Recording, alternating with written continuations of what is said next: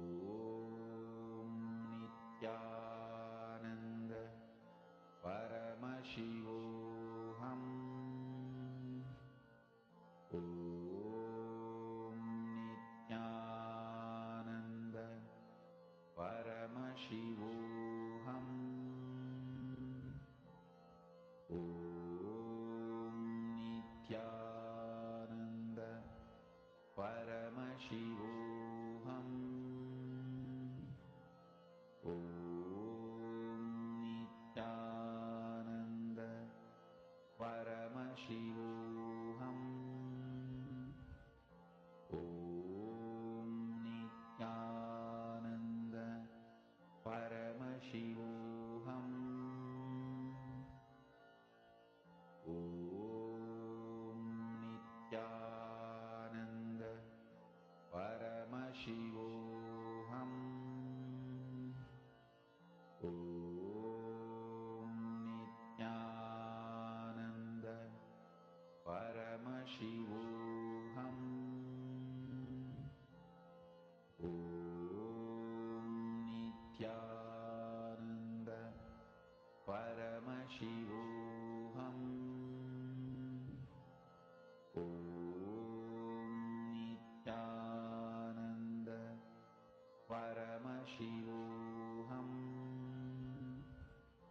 Om Nithyananda Paramashivoham Om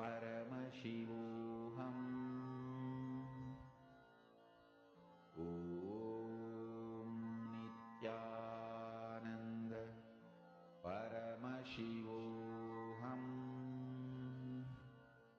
Om Nithyananda Paramashivoham Om Nithyananda Paramashivoham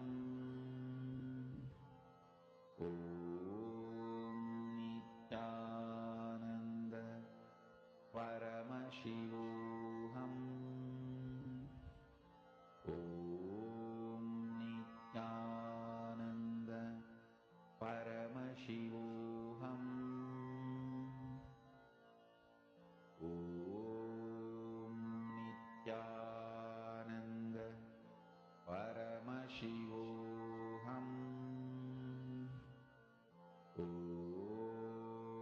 Nithyananda Paramashivoham Om Nithyananda Paramashivoham Om Nithyananda Paramashivoham Om Nithyananda Paramashivoham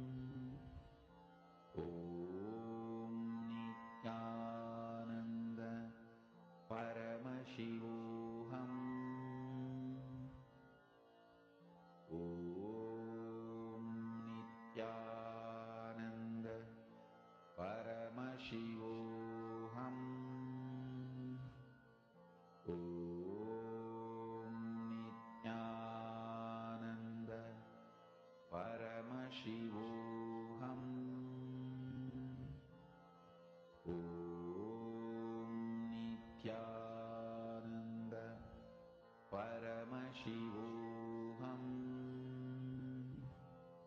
Om Nithyananda. Paramashivoham. Om Nithyananda. Paramashivoham. Om Nithyananda.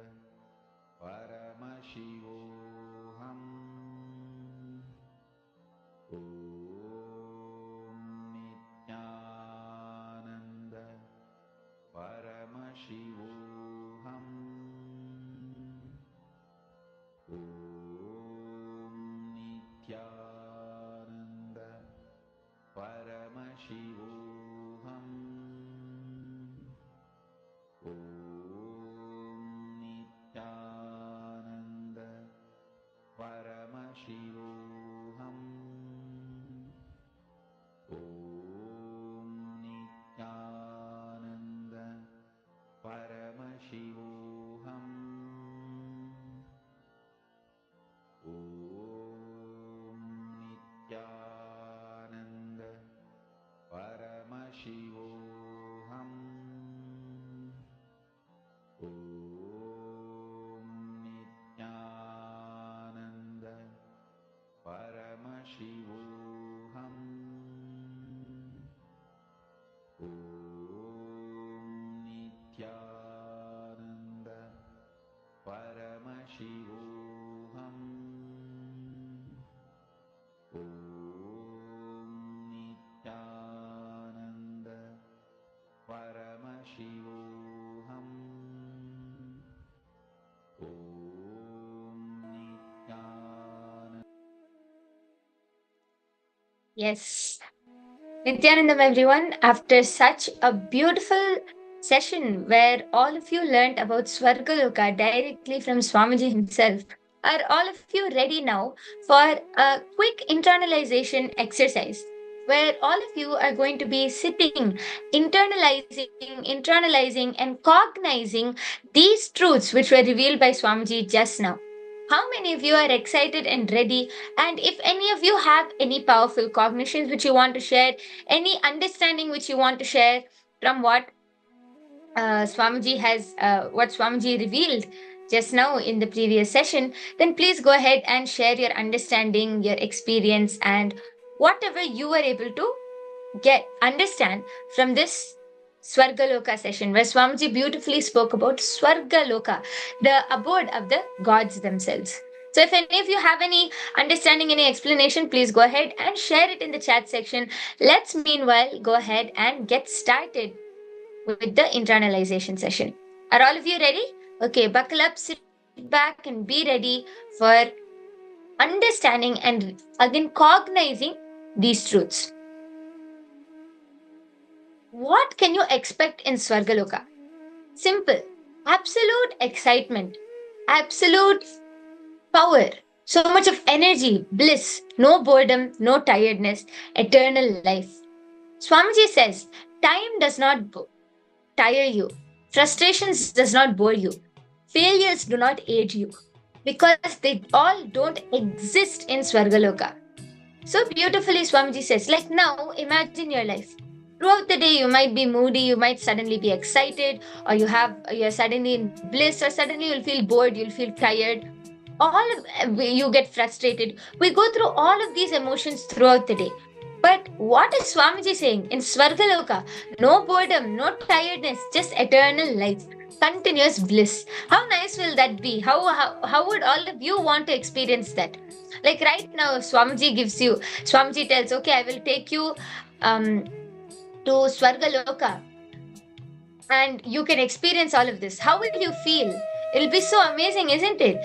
Being able to experience a place, a space, a state of no tiredness, no boredom, such bliss and happiness, just being able to be in that space of bliss, absolute energy, absolute activeness. How would it be for all of you? I'm sure many of you will be really excited and looking forward to that. And one thing I can share with you is that in this Paramashivoham program, you are going to be experiencing Swargaloka. Just through one initiation of Swamiji can make you experience this, all of these dimensions.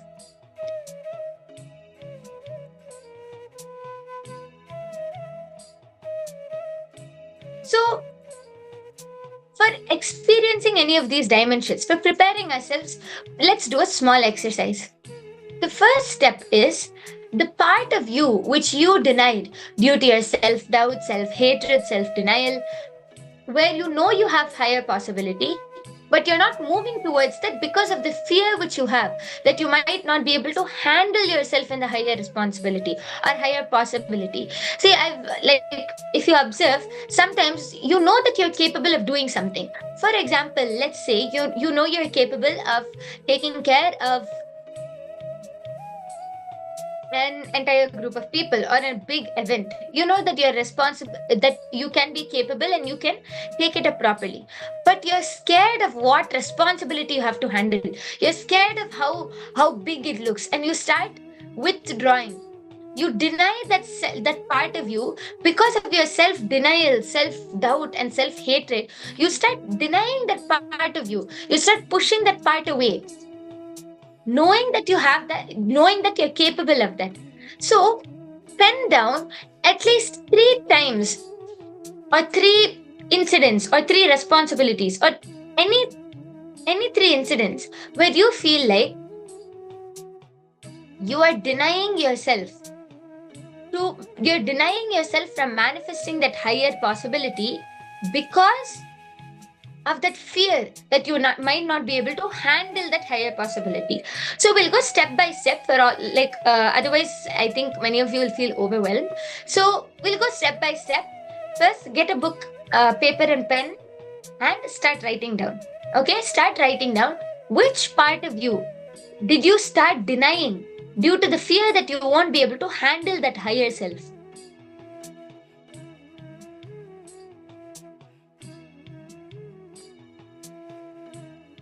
So now I'll give all of you 5 minutes. Take 5 minutes and start writing that down. Go ahead, start this process.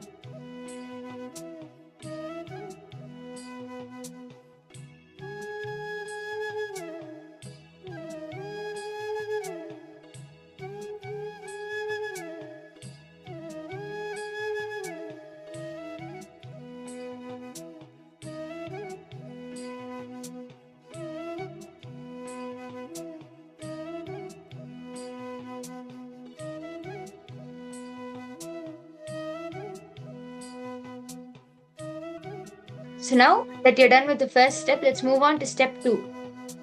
After writing down the part of you which you denied because of your self doubt, self hatred, self denial, and your fear, decide to live by ferociousness. Be ferocious with your self doubt, self hatred, and self denial. See, the fear that you may fail, the fear that you will collapse, fall down again and again, because of that fear of failure only, you keep failing. Actually, there is nothing called failure. Failure is only a stepping stone towards success. Decide to live by being ferocious with your self doubt, self hatred, and self denial. Tell them, hey, if I fail, it's okay. Failing is not wrong. But being in the space without trying is the crime. Let me jump, and fail. That is nothing wrong. The next time you stand up again, you will succeed.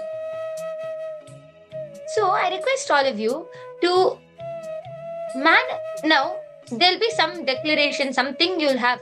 Okay, this is my higher possibility.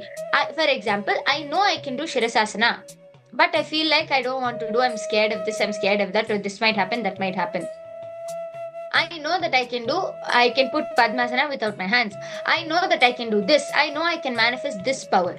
Whatever you feel is your immediate higher possibility. Write that down and take an action to manifest that. Ferociously declare all of your self-doubt, self-hatred, self-denial towards manifesting that reality. Ferociously surrender it at Swamiji's feet.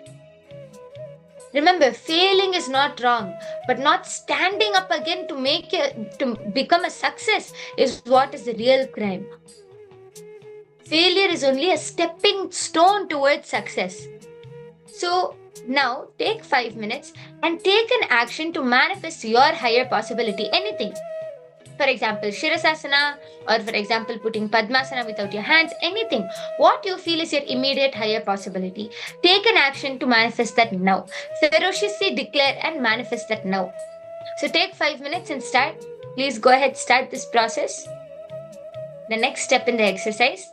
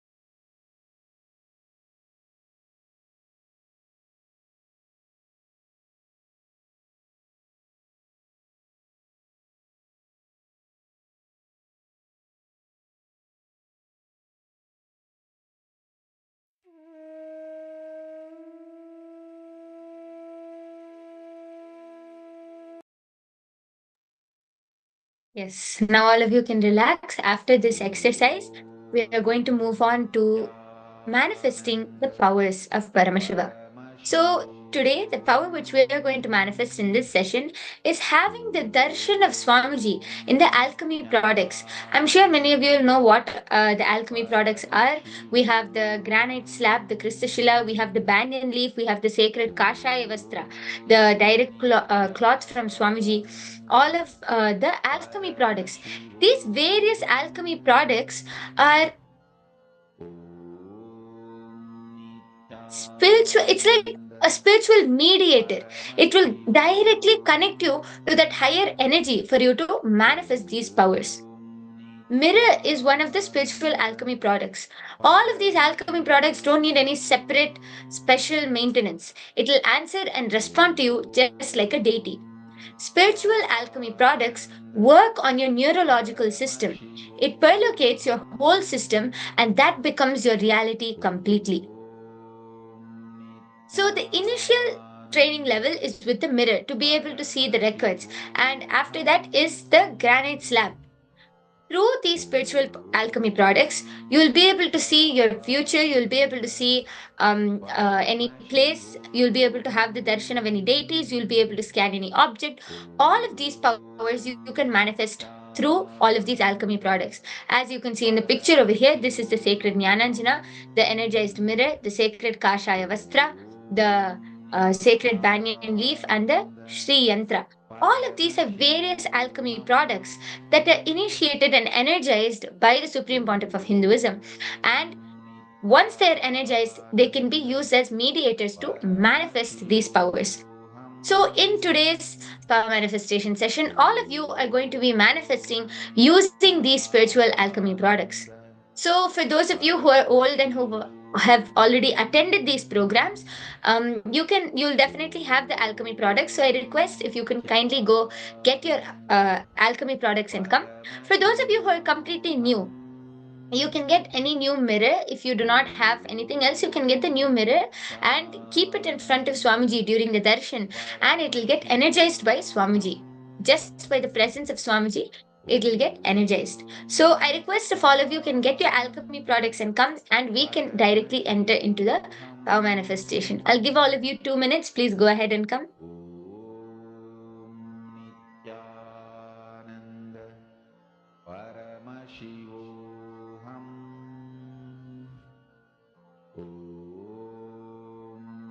Nityananda Paramashivoham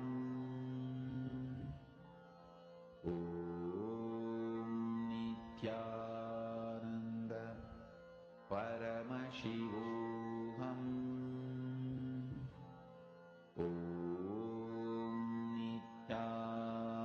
Nityananda Paramashivoham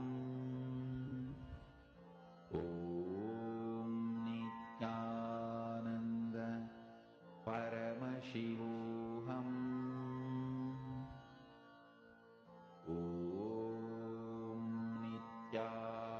Nityananda Paramashivoham Nityananda Paramashivoham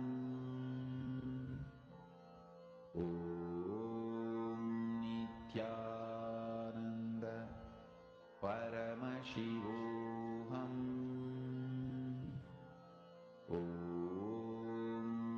Nityananda Paramashivoham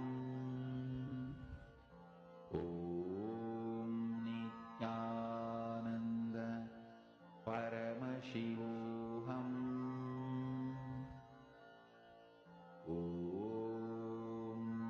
Nityananda. Okay, so if all of you are ready with your alchemy products, let's go ahead and enter into the Shastra Pramana, the scriptural reference for this power. It comes from the Vijnana Bhairava Tantra, Sutra 34, Dharana 11. So Shastra Pramana goes: कपालान्तर्मनोन्यस तिष्ठन्मीलितलोचनः क्रमेण मनसोदार्ढ्यात् लक्ष्ये लक्ष्यमुत्तमम्. The translation goes, by fixing the mind on the inner space within the crown center and sitting stably without any movement, having the eyes closed in succession, by that stability of the mind and inner space, through the power of third eye, one directly sees the ultimate goal Lakshyam. By having the vision beyond the sight that reveals any object or place, attaining the space of oneness with the source, Paramashiva. So beautifully, Paramashiva himself reveals the technique of how to manifest these powers just by focusing your awareness and fixing your mind on your inner space and sitting stably without any movement. You can fall into the space of oneness and attain the space of oneness with Paramashiva and have the vision beyond the sight. That means you'll be able to see anything beyond these two eyes. So beautifully, and this Shastra Pramana is from the Vijnana Bhairava Tantra. So over 60,000 years ago, where Paramashiva has revealed these truths. So this is the Shastra Pramana. The next is the Apta Pramana. This Apta Pramana goes back to the time of Devi Meenakshi. How many of you have heard of Devi, like Madurai Meenakshi? I think many of you would have gone to the temple in Madurai and had Devi's darshan. I think many of you should be knowing Devi Meenakshi. And so during her rule, Devi Meenakshi had a very special way of reaching out to her citizens and reaching out to her entire kingdom. In those days, they never had cell phones, Gmail, email, WhatsApp, Messenger. No. So how did they communicate with each other? That too, it was a vast, huge kingdom. The kingdom of Madurai, the Shamala Pita, Sarvanya Pitam is huge. So how did they communicate with each other? Through these alchemy products. They in each of their houses, and I want to bring this point to awareness that it is not only Devi Meenakshi who manifested. The entire civilization manifested this power. In each of their house, they'll have a granite slab on the wall and they'll apply that Jnananjana. If there is any message which Devi Meenakshi wants to give, if there is any announcement, literally Devi Meenakshi will talk in the granite slab and all of them will be able to hear and communicate just through that granite slab on the wall. Yes, for those of you who are hearing this for the first time, it might sound absurd and you might be thinking, how is that possible? It is possible because this power manifestation is a science. It's not just a coincidence or something which happened by fluke. It is a science which is replicated, which is given as a gift by an initiated, enlightened master to a disciple. And each and every one of you here are those Sakshit Pramanas. Each and every one of you are those disciples who have been initiated into manifesting these powers, and not only have been initiated, you are going to be manifesting and experiencing this power today. So before we directly enter, let us listen to the last, which is the Atma Pramana. The Atma Pramana is the experience of Swamiji himself. So Mauna Swami Narayana Swami is one of Swamiji's gurus and is very well known for being able to show any event which is happening in a mirror. Yes, you heard me right. A mirror which we look at ourselves every day, that kind of mirror. Being able to show any events which is happening like a live TV screen or like your phone screen. Mauna Swami Narayana Swami had this power and was very well known for being able to show this, not only to be able to see in the mirror himself, but even to make other people see. One of his other names is Yogi Ram Sarat Kumar. So one day, an extremely ardent devotee approached Yogi Ram Sarat Kumar and asked him for enlightenment. He told him that he would do anything. He demanded that he be tied up by a rope and promised to work till the end. One person gave a promise to him, I will not move till you leave me. I won't bother. So he sat, and really he sat the whole day and did not get agitated. So this devotee really wants to manifest enlightenment. So he sat down and the whole day he didn't get agitated. The whole day he just sat in the space of listening. Then Yogi Ram Sarat Kumar had a dog. Through the dog, he sent word to Narayana Swami. Narayana Swami Tata was a very famous guru who manifested the power to be able to see in the mirror, to be able to show the events which are happening in a mirror. So Yogi Ramsarit Kumar just told him in a very casual way, hey, show him what is happening in his house with his wife. Narayana Swami Tata simply applied the Jnananjana onto that mirror and showed it to the person who was sitting in front. When the person looked inside the mirror, he saw that his lady was having an affair with somebody else. This person's only attachment was with his wife. So when Narayana Swami Tata showed him that his wife is having an affair with somebody else, immediately that agitation started rising in him. The whole point of this Atma Pramana, this Leela, is to show how Narayana Swami Tata, not only he being an enlightened being, not only he was able to see in the mirror, he's even able to show normal human beings, another person also, he's even able to show them the events which are happening in a mirror clearly, like how you're able to see me now on your TV screen or on your phone, on your laptop or on your tab, how you're able to see me now. Narayana Swami Tata was able to show exactly like this in a mirror. It might be shocking, but all of these powers are real and they have been manifested by all of these great beings. And now this power is going to be manifested by none other than you yourself. So be prepared, buckle up, and be ready to enjoy this power today.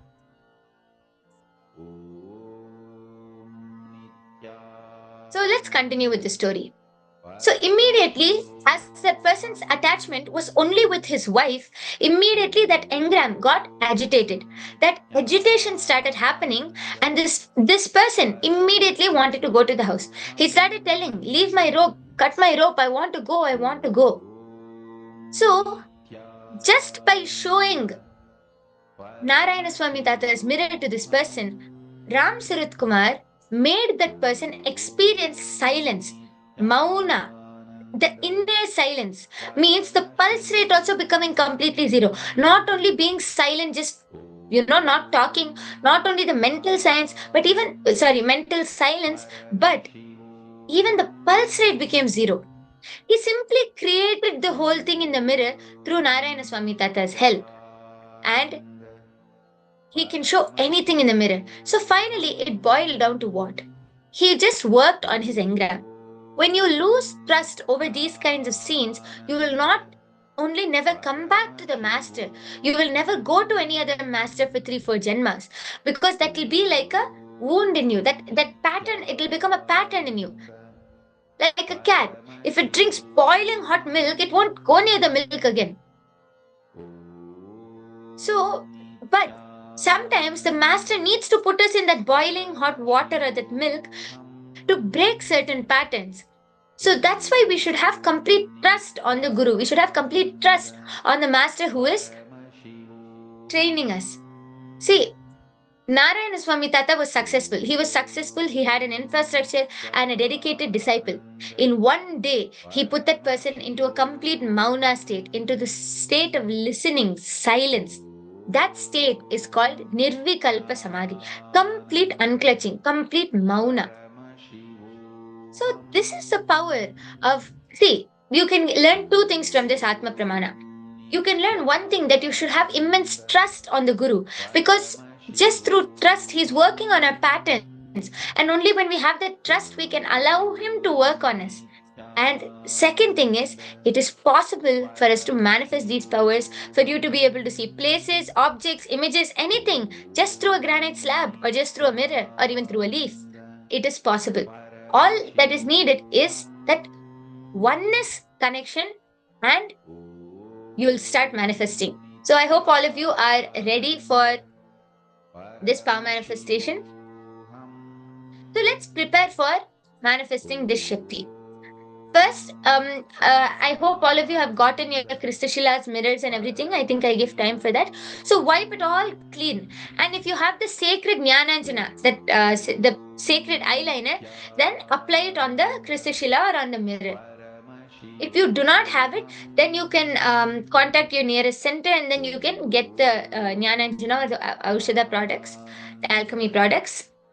If you have the Jnananjana, apply it on your third eye, apply it on the Kristashila. And before even manifesting, the first thing which we need to do is have the darshan of Swamiji in the Kristashila. So that is what we're going to be doing today. We are first going to have the darshan of Swamiji in the Kristashila, then only move on to anything else. So I request all of you to sit with your head, neck, and spine in a straight line.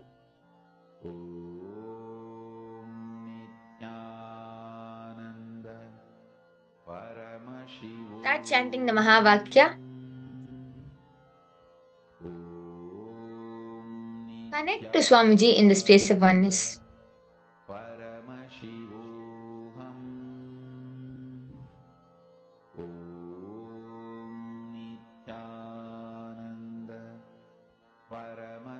And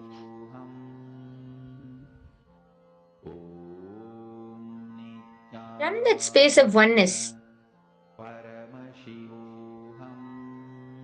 from that state of deep connection, request Swamiji to give you darshan in the Kristashila. The moment you get the darshan, the moment you start seeing anything, please go ahead and start posting and sharing your experience. Please start manifesting now. Request Swamiji to give you the darshan of himself. If you really connect in the space of oneness, Swamiji will appear before you. So just chant the Mahavakya and be in that space of oneness.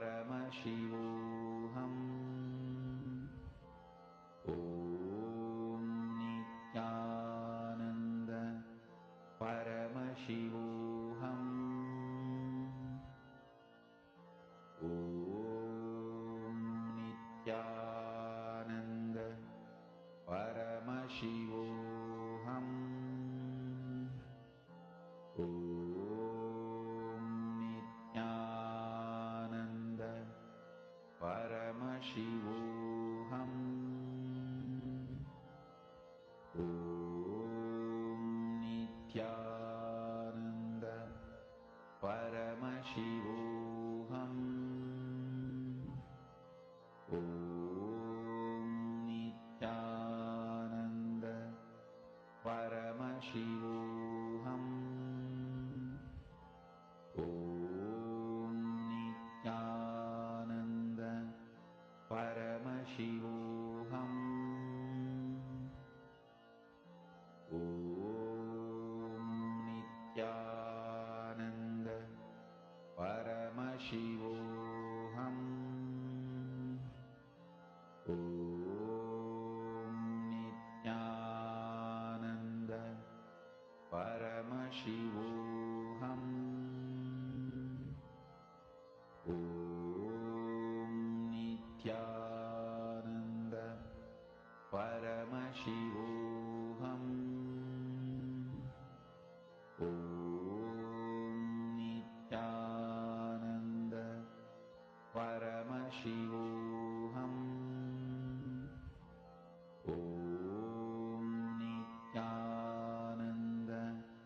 Nithyananda Paramashivoham Om Nithyananda Paramashivoham Om Nithyananda Paramashivoham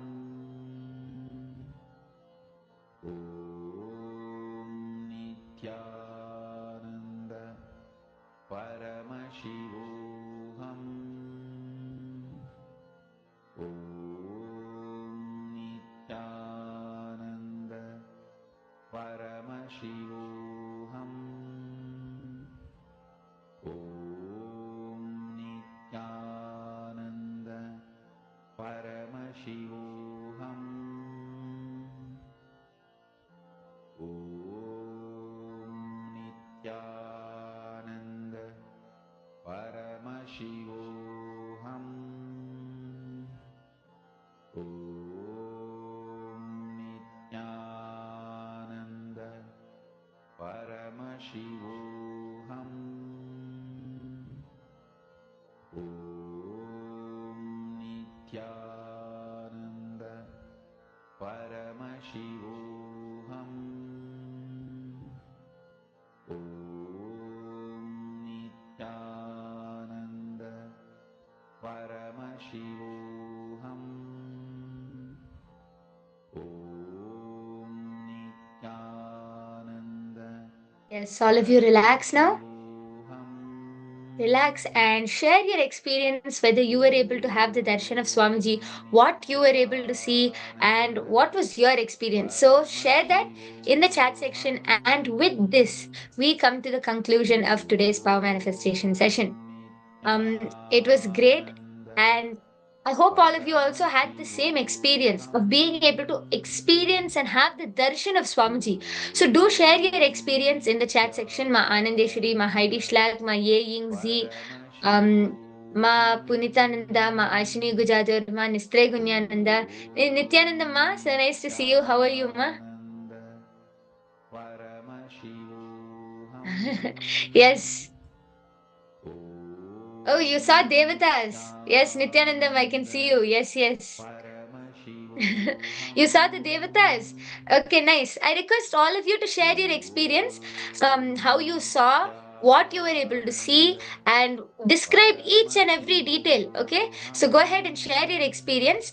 Meanwhile, let's conclude with this session and move on to the next session. In the next session, you are going to be learning about the secret to win over your enemies. I think many people have this problem. You'll have your own enemies, frenemies in your life throughout your day.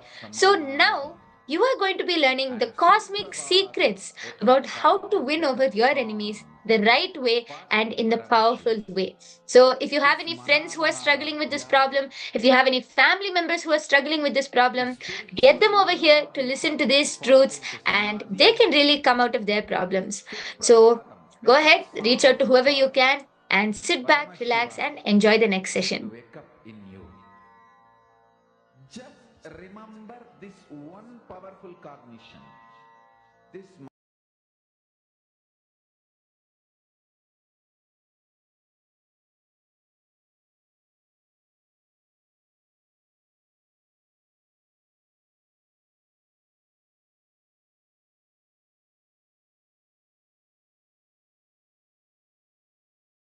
I welcome you all with my love and blessings.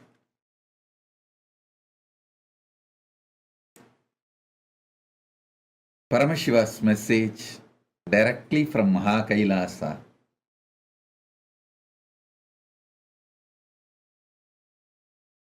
Experience Nirvikalpa Samadhi by realizing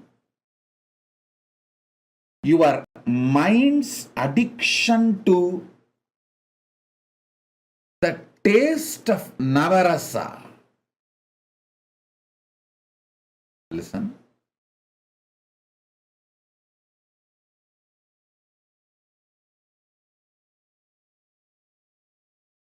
Just your tongue is addicted to spice, spicy, masala, intense taste. Just like your tongue is addicted to spices like masala and other strong tastes, your mind gets addicted to the Navarasa, emotional play.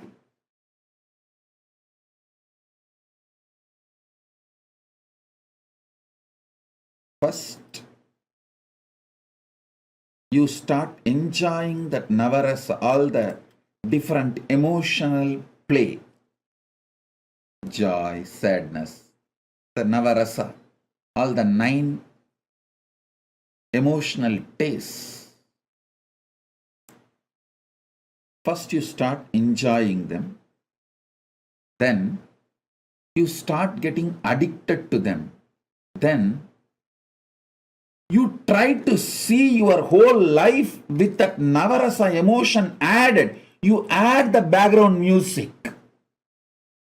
Even for a small thing, you give too much of sadness background music because you enjoy the sadness inside your mind. The addiction to Navarasa taste makes you see your whole life, your whole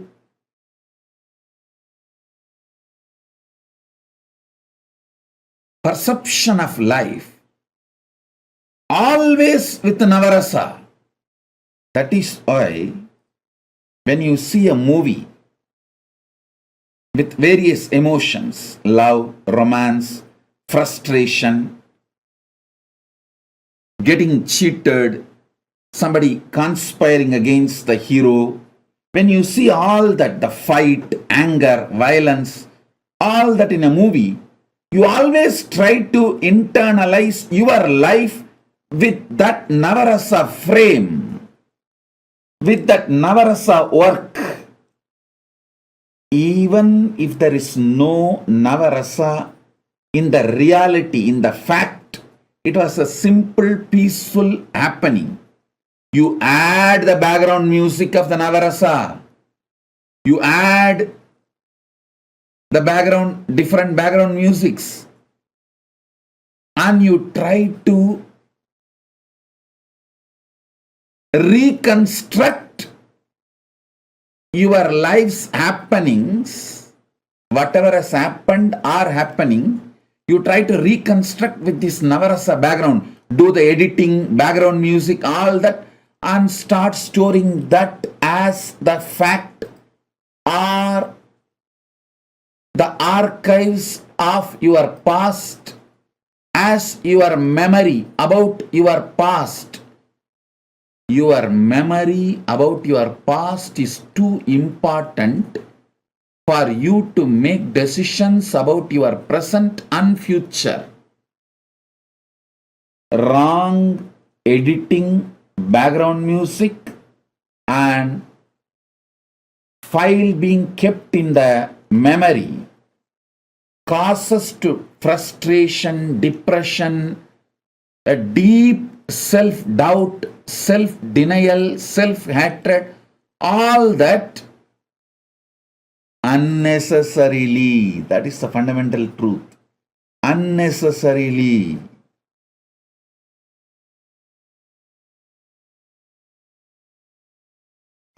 By Kartikeya and Subramanya Skanda, Kartikeya, Subramanya, Skanda, who is completion of Sadashiva himself. The story is beautiful. Story he destroys those demons and transforms those energies, makes them as his vehicle and victory flag.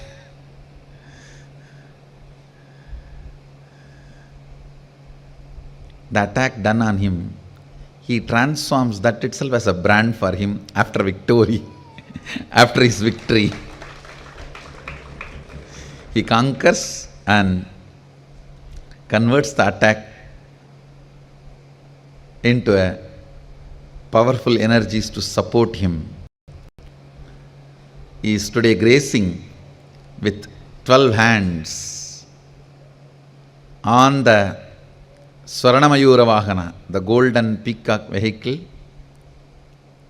So he is ready, all for war, going for war, to come back with victory. It is not actually vada, means destruction in a way. He conquers and brings those energies under his control to support him in his mission. It's one of the most beautiful scenes described in our Puranas.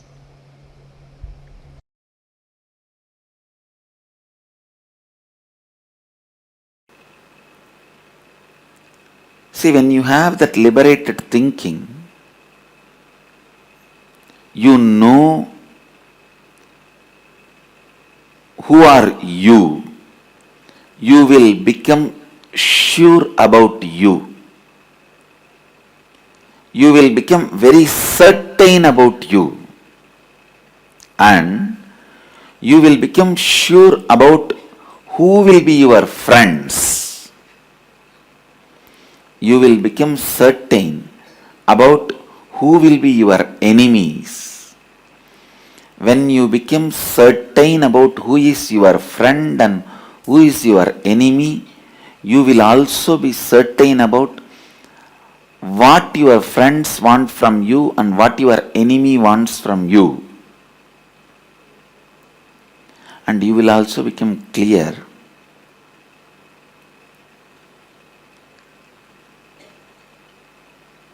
what world expects from you, what you are supposed to deliver to the world. Never let your enemy occupy your inner space and guide your words and activities completely. That will be the worst defeat you will have. Your enemy may be attacking you from very stupid, foolish level. If you allow him to occupy your inner space and go on changing your words, decisions, or even trying to justify, explain yourself, I tell you, he will destroy your life. You should only know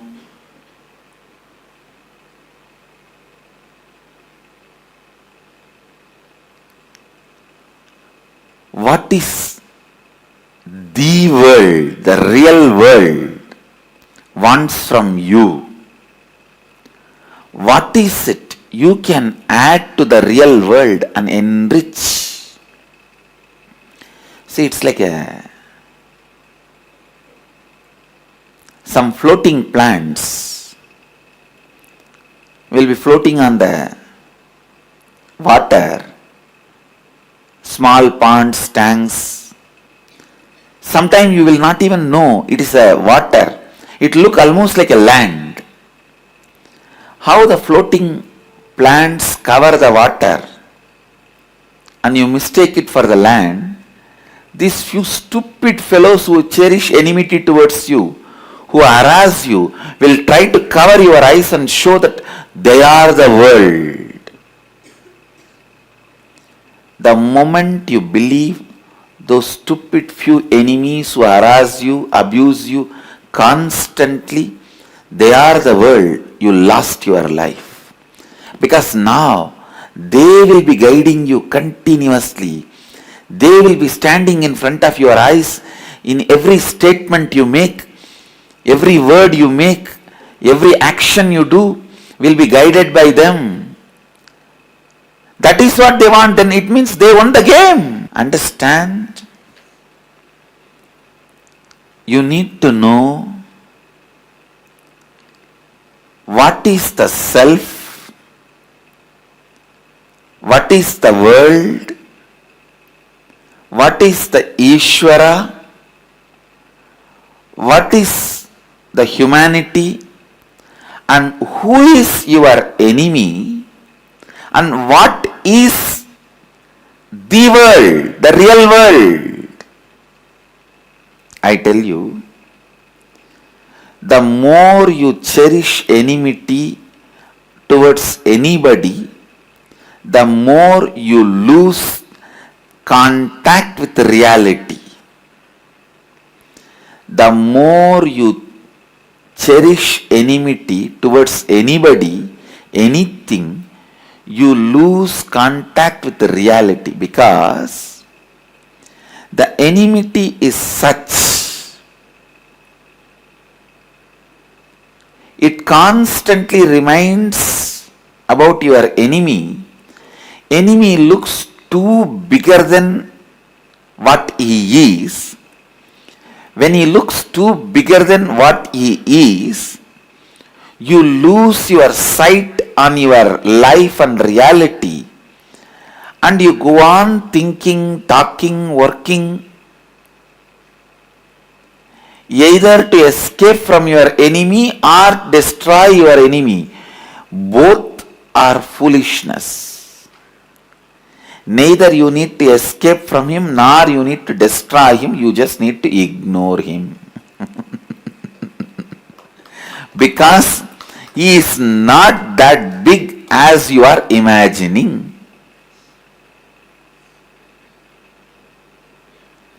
It is your enmity makes the enemy big. It is your romance makes your lover big. It is inside that makes the outside larger than life size.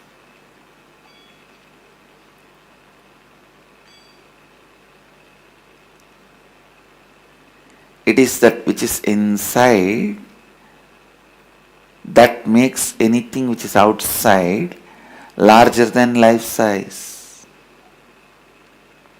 Understand?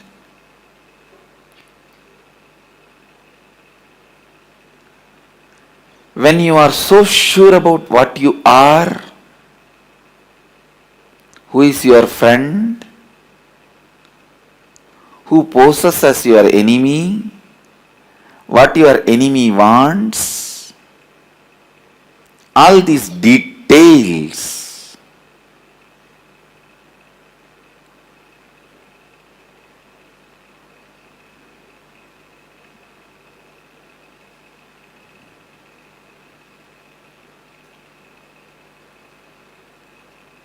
your very thinking will be liberating you.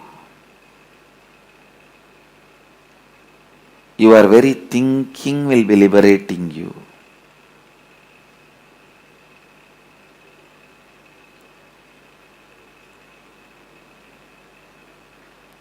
Your thinking can be binding you if you have a weak thinking. Just small 1 plus 1, you will not make it as 2, you will make it as 11. If you have liberated thinking, even if it is 11 or 111 or 1111, You know how to cut the one separately and break them and throw it away. I tell you, if your thinking is able to put you in the state of powerfulness, the space of powerfulness,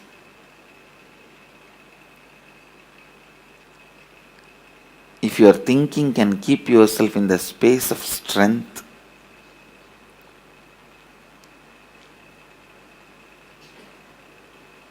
that is enough. You will never bother to conquer somebody. You will never bother to power over somebody. You will never bother to build enemies for yourself. And even if somebody tries to cherish enmity towards you, they can't do anything to you because you can't be manipulated by their enmity. See, only when you also accept the fear and recognize somebody as your enemy,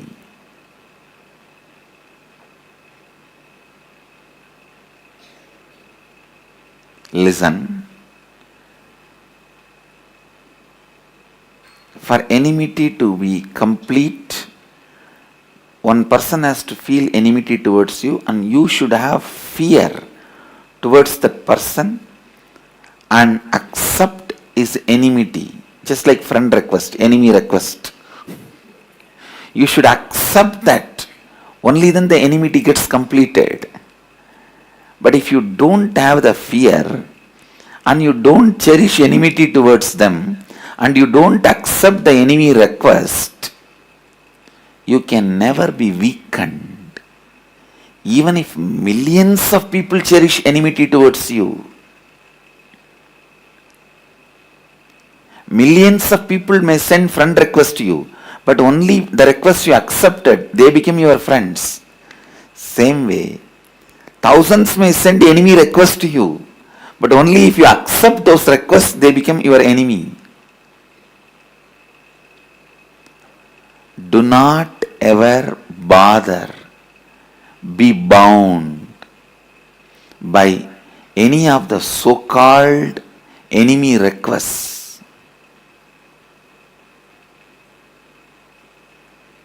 And I tell you, if you don't have fear and if you don't cherish them as enemy,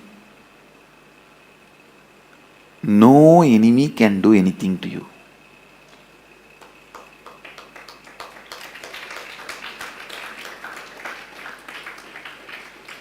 Whatever they may try, no enemy can do anything to you. It's law of life.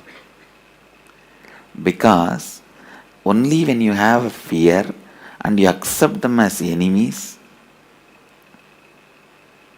then now they have power over you. They will guide you as they want. They will tell you what they want and what they don't want from you. And constantly you have to be running about it.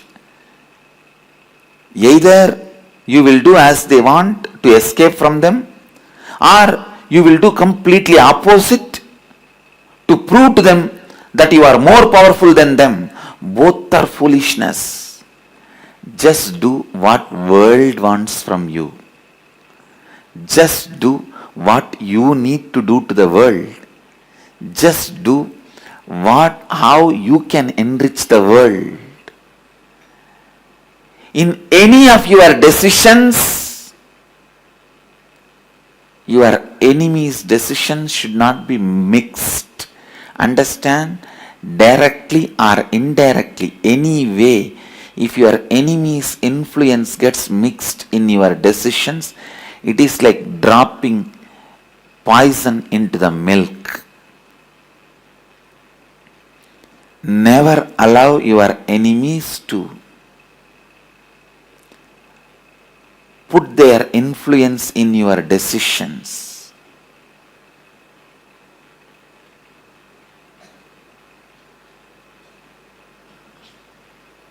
directly or indirectly, if your enemy's influence is there on your thinking or decision making, it is equivalent to getting poisoned.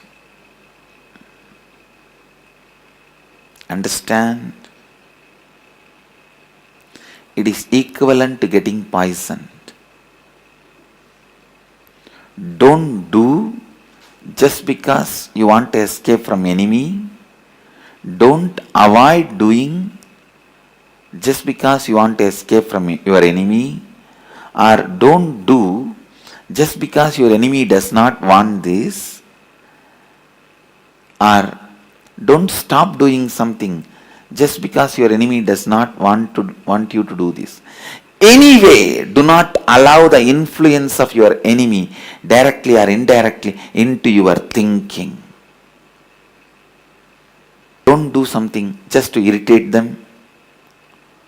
Don't do something just because they don't like it. Don't do something just to show you want to do something against them. Positively or negatively, directly or indirectly, your enemies should be never be able to influence you. That is liberated thinking. That is liberated thinking.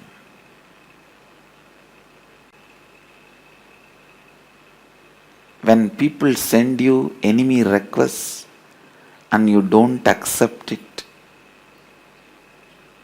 you terrorize the people who cherish enmity towards you. I tell you, you terrorize the people who cherish enmity towards you. Never accept enemy request. You see, after you accept the friend request, whether you like somebody's post or you comment, you give abusive comment or right comment or wrong comment or bad comment, he is your friend.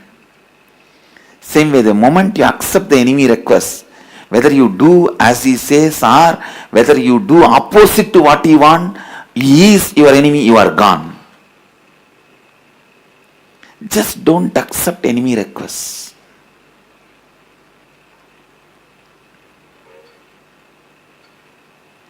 Just don't accept enemy requests. You will terrorize your enemies. I tell you.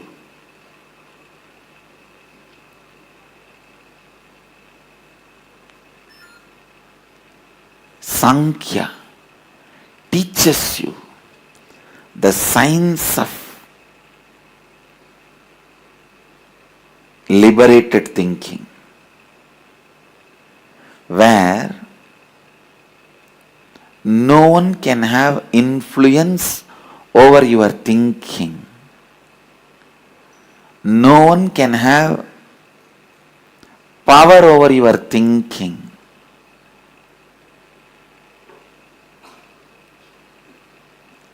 No one can have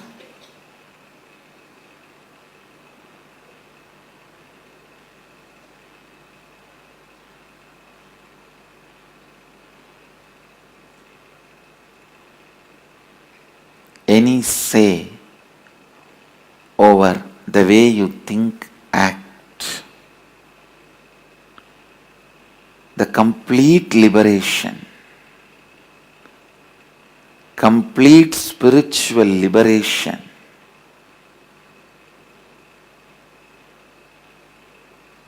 you will experience when you do not cherish, when you do not accept enemy requests.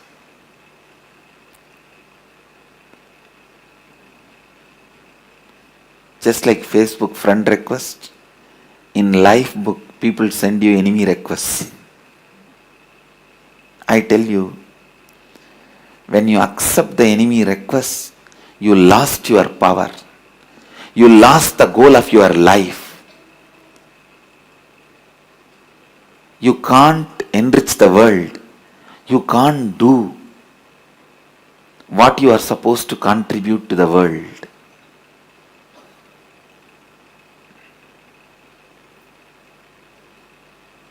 That is why I always tell people, whoever cherishes enmity towards me, I never say my enemies, because I never accepted the enemy request. I never reject any friend request, and I never accept any enemy request. I don't reject any friend request anywhere in the world, and I don't accept any enemy requests.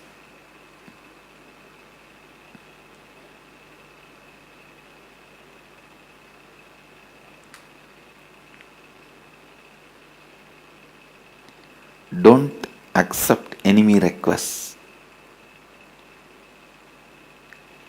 It will distort the way you think. Like vendetta politics takes away the growth of the nation. Where you need to contribute, you will not be able to contribute.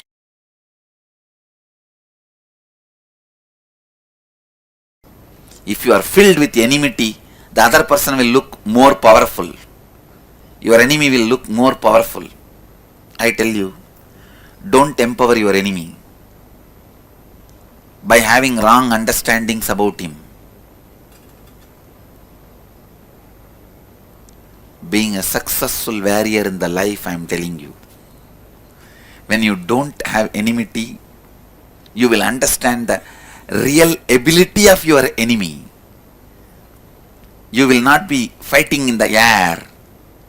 You will know the capacity of the fellow who is cherishing enmity towards you and intensity of his enmity. I tell you, don't make your enemy too big because of your enmity. Don't empower him. I am clearly telling you, the moment you think getting scared, going crazy is a mental problem, you empowered your enemy. Now he has become more powerful.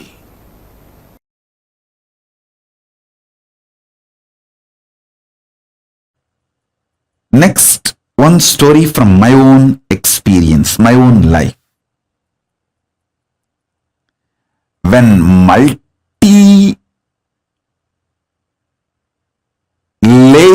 attacks from multiple gangs done on me, all I know is I am Paramashiva, I cannot be destroyed. All these attacks which comes like a destruction, I know how to just change them and be in the space of rejuvenation.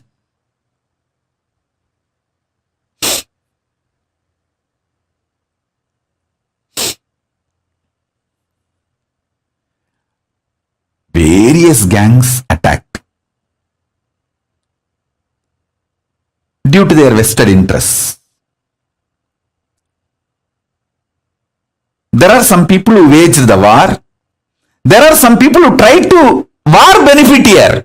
They did not wage the war. It's like a jackal, culinary, never attacks the elephant. But when there was a fight between the lion and elephant, if the elephant is not able to walk and collapses, this jackal goes and, this culinary goes and tries to eat the flesh of the elephant. That is called war beneficiating. I have seen all kinds of people who wage war in the front side, who wage war from the back side, and traitors, war beneficiaries. There are some traitors who don't even do the job of traitor, but they try to get the benefit of the war. War beneficiaries. like culnaries, jackals, foxes, wolves. Some are even like eagles. I've seen all kinds of things.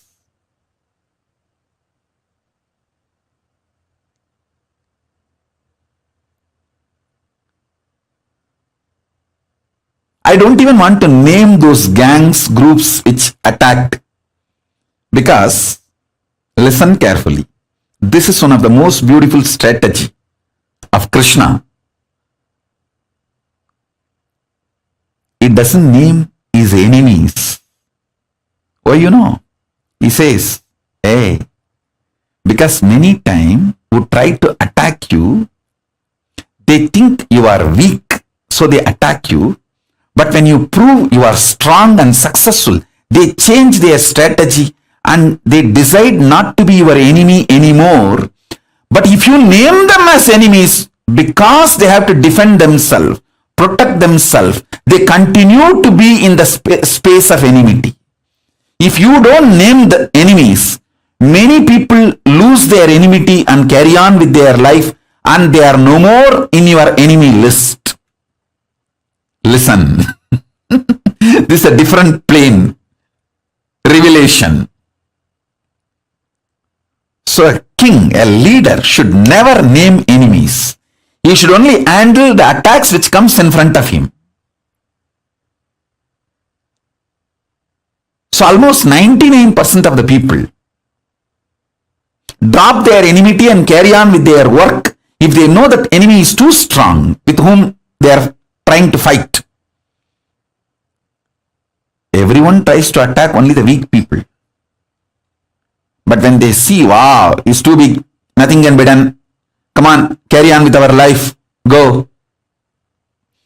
A good leader never names enemies. He forgives, does not forget, and never names. That is what? Paramashiva, having alahala poison in his throat, neither goes inside. Means, see, poison going inside means like he has to react. Neither goes inside, nor he spits out, neither he utters the name. So, neither I allow my enemies to destroy me, nor I name them. They are there just in the throat, in Ganta. That's why Neela Ganta. Mahadeva never allows the poison to kill him, nor he names out. I forgive and I don't allow anyone to destroy me. I don't forget and I don't name. Multi-layered intelligence and understanding needed for any leader. If you want to become a leader, take this same strategy. Do not allow your enemies to destroy you. Forgive them, because if you don't carry the anger, vengeance,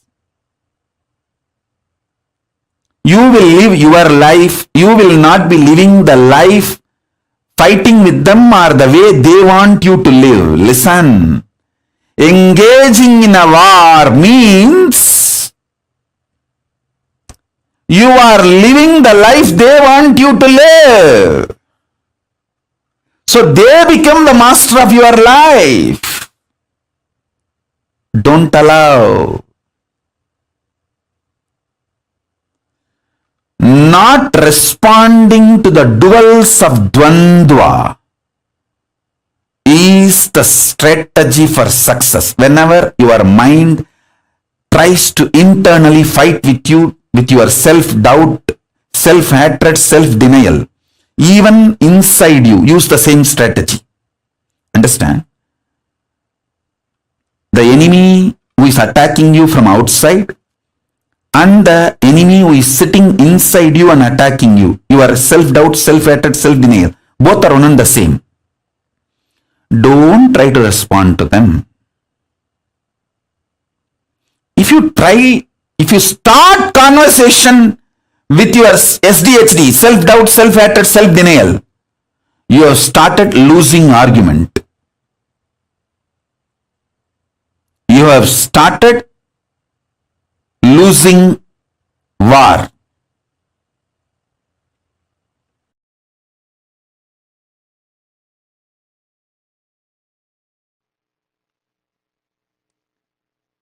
If you know, even for your enemies you supply energy, you will not hate them in a stupid way, cheap way. You will have a patience to look in, hey, what way I am supplying energy to them, what makes them energetic, triggers which I am doing within me.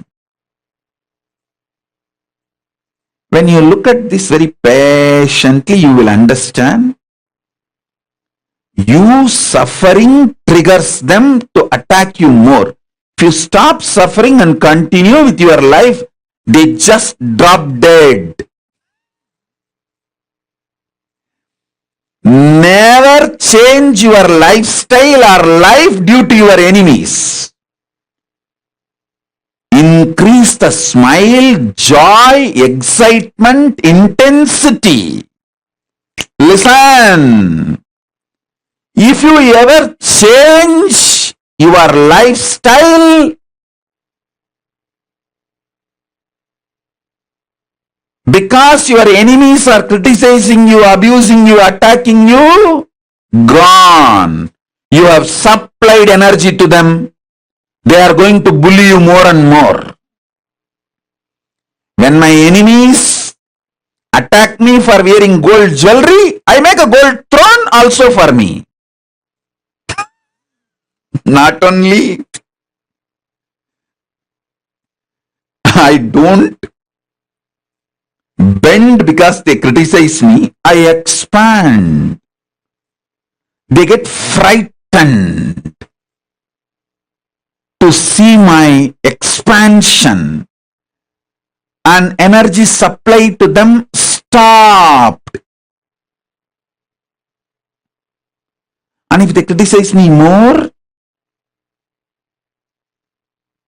for wearing gold jewels and gold throne, I'll make the dress also in gold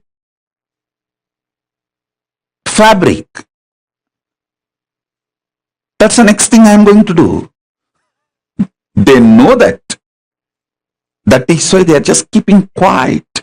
Oh God, now he has announced, by the end of this satsang, I will have 10 people sponsoring me, 10 full set dress made out of gold. I'll read out the messages.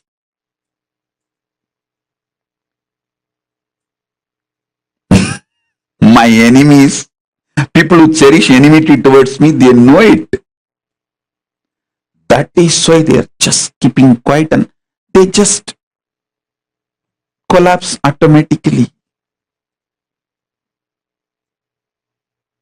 They just collapse. I tell you, don't hate your enemies. Don't hate people who create toxic atmosphere in your life. Don't hate anybody who makes your life hard. Have a deep patience, knowing you, Paramashiva, God particle in you, Paramashiva. It is you who is supplying material even for your enemies to be energetic, alive, active. Then you will understand how you are supplying energy to them. When they see they are successful in their efforts by depressing you or reducing your expression, your life focus, distracting you or slowing down your speed. When they see all that, they get energetic. The moment you understand that, that clicks with you, you know how to keep yourself excited, energetic, intense, active, without supplying energy to them, without letting their motive get fulfilled. You know how to manifest you. That is enough. The people who cherish enmity towards me will just collapse and they will stop. They will not feel energetic anymore.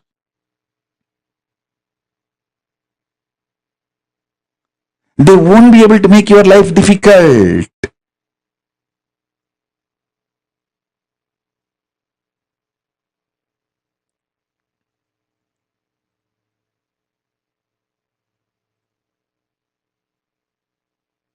Actually, all these gold jewels I wear as a responsibility to demonstrate Hindu traditions. That's all. I am neither attached to it, nor I hate it. I am just untouched by it. People who lived around me will know, the moment satsang is over, public program is over, I will remove everything. I will just be like Ramana Maharshi.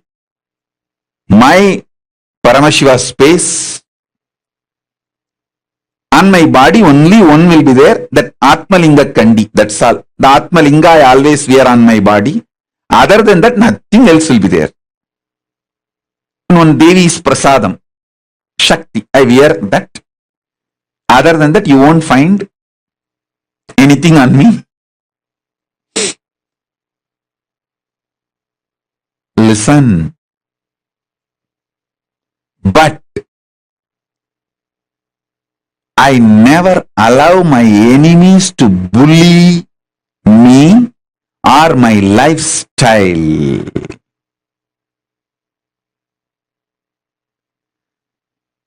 First thing, you should stop hating your enemies. Don't hate your enemies. Don't get agitated by them. Don't get terrorized by them. That's the first step. If you start hating, get terrorized, you will not look into them.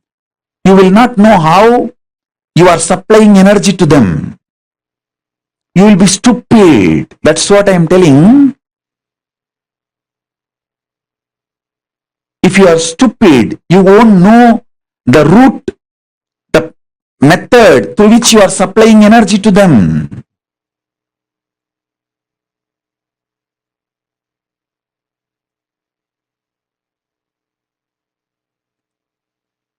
If you stop hating people who make your life toxic, if you stop getting agitated by the memories of your enemies, if you stop getting agitated by anybody who attacks you, you will have the patience, power to look into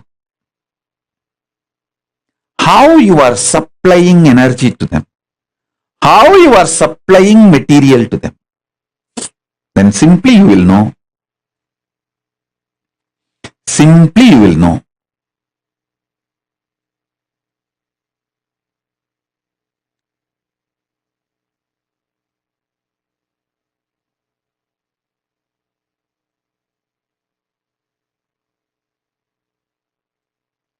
How you are supplying energy and how to stop supplying energy to your enemies, to your delusions.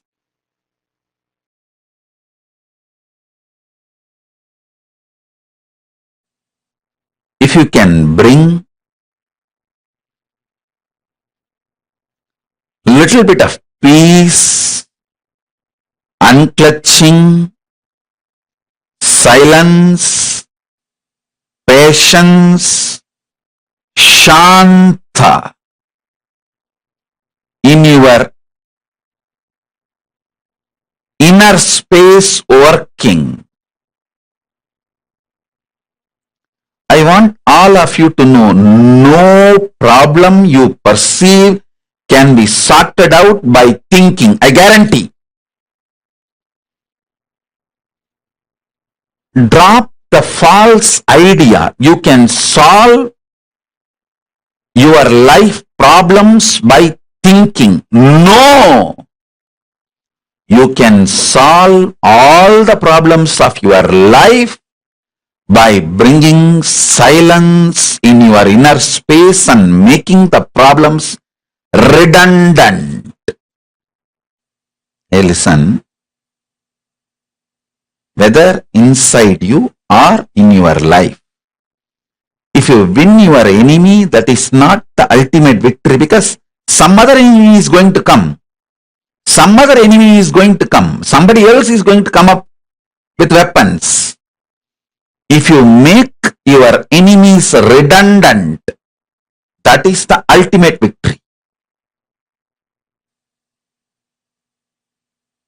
That is the ultimate victory.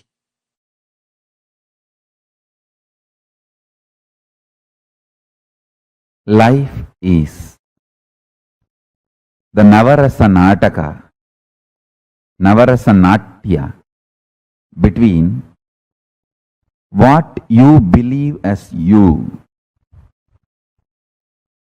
inner image, what you project yourself as you to others, outer image,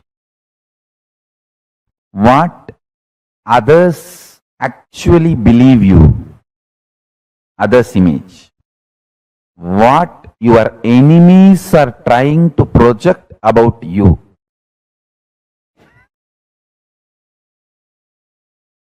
Enemy's image. Fourth one I am introducing, listen. Life is nothing but the Navarasa Natya, Nataka between these four. If you imagine, just imagine your life as a movie, cinema story, Bollywood, Tollywood, Hollywood, Jollywood, Bollywood, Hollywood, any wood, you can sandalwood, any wood, you can take it as any wood, whether Hollywood or Bollywood or Hollywood or Tollywood or Jollywood, any wood. You consider your life as a movie. The image you really have about you is a hero. The image you have about you, inner image, your inner image, that is hero. The image you project about you to others, outer image, that is heroine. The image your enemies want to project about you, build about you, that is a villain. The image actually others believe is an audience. Understand? Just spend a little time thinking, visualizing.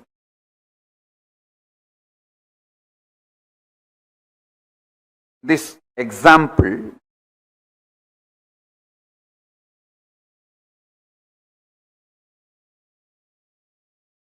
man who puts time, treasure, talent, energy, everything on his inner image and consciously builds it, wins the game. He becomes the hero forever. Understand?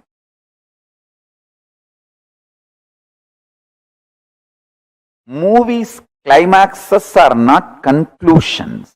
Many times, the life continues after the movie climax. Always in the movie climax they show they happily lived ever after. But after that, if you continue the scene only, you will understand.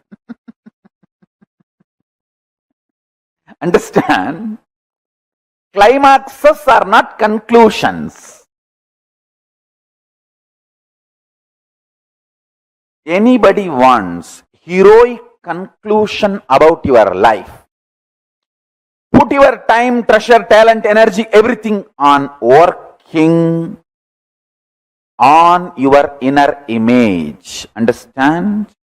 Your inner image is the conscious blueprint of you. Even if it takes 6 months, 1 year, 2 years, spend time on it and make it happen. I tell you. I really tell you. Simplest thing. If you can just conquer your junk hungry pattern, not even your hunger for real food, your hunger for junk food.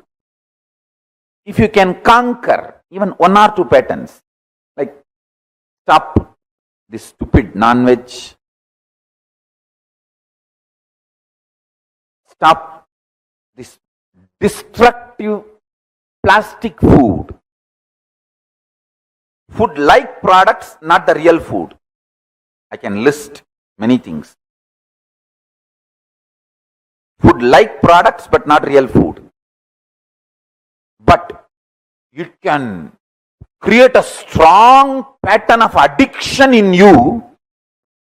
It can send a strong signals inside your system demanding those same food to be supplied to you. Understand? The visual and the taste and the way it shakes your whole nervous system and decision making system.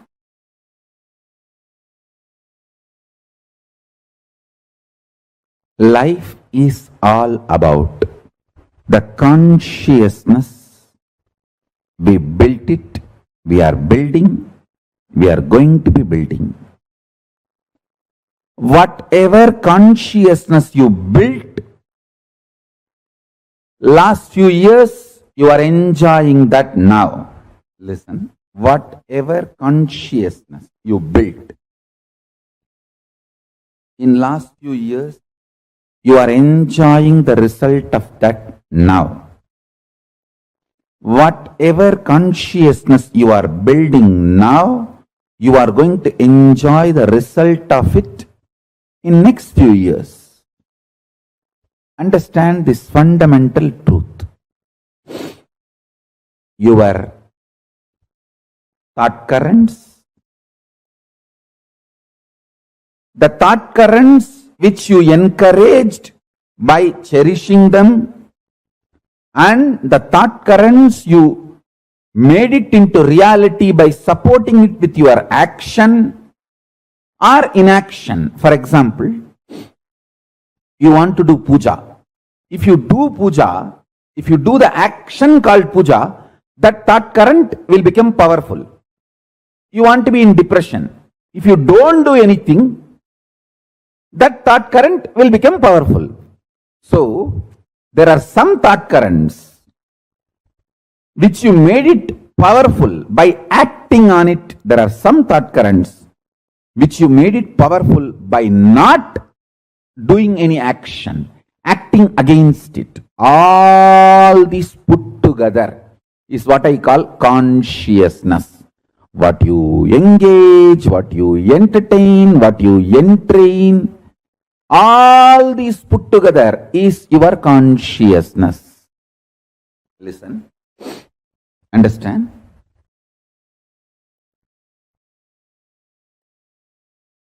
When you are in your 20s, if you do yoga or workout, your 30s you will be healthy. You will enjoy it. In your 30s, if you do all that, yoga, physical activities, physical workout and all that, you will enjoy the results in your 40s. In your 40s, if you do all that, you will enjoy the results in 50s. So, it's all about the body you built, you are going to enjoy. Listen, same way the consciousness you build, you are going to enjoy. Roughly, a modern human being roughly takes 6 months to build a new kind of a consciousness. Listen. That is why I say, anyone who is attending satsangs for last 6 months is absolutely in a right track towards enlightenment, you are on your flight to Kailasa.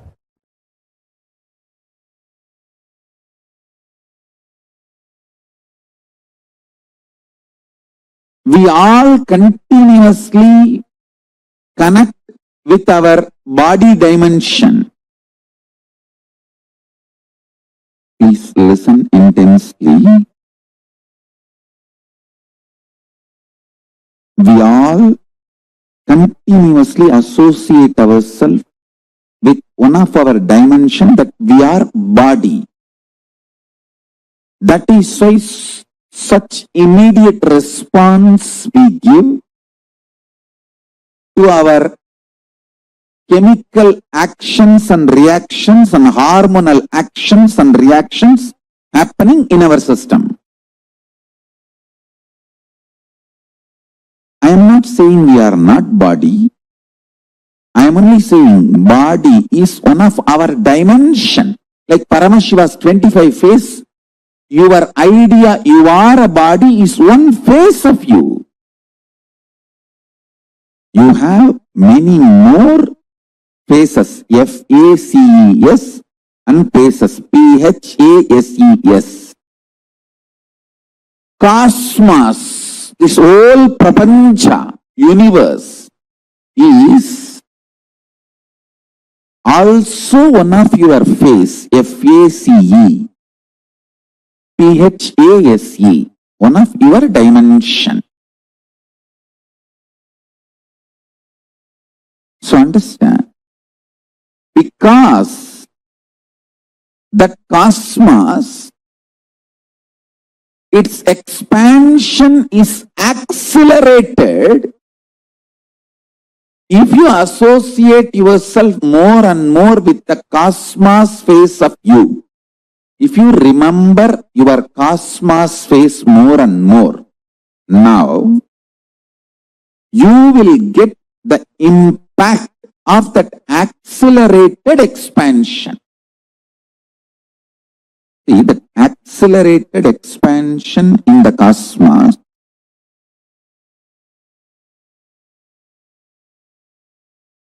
can intensely land in you and manifest. If you remember more and more, you are cosmos. Understand? If you remember your body more and more, you will be constantly working only on your chemical reactions and hormonal reactions, food and sex. Food is the strongest reaction you manifest for all the chemical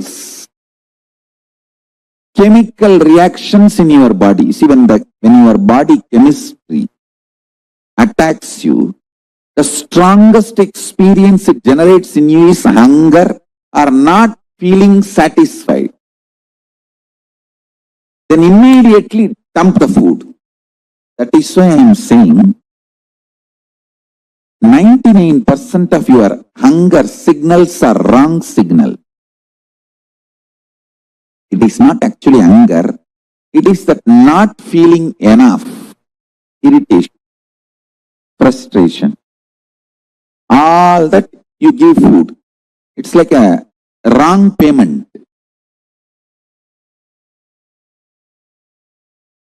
Somebody has come asking for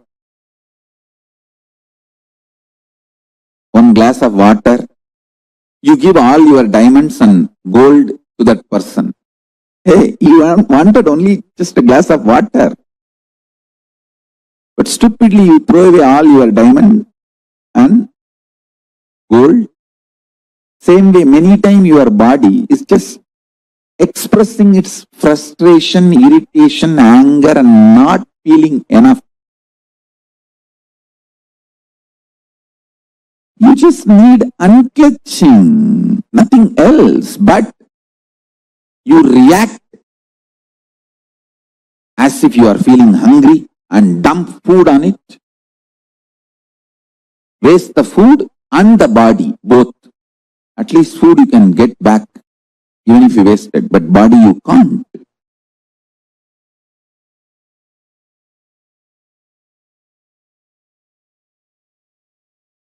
My Guru, Yogananda Puri, he used to tell me, don't eat in the night time. Once sun sets, don't eat. And after sunset, if you feel the hunger, it is false hunger. In Tamil, he will tell very cutely, hey, பயிர் பொய் சொல்லுமடா, அதுக்கெல்லாம் சோறு போடப்படாது. துணியை தண்ணியில புசக்கி போட்டு படுத்துக்கணும். ஈரத்துணி ஈரக்குலை மேல போட்டு தூங்கிடணும். I'll translate in English. My Guru used to tell, after sunset, if your stomach says you are feeling hungry, the hunger signal, he says it's a false hunger. Don't give food. Take a wet cloth, cold wet cloth, cloth dipped in cold water, put it on your stomach. It should touch your liver. That whole area should be covered. And sleep off. In Indian villages, it is always used as a definition of poverty. I don't even have the money for food. So we used to put the wet cloth on our stomach and sleep. Hey, it is not symbol of poverty anymore. It's a symbol of richness now. Third rate, poor, lower middle class people live like a pig eating 3 times. Rich royal kings eat once in a month.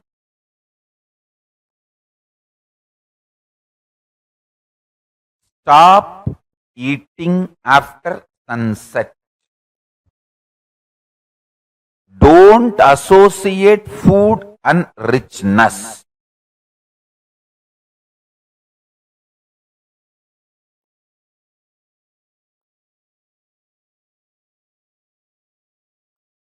After sunset, if you are feeling hungry, your stomach is lying to you. It is false hunger.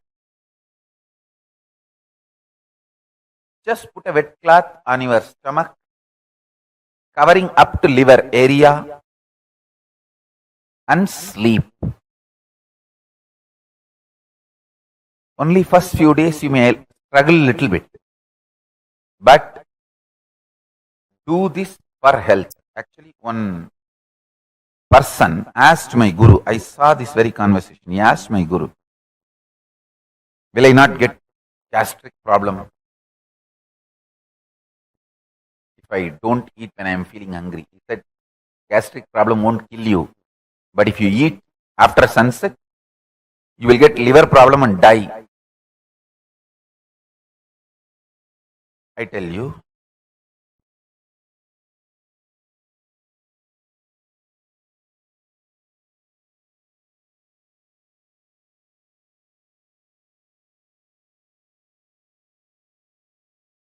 after sunset, your body has enough fire, fuel, only to burn what is already consumed. See, in digestive fires, there are 3 level digestive fires. Chataragni has 3 form of existence. So understand, after sunset, your Jataragni is alive only to burn what is already taken into the body. It does not have the energy needed to receive more load. All great enlightenment centric lifestyle jatis among the Brahmanas, the Agnihotri, the highest Brahmanas, and Bharadvaja Gotri, the most pure flying Brahmanas. Understand? The Bharadvaja Gotra Brahmanas used to fly. Bharadvaja is the rishi who wrote the whole science of flying, and Bharadvaja Gotra Brahmanas had the DNA. They used to move from place to place, Akasamarga. Our Hindu way of flying was collective, means like a group. As a whole group, you can get into a flight and fly. That kind of flying machines were also available. As an individual, you can just fly, having a small attachment to your body, like a wing. Hindus had both technology.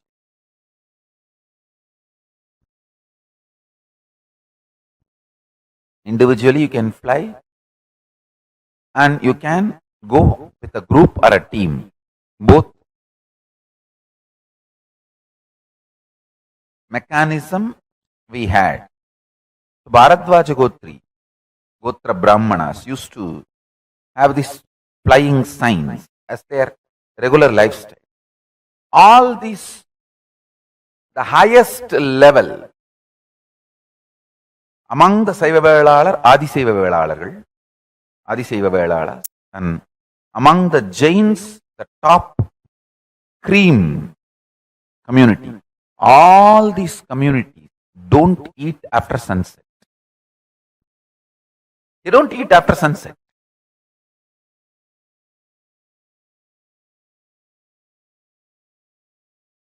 I'll put it in more precise way.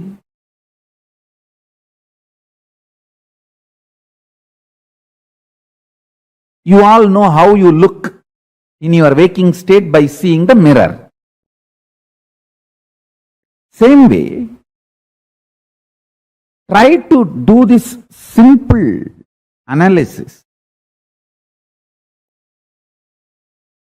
Remember at least last 3-4 times you dreamt about you. Of course, in any dream you exist.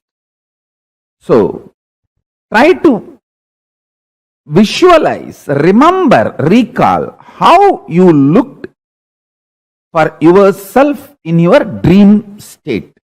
How you remembered you, how you felt you, how the size, shape, how you feel you exist in your dream state.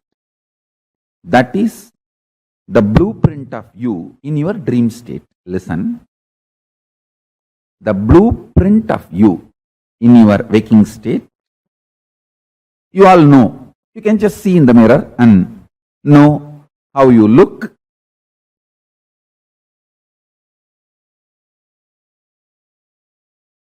Try to recollect, remember how you look or you feel about you in your dream state. That is your photograph in your dream state. Listen now, this is the important truth. In your, see, when you go to dream, how you look, you can remember, recall. When you are in waking state, how you are, you can see in the mirror. In reality, Turiyatita, how you will be is your conscious intention. Listen. How consciously you want to be, that is the way you exist in Turiyatita, the highest reality of cosmos. If I have to put it in a very jovial way, almost 90% of you repent about how you look in your passport size photo. Almost 100% of you even vomit when you see your Aadhaar card ID. how you look in your other card. Listen. How you look and how you feel your blueprint in various states differs. How you will look in Kailasa is your intention, your conscious intention, your Satya Sankalpa is the way you look in Kailasa. Listen. Demarcations of past, present, future does not have impact on your conscious intention. Because of that,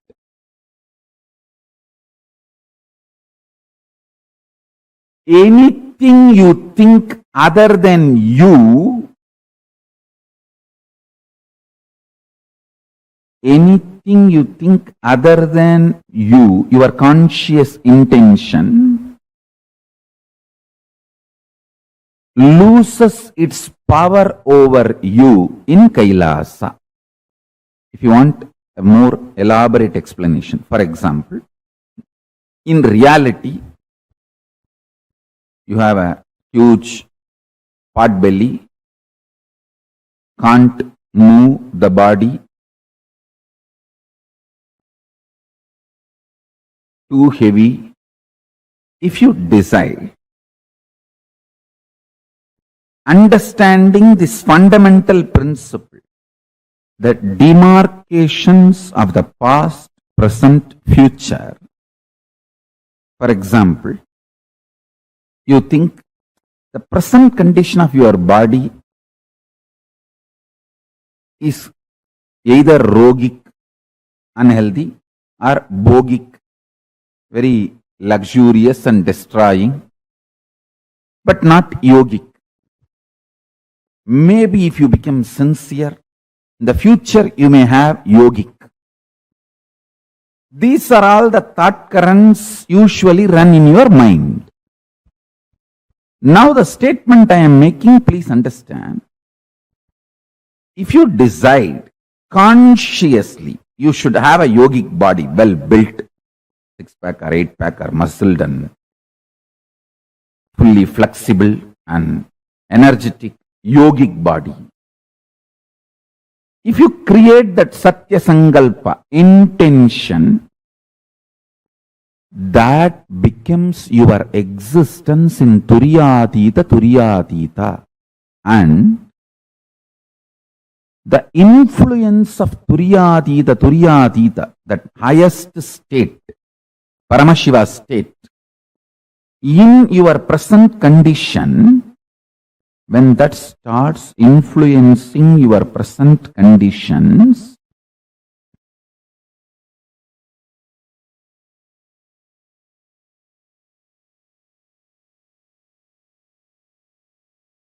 the demarcation of the past, present, future will just become a faded delusion. I can say faded delusory memory. You will start manifesting more and more your pure Satya Sankalpa, Shiva Sankalpa. That is why in puja we say, Mama Sankalpam Shiva Sankalpamastu.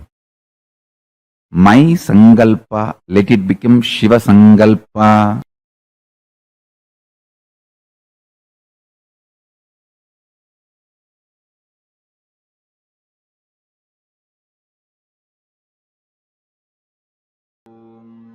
Nithyananda Paramashivoham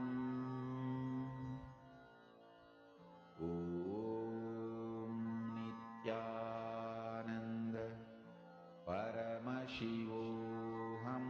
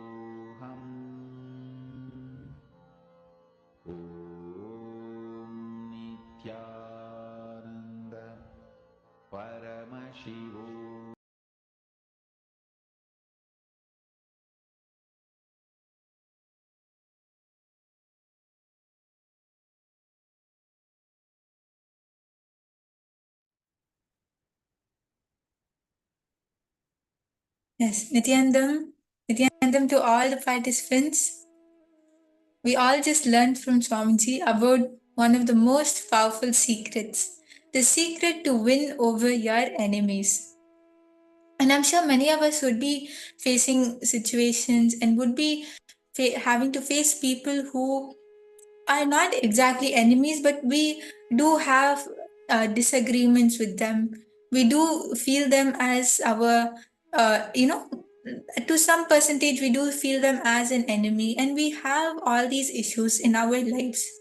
But now we learn from Swamiji about a very powerful, easy way where you can win over your enemies without even having to compete with them, without even having to fight or do anything back to them. Just by yourself, just with your decision, you can win over your enemies. So all of you can also share what is that technique which Swamiji said? What is it which clicked with you? What cognition exactly Swamiji gave? The secret, what is that secret Swamiji gave us to win over our enemies? Yes, so many of us are beautifully enjoying the very powerful initiation which Swamiji gave, how we can consciously build our realities, right? So definitely we are going to go further, internalize, work on this and see how we can work on creating the realities we want.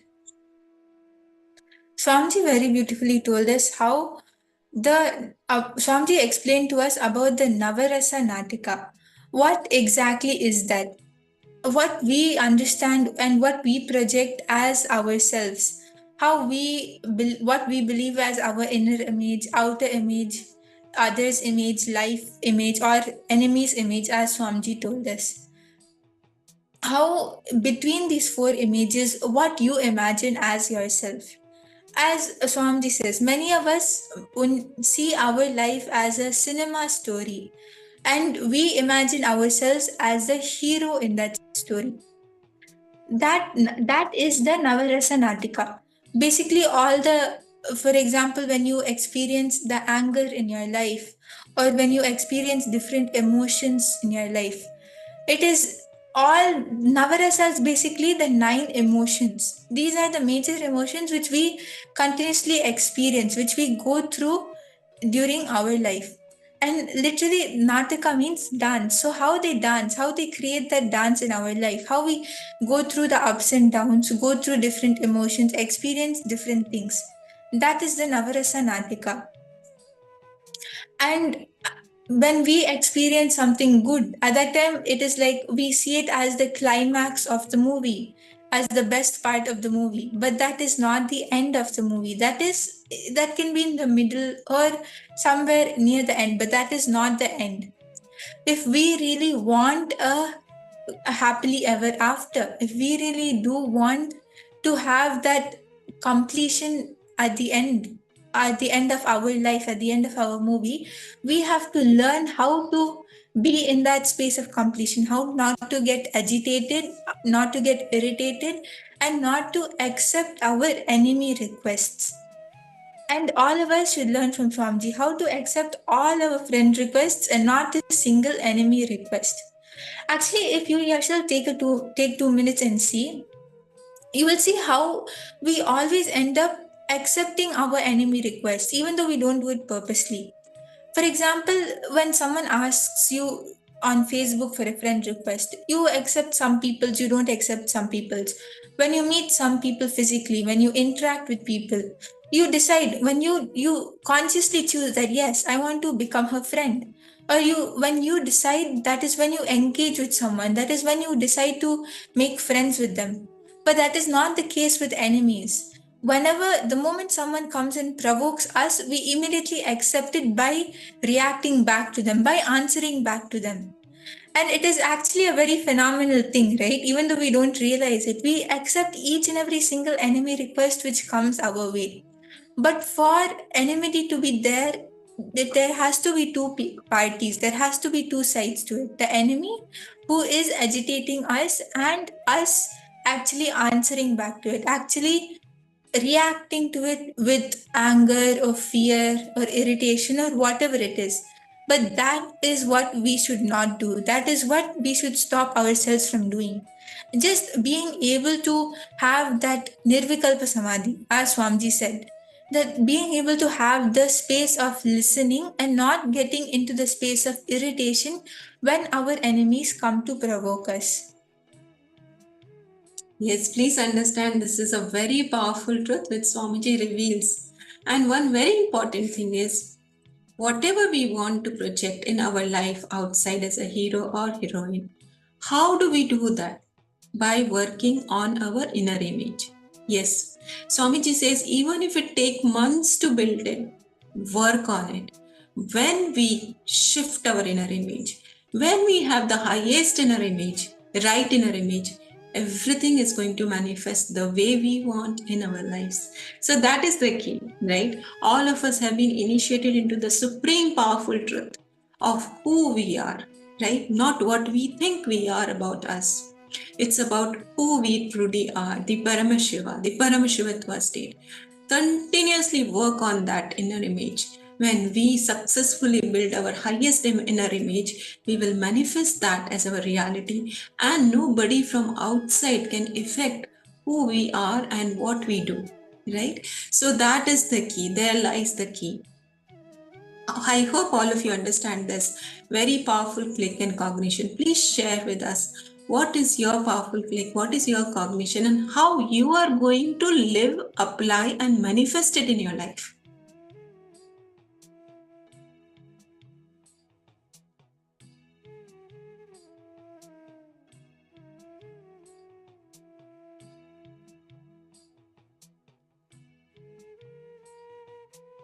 Okay, Ma Nistragunya has posted, do not accept enmity. Do not bother or be bound by enemy requests. Don't have fear. Don't expect their enmity. That is absolutely correct. It's very nice to hear from you, Ma Nistragunya, Nithyananda, Anandeshwari, Ma Sudha Dandapani. All of you can post what you understood from this session. Ma Heidi, Ma Jnana Pradaini, Ma Iron. It's very nice to see all of you. Nithyananda, Vera Lucia. All of you can post what you understood from this satsang.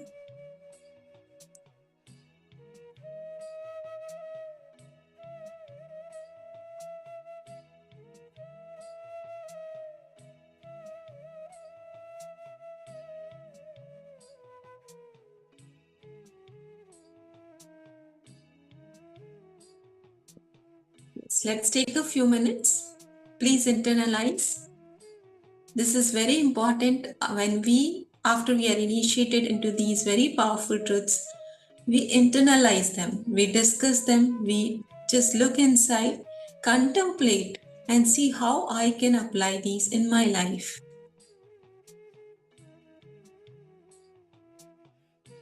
Actually, you'll see that when you actually look inside you and see what is that addiction to the Navarasa, what are those emotions inside you, the 9 emotional tastes inside you which run through your whole life. Just by becoming conscious of it, you will be able to complete with it, whether it is the emotional play, whether it is the joy, the sadness, all the 9 emotions which you experience every day in your life. When you become aware of that, your whole life will change. The way you cognize everything will change. Example, you get frustrated when you feel cheated, or you'll feel that, oh, someone is conspiring against me. You always get that feeling that someone is doing something behind my back. Or when you see fight, when you see anger, all of the emotions which come up in you when you watch a movie, and when you see all the violence in that movie, you always cognize your life, you always internalize your life in that frame, with that frame. And many of us would also see, right, like even if you look at small kids, after watching a movie, they will go and they'll go home after watching it in the theater, and they will become the hero. They will start acting like that. That is exactly what we do in every stage of our life. We might not physically go and do it like that, but the way we cognize our situations, the way we cognize everything around us, the way we respond to things is in the same way. We just take that whole frame and we play it in our life. That is called the Navarasa frame, which we make for ourselves. But that is not who we really are. That is not our real self. That is not what our blueprint is. So one very important thing which we have to do is consciously build our blueprint. Now, for example, when you dream at night while you are sleeping, you might be having any dream, whether it is a good dream or a nightmare or whatever dream it is. You will always be in some position. Either you would be unconscious and you would just be watching the whole scene, or you would be a character in the dream. You would be playing some role in that dream. How you see yourself in the dream? What is that idea which you have about yourself while you are in the dream? Is your blueprint of yourself, is the way you see yourself in your dream state.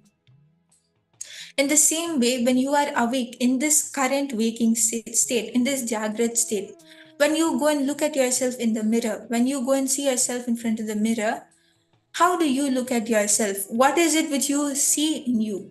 What are the thoughts which come up about yourself? That is the blueprint which you hold inside you. You might see that, oh, I'm beautiful, or I think I need to become more fit, or I need to be more beautiful. Whatever the thoughts you get inside you, that is the blueprint which you hold about yourself in the waking state. That is literally the photograph of yourself in the waking state. But you might be having a different reality which you want to manifest about yourself. You might feel that I want to be like Swamiji, I want to always be complete and not accept my enemy requests, or whatever blueprint you really want to see of yourself in your waking state. When you consciously decide that, yes, I want to do this, for example, you want to become like Swamiji, so you consciously repeat that inside you, I want to become like Swamiji. Then when you say that in this waking state, you go to the next state, the Turiya state, which is the awakened state, that is what you would manifest there. But not only will you manifest this reality over there, it will even start becoming as a reality for you in this very waking state. That is how you can change your reality, your photograph, your blueprint of yourself, how you see yourself. It is actually a very powerful technique which Swamiji gives, because your will, your consciousness is the base of your blueprint. It is your consciousness which makes your blueprint. So using your conscious decision, when you want something to manifest as a reality, when you decide for it, at that time you can change that and make that into your reality. So it's simply amazing, very powerful, and very simple. right? What do we need to do for us to manifest what we want is Satya Sankalpa, the conscious resolution. Please understand, Swamiji very beautifully explains these three different stages, wherein we do understand how we look ourselves and in dream state. We are like that in dream state. In waking state, how do we see ourselves in the mirror? We are like that. How would we be when we will be in the awakened state? When we will be in the Turyatita state is what we consciously decide now.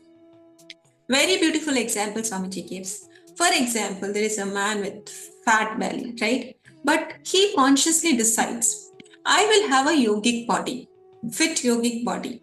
Then in the awakened state, in the space of Kailasa, this person is going to have a yogic body. And the power of this Satya Sankalpa and conscious resolution is such that it will not just the Turyatita stage, he will have that, but it will also start impacting the current state, the present condition, the waking state. In this condition, he will start having the yogic body. So that is the power of conscious resolution. So what all of us can apply the same in our life currently. What is it that I want to manifest? Let me consciously create it. Let me consciously decide for it and work for it. It will simply manifest. That is the power of our conscious resolution, right? So we will work on that on in the second step. In step 1, first we are going to write this down. So I request everyone to please bring your pens and papers. You're going to be recollecting and writing down how you feel about you in your dream state. What is the blueprint which you carry about you, the photograph you have about you in your dream state? So I hope all of you are clear. If you have any doubts, any questions, please do post in the chat. We can attend to it. Okay, Jnanapradayini has posted, keep space unclutched and complete. That is absolutely correct, ma. And I hope you're able to understand the exercise also, what you have to do now.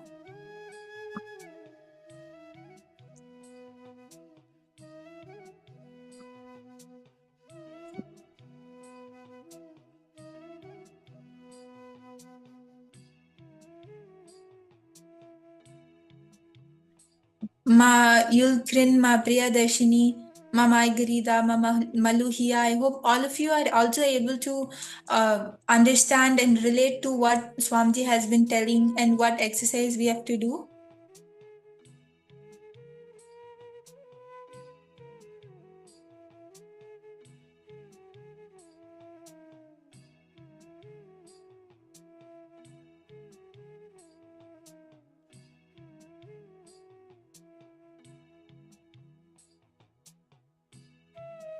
Let's all take few minutes and write it down, please.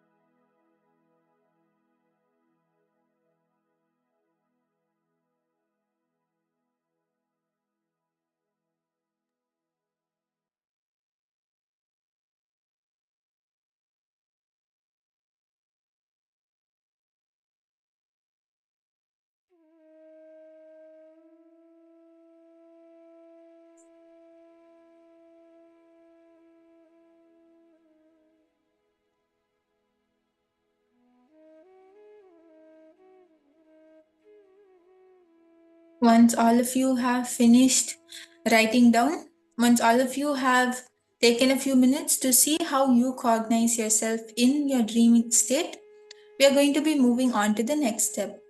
So I hope all of you have already done the first step. If you have done it, you can post yes in the chat. Otherwise, if you have any doubts, please do ask. Feel free to ask in the chat. I could actually see many of you were doing the exercise. Ma Jnana Pradayini, Ma Anandeshwari, Ma Heidi, all of you were doing it. It was very nice to see.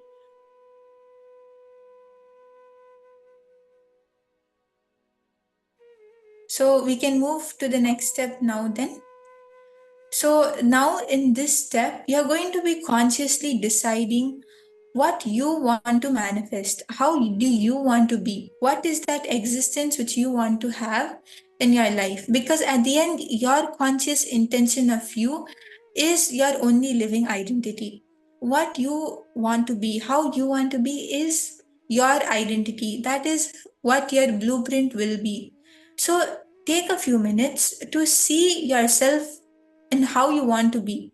Consciously decide the way you want to exist. What is it which you want to manifest in your life?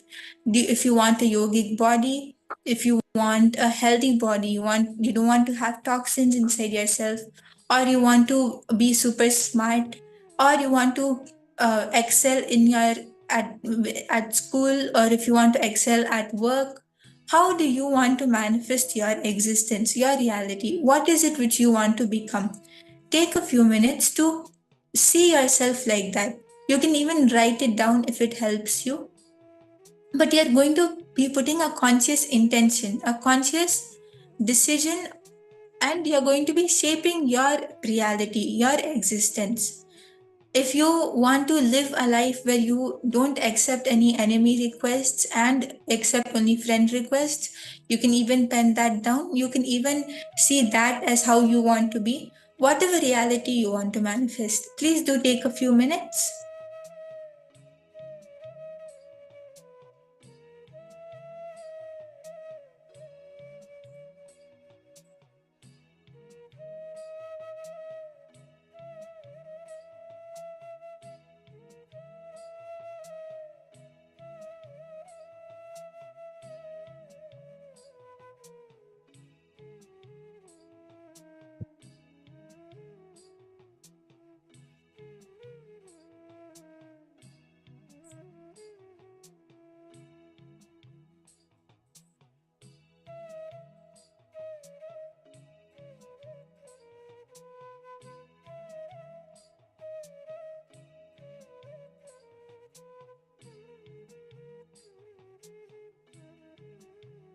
Okay, Ma Virupaksha has asked, what do I look like in my dream state?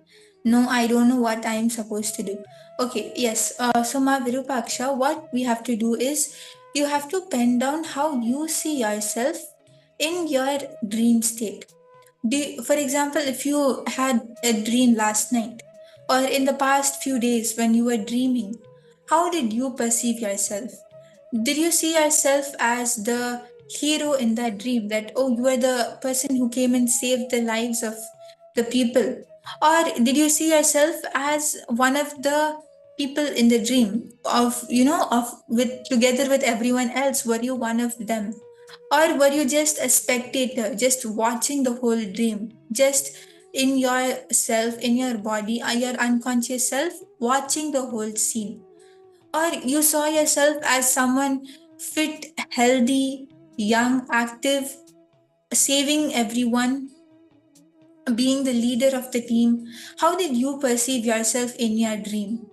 Like now, if you go in front of the mirror and you see that, okay, yes, I'm wearing this blue colored dress, I'm having my earphones on, I'm seeing myself like this, this is what I do, this is how I am. In the same way, how do you see yourself in the dream? What identity do you hold of yourself in your dream? That is what you have to look at. That is what you have to pen down. I hope you are able to understand, Ma Virupaksha.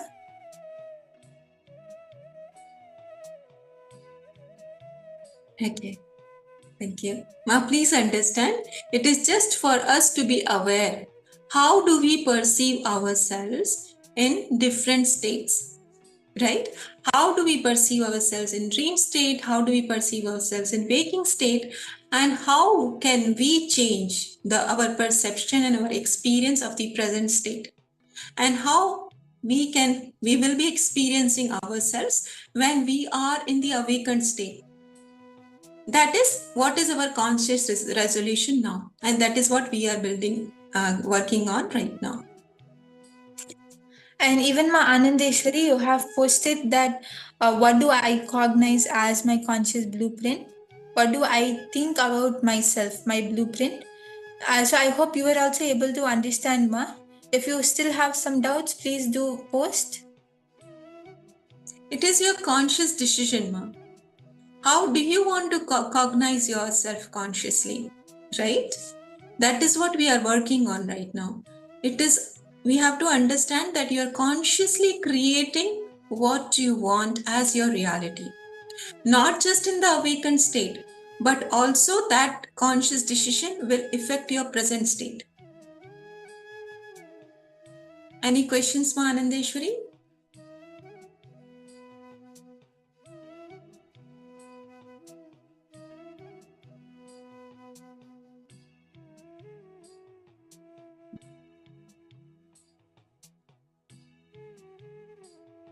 Okay, Mangyana Pradayini, you have posted that I have different dreams. In my dreams, I always see myself insecure and afraid. I also see Swamiji in many dreams. In many dreams, that makes me feel happy and gives me a lot of confidence. So that is your blueprint of your dream state. That is how you cognize yourself in your dream state, Ma. So now in the same way how you cognize yourself in the dream state, you would also be looking at yourself having a certain reality in your waking state. And for many of us, how we see ourselves is not how we want to see ourselves, it's not how we want to be. We would surely want to improve, achieve something. We would want a certain blueprint for ourselves. So now that is what we are doing. We are consciously deciding to make that existence as a reality. Okay, it's Mandeshwari, we're able to understand. That's great. Yes, so once all of you have done the second step, you can post in the chat so that we know that all of you are able to understand and do the exercise. And please take your time and design your conscious reality.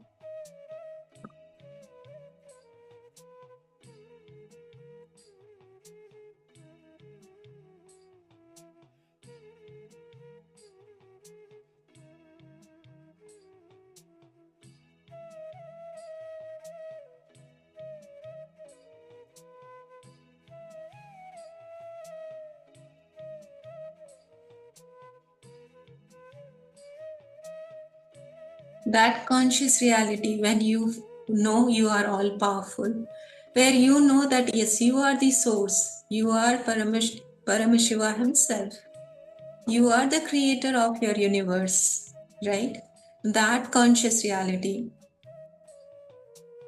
where past, present, future is all a delusion. Create that conscious reality for each one of us.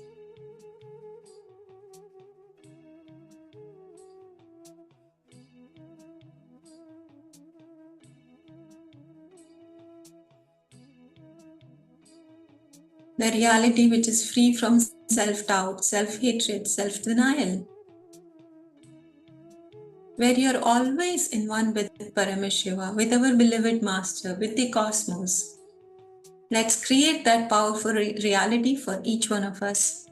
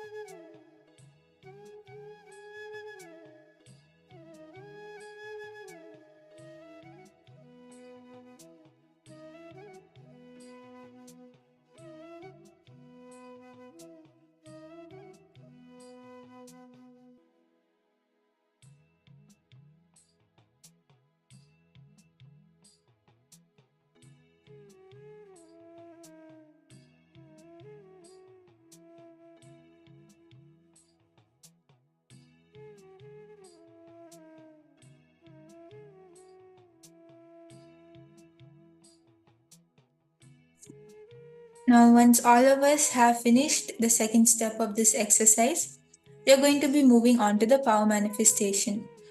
And in this level of power manifestation, we are going to be manifesting the power of seeing an image and the details of a particular page in your mirror or your Krishtashila, whatever you have.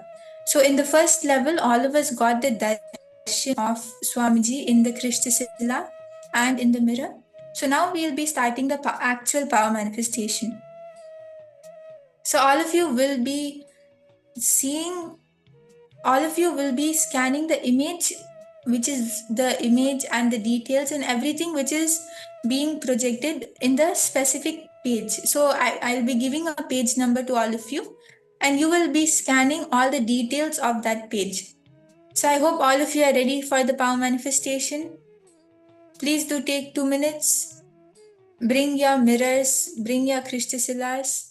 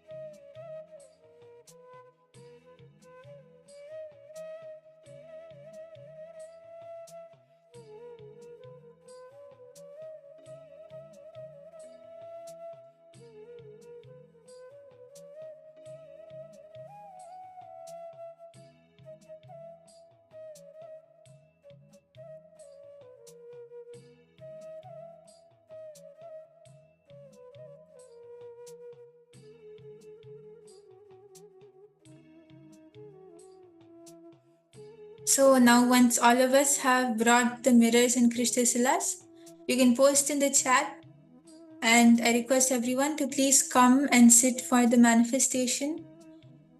Sit in front of the camera, make sure you're visible on the camera, and decide to sit and intensely manifest. Put your full awareness, take some of your time out and do the power manifestation. You'll see it will actually help you a lot. Because when you manifest powers, at that time your frequency raises, your space becomes powerful. And not only does it help you during power manifestation, but the effect of it is there in everything else which you are going to be doing in the take a few minutes.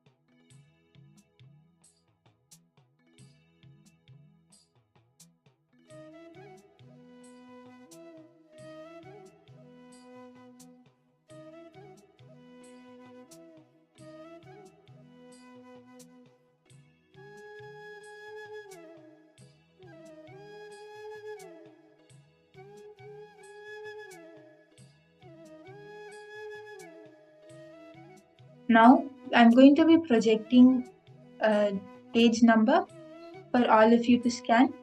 So I request everyone to please, if you have the Aushadha or the Jnananjana, you can apply it on your mirror, you can apply it on the Krishtashila. That is an alchemy product which will help you connect to Swamiji. It is like a medium for the energy to manifest. So I request everyone to please apply that if you have it. You're going to be using your third eye and looking at that spot of Jnananjana or that spot of Aushadha which you applied on the mirror, on the Krishtashila. And through that, you will be able to see all the details of this book, of the page in this book. Just like how you see when you look at your phone, when you look at your laptop, you're able to see everything. In the same way, when you look at your Krishtashila, when you look at your mirror, When you connect to Swamiji and look at it through your third eye, you will be able to see all the details as clearly as you would see it in a phone. I request everyone to sit straight now. We are going to be starting the power manifestation. And as all of you can see, you have to scan page 11, the image which is there on page 11 of Nithyananda Chitra Katha. I request everyone to sit straight with your head, neck and spine in a straight line. Start chanting the Mahavakya and connect to Swamiji in your third eye.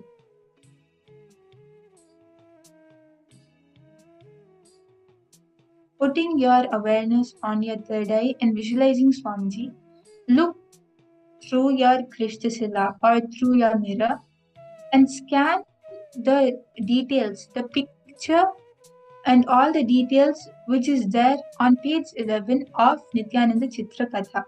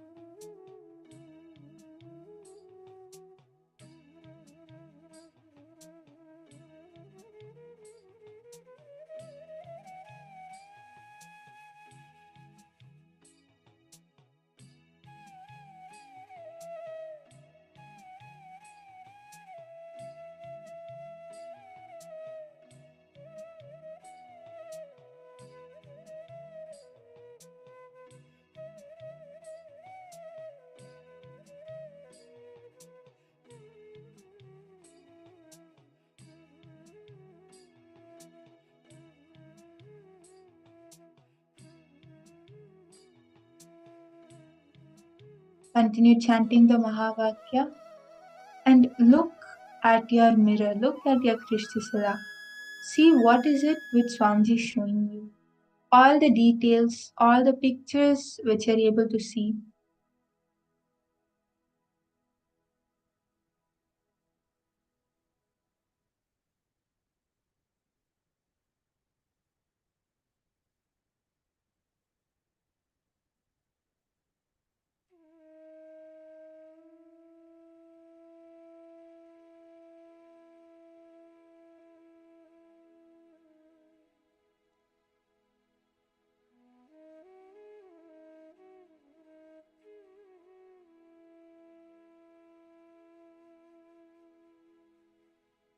Anything which is revealed in your third eye, please write it down. It can be a color, an image, a full visual, or you may hear something, or you may smell something, you may feel something. Just write it down.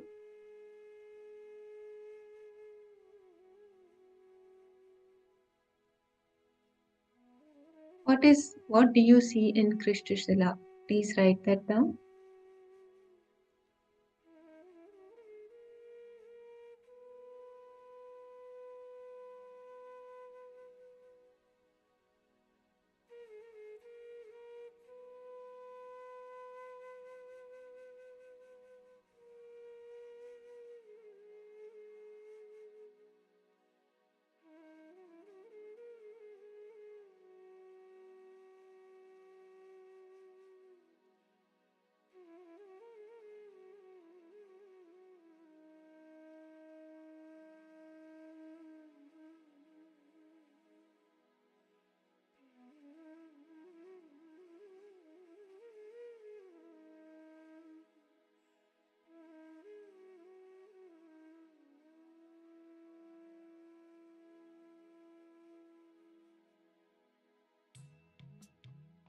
Once all of you have finished scanning, you can post your answers on the chat.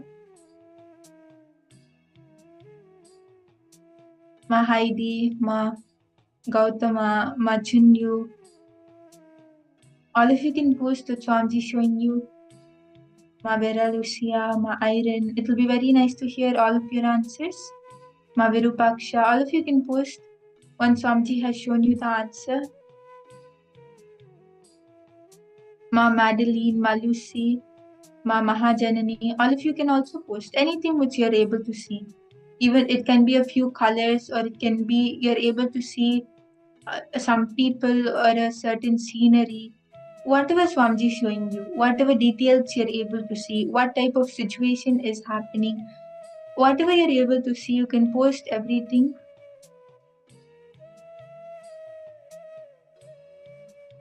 Please do take 2 minutes and post what you were able to see in your third eye.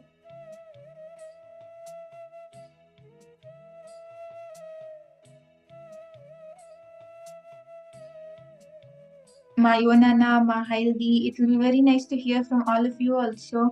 Ma Isabella, all of you can post what Swamiji showed you.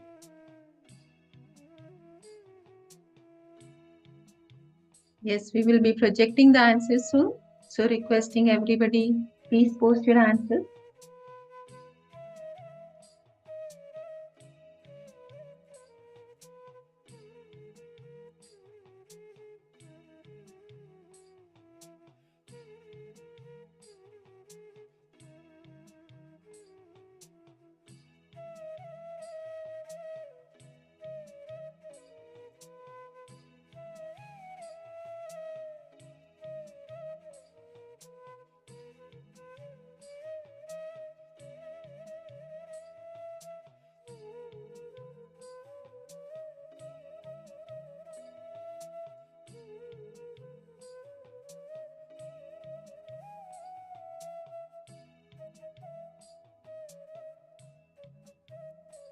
Ma Anandeshwari, why don't you post now what you were able to see in your third eye, what Swamiji showed you?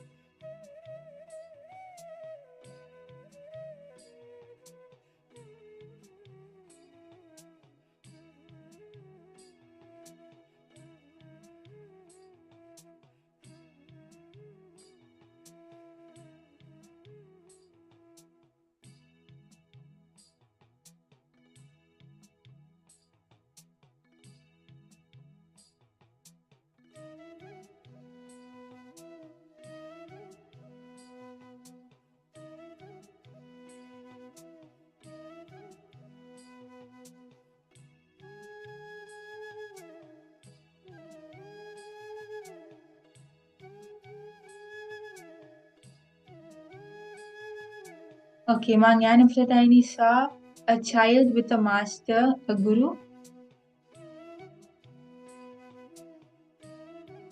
and a child who's meditating, and you're seeing blue color, orange, gold, and yellow colors. Okay, Mandeshwari, you saw the number 322. You saw love.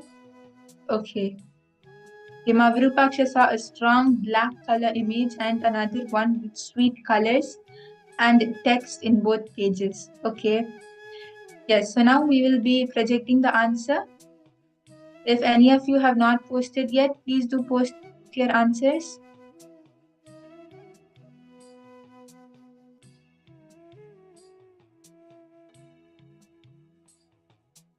Yes, before we project the answer, all of us who have not posted yet, please post it quickly.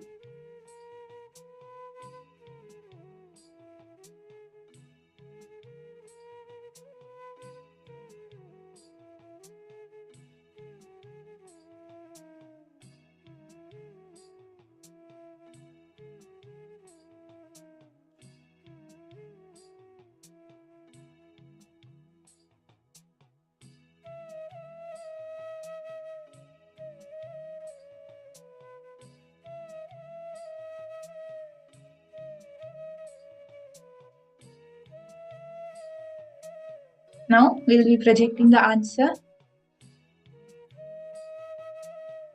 Yes, so as all of you can see, this is the answer for page 11, where Swamiji as a Bala Yogi is meditating, and after that immediately Swamiji saw Devi, the goddess Parashakti, standing in front of him, and Swamiji was very excited. And then the sannyasis were amazed, saying, "It takes many years to have the darshan of Devi. You are really a Siddha Purusha." So we can see there are a lot of vibrant colors in the middle. There is yellow, there is white. And Ma Virupaksha, you saw there were a lot of colors, like a lot of sweet colors, which is a manifestation, because as we can all see, Devi Parashakti is wearing a lot of those colors. So that is an amazing manifestation, Ma Virupaksha. And few more of you have also manifested. Ma Jnanapradayini, you saw a child, and that is a manifestation. So that is amazing. A child who meditates, and Swamiji is exactly meditating in that. So that is, in fact, an amazing manifestation, Ma Jnanapradayini.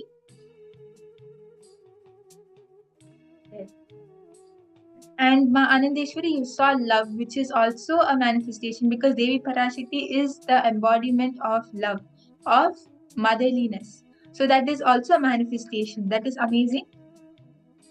So now I request everyone to sit with the same intensity.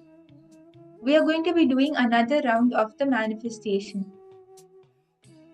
Just connecting to Swamiji, visualizing Swamiji in your third eye, hold the same intensity and decide to manifest. Let Swamiji flow through you. When you just surrender to Swamiji and let Swamiji manifest, you'll see that you'll be able to see the answer. So now, as all of you can see, the question is being projected, where everyone has to scan and reveal the image and the details on page 20 of this book. So please chant the Mahavakya, connect to Swamiji, scan all the details which is there on page 20.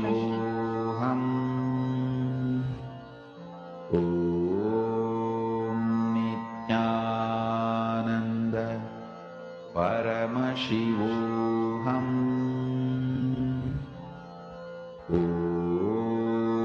Nithyananda Paramashivoham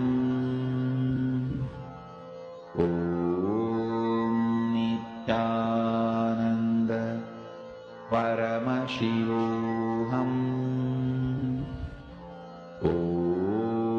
Nithyananda Paramashivoham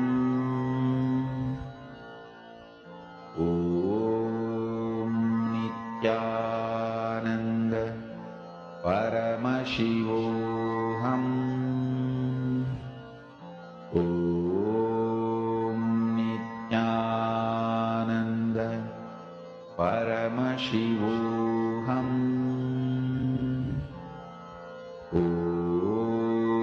Nithyananda Paramashivoham Nithyananda Paramashivoham Nithyananda Paramashivoham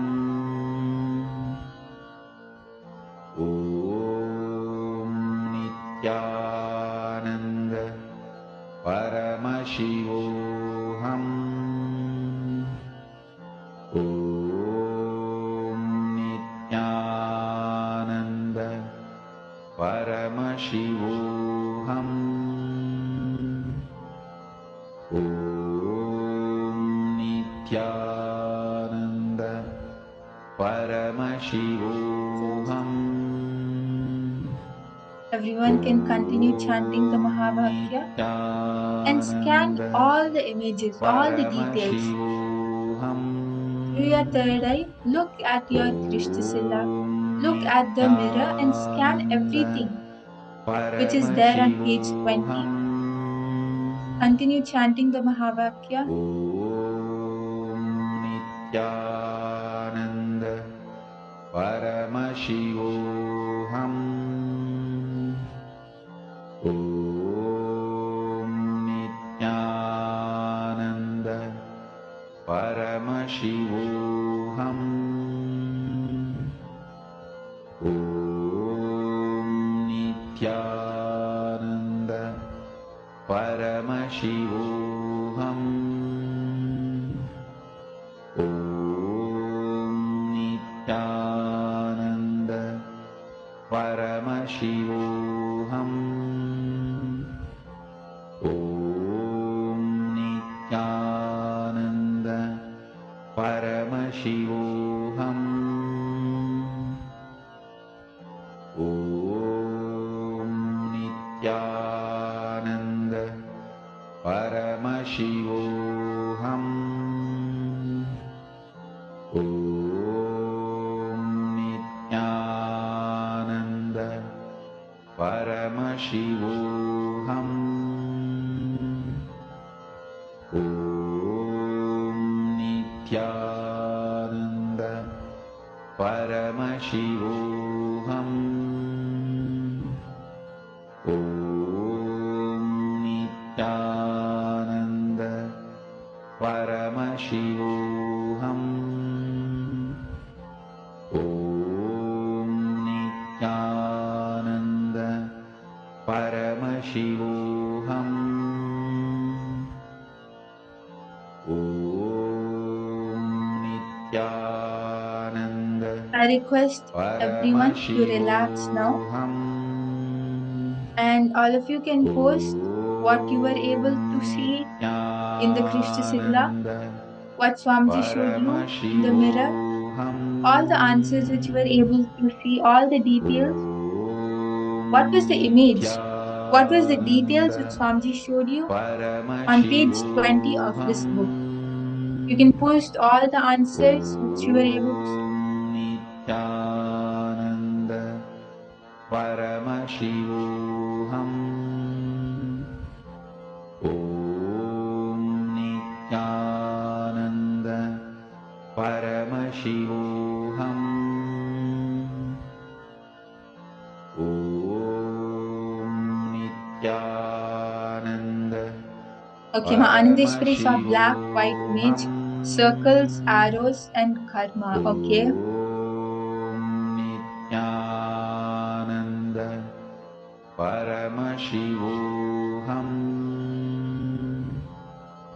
Om Nithyananda Paramashivoham Om Nithyananda Paramashivoham Om Ma Michelle, Ma Margarita, all of you can also post what were you able to see. Ma Maluhia, what did Swamiji show you? Ma Maha, Ma Iqbal, all of you can post all the answers which you were able to see. Ma Zijuan, Ma Madeline, Ma Ananda Aghora, Ma Mahajanni. It will be very nice to hear all of your answers. Nithyananda Paramashivoham Ma Jnanapradaini, Ma Meratsi, all of you can also post what Swamiji showed you. Paramashivoham Ma Heidi, it will be very nice to hear your answer also, Ma. Om Nithyananda Paramashivoham I request everyone to please post your answers as we are going to be projecting the answer now. Paramashivoham. Okay, Mavirupaksha has posted, we see Swamiji around his guru. Okay. Yes, everyone else can also post, and we'll be projecting the answer now.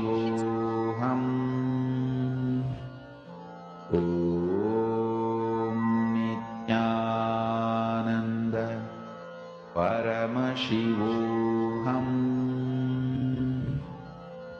Om Nithyananda. Paramashivoham. Om Nithyananda. Paramashivoham. Om Nithyananda. Paramashivoham. Om Nithyananda. Paramashivoham. Om Nithyananda. Paramashivoham. Om Nithyananda. Paramashivoham. Om Nithyananda. Paramashivoham. Om Nithyananda. Paramashivoham. Om Nithyananda. Paramashivoham. Om Nithyananda. Paramashivoham. Now I'm going to be projecting the answer for this round. Om Nithyananda. Yes, Paramashivoham. so as all of us can see, here is a picture of, in fact, a few pictures where Swamiji is spending time with Arunagiri Yogeshwara, with Swamiji's guru. Swamiji sitting next to him, and he is caring and loving for Swamiji, feeling Swamiji.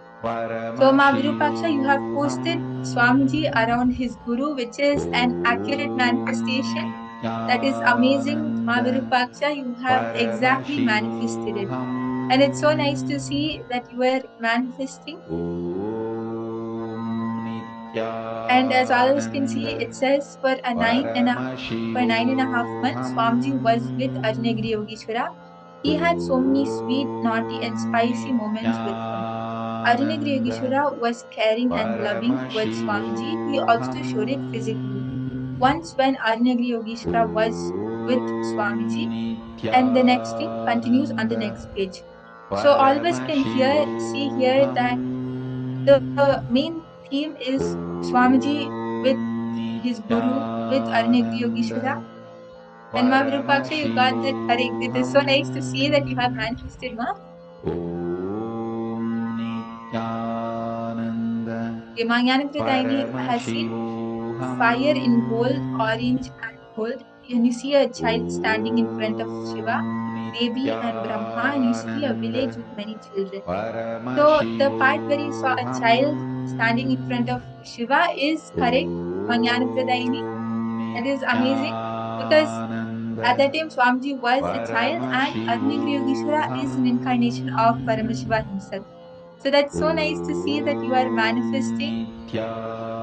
You can also post your experience. Please do go ahead and post your experience on Kailasa's Paramashivoham page. Ma Virupaksha, Ma Jnanapradayini, and all of you, everyone else also. So many of you are intensely manifesting.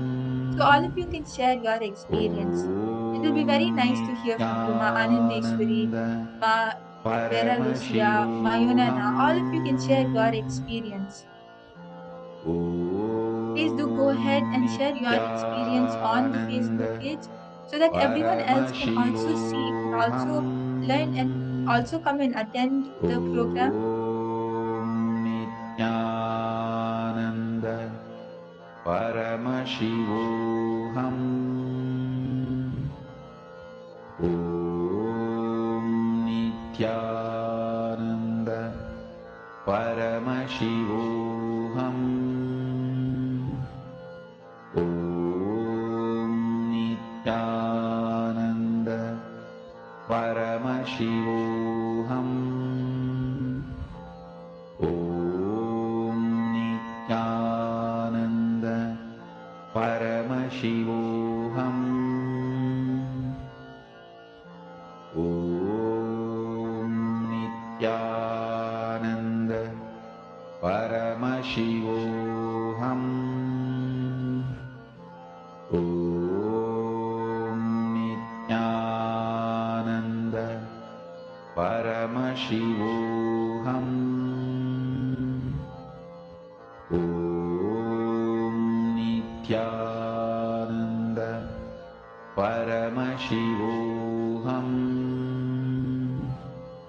Om Nithyananda Paramashivoham Om Nithyananda.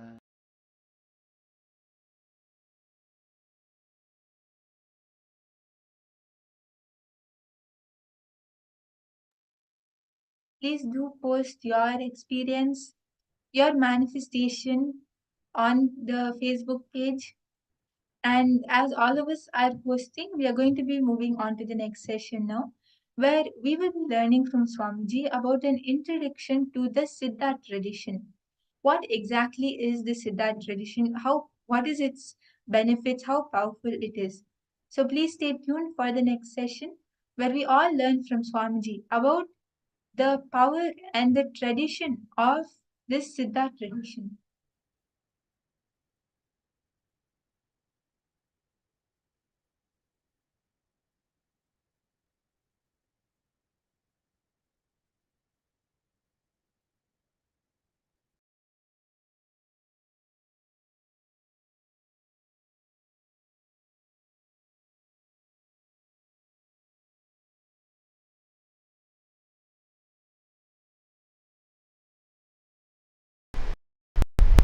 Subramanya is the lord of spiritual alchemy science.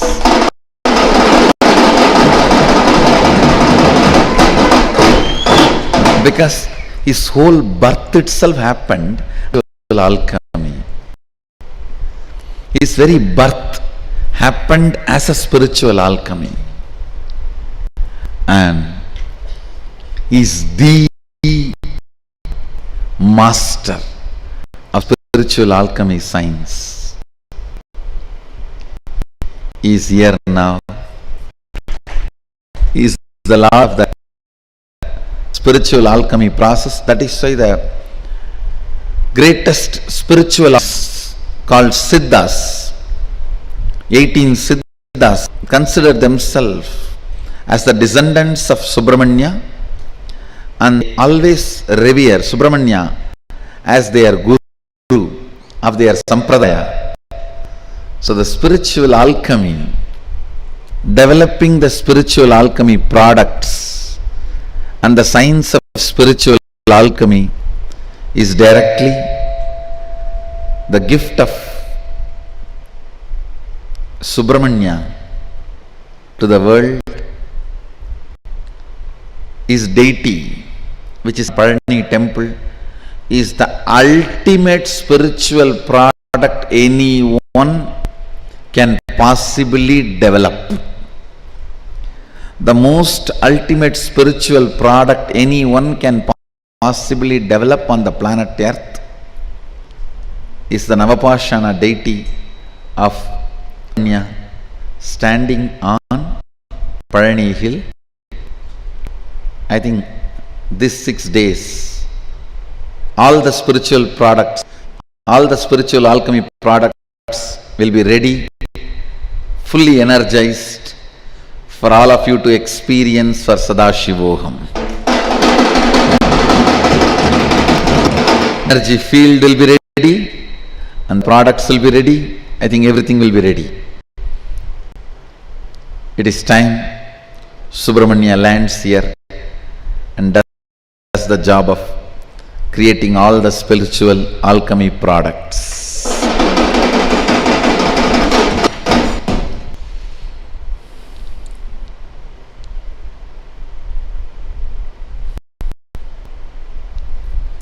I was wondering why that Prana Pratishtha was getting dragged.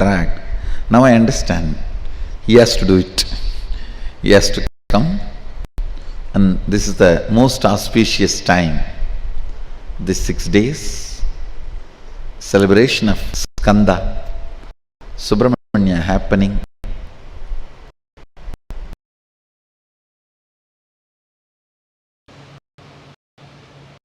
Preparing your chemistry to hold when the higher frequencies of consciousness occurs to you through initiation.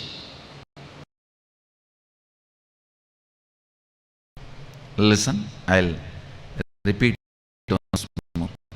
Alchemy is nothing but using the 11 dimensions of the universe, tuning the 25 states of consciousness, and achieving, radiating the 5 aspects of Sadashiva.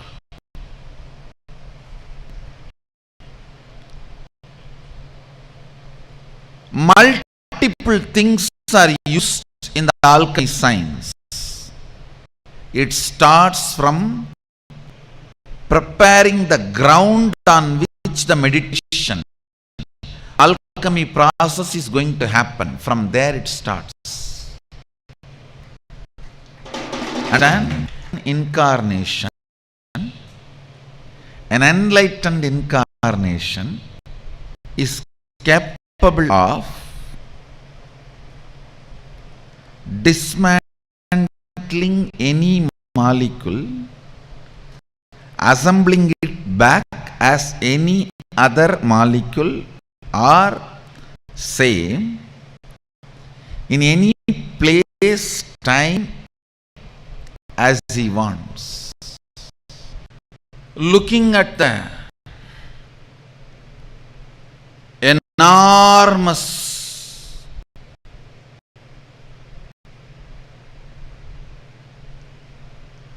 work needed to be done on the spiritual alchemy process preparations. Actually, multiple doors are opening when I decided to use everything available. The spiritual alchemy science. Looking at all that, and the purpose of the Sadashivoham program is to give you a thorough experience and making you manifest the powers of Sadashiva, Shaktis of Sadashiva,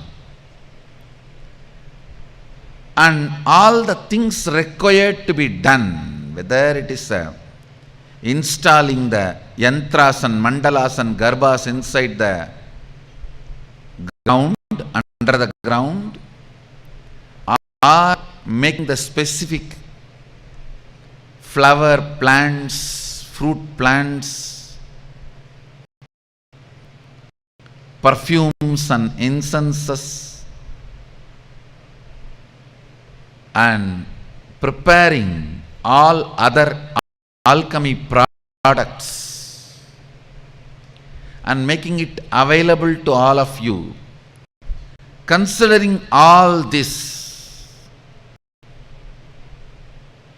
I decided to hold the Sadashivoham 2016 in Bengaluru Adinam itself.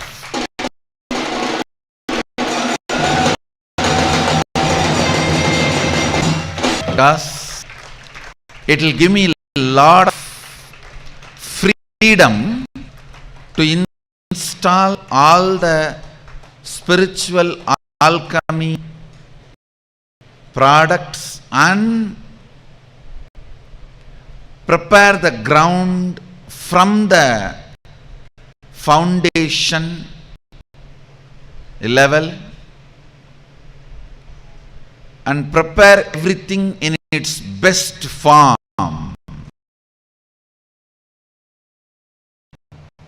To tell you honestly, without the spiritual alchemy process, no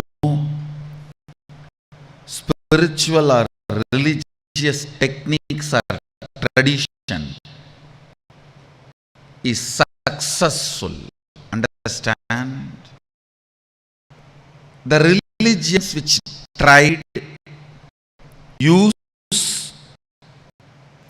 the spiritual alchemy sciences. Listen. I will not make a statement they never experienced the higher planes of consciousness, but I will make a very sure statement. Certainly, they did not retain it in their system. Hold it back in their system. The system was not capable of holding it back. Drugs and marijuana and all those things may give the glimpse back, which is the biggest mess happened. Understand? The biggest mess happened. Inner space. Listen carefully. If your system is prepared with the spiritual alchemy processes, then when you raise yourself psychologically and achieve the higher planes of consciousness, you will be able to retain that experience in you. You will be able to retain state of consciousness in you. You will be able to retain that space in you. The spiritual state of consciousness given to you, unless it is retained, your body mind falls back into such worst depression. Naturally, you start looking at the alternative methods like marijuana, drugs, alcohol, heroin, whatever. Understand? The spiritual alchemy process and preparation is too important for you to hold that higher plane and manifest it as powers.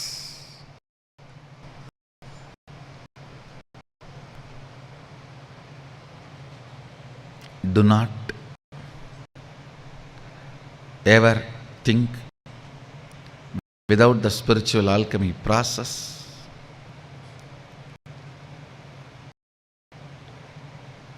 things can, or you will be able to retain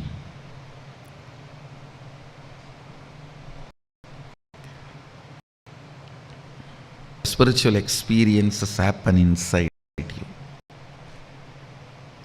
You can retain only when the spiritual alchemy process is done and you are prepared properly. Today I wanted to explain some of the deep intricacies of the alchemy process. Listen.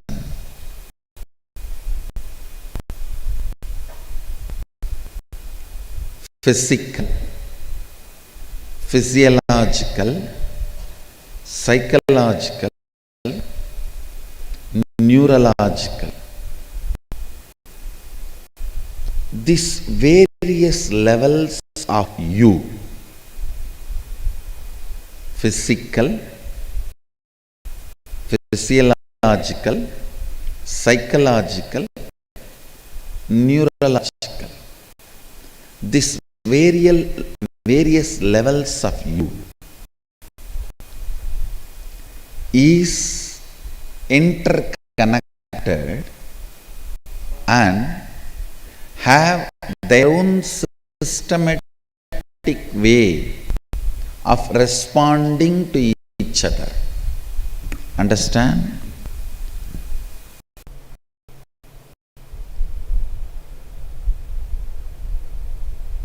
This whole chemistry you go through, the ups, downs,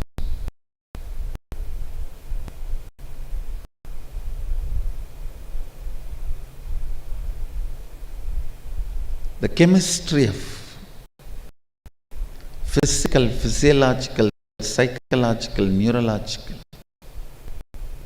ups and downs.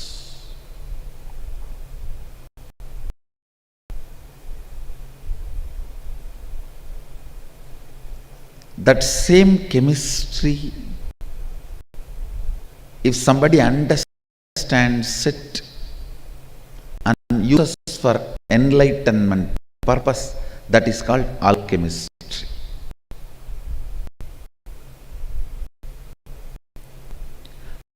How a simple meal can make you lose your identity.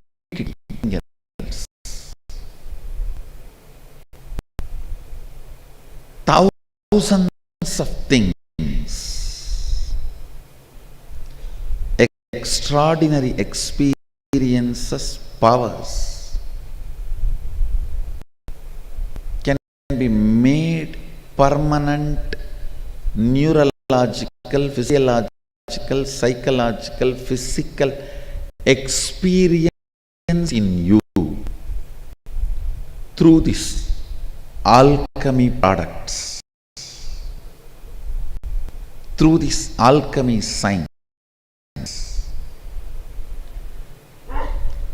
Alchemy science can make your vessel, body and mind,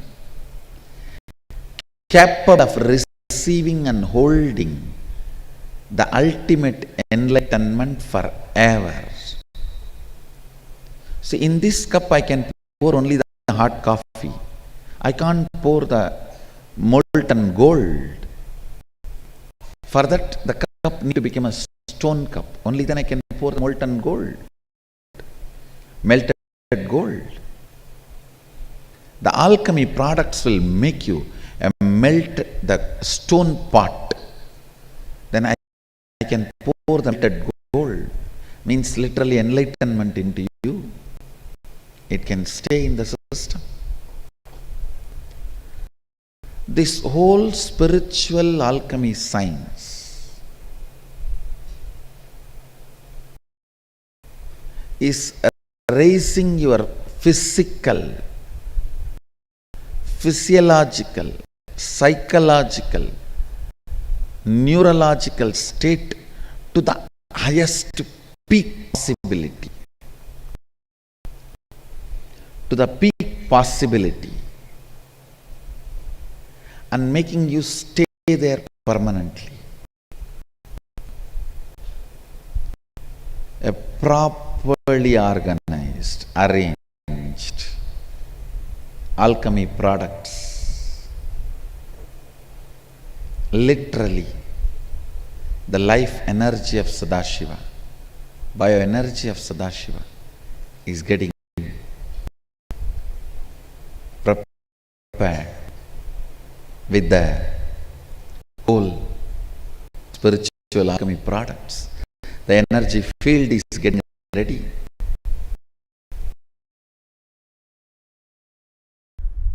I'll expand on Aushadha.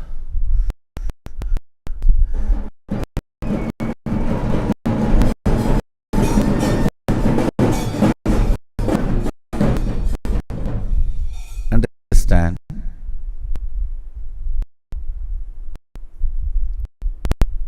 For example, understand this example. A light. Take it for example, sun. Sun reflecting on the mirror If the mirror is pure,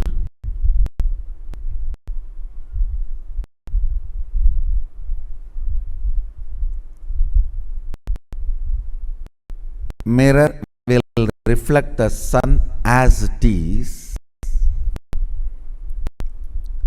The reflection inside the mirror feels it is sun itself.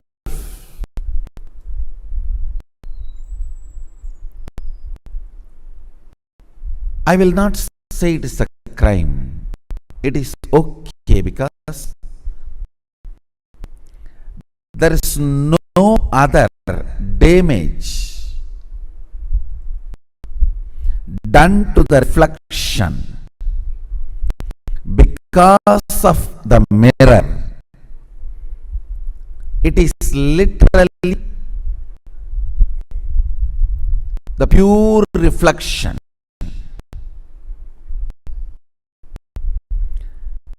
But if the mirror is broken, the reflection cannot feel. It is pure reflection of the sun. It is a distorted reflection of the sun. Aushadha is the herbal combination of herbs, prana, cosmic force energies, ultimately Shaktipada of Sadashiva. Combination of all this is Aushadha. When it is used as prescribed by the Agamas, Shastra Pramana and Apta Pramana and Atma Pramana, they heal the mirror you are carrying. They heal the mirror you are carrying. The more the mirror is healed, the more the reflection becomes pure. More the reflection becomes pure, more Sadashivatva manifests. Understand? It all boils down finally to the integrity to the source.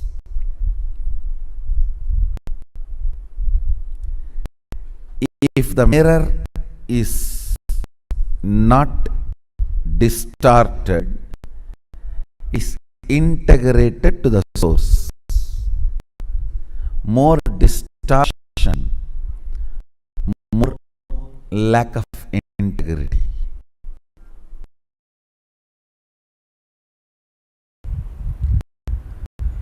Spiritual alchemy products create vibration, the frequency.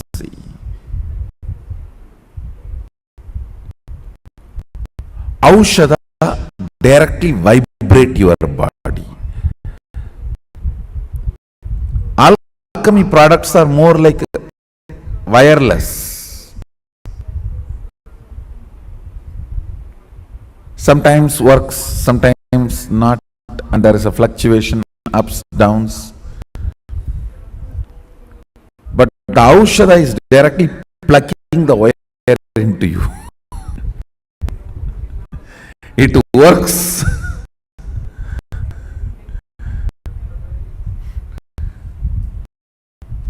On your very system, on body. So 100% it works and produces the result.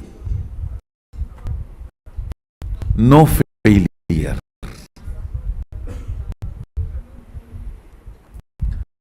Aushadha is a powerful comp in Hindu tradition. Listen. Aushadha is the energy energy component very powerfully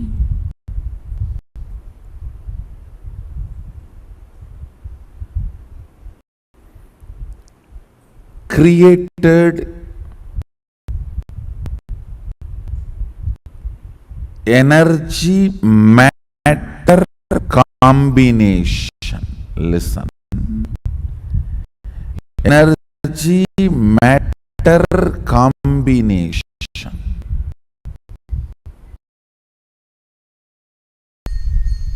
The ultimate experience is brought in memory, bioenergy, in physical form, the form of aushadha. When you apply that on your skin, as on now, the first 5 I'm going to make is only applying on the skin. You apply that on your skin, ultimate experience is induced, invoked in your system.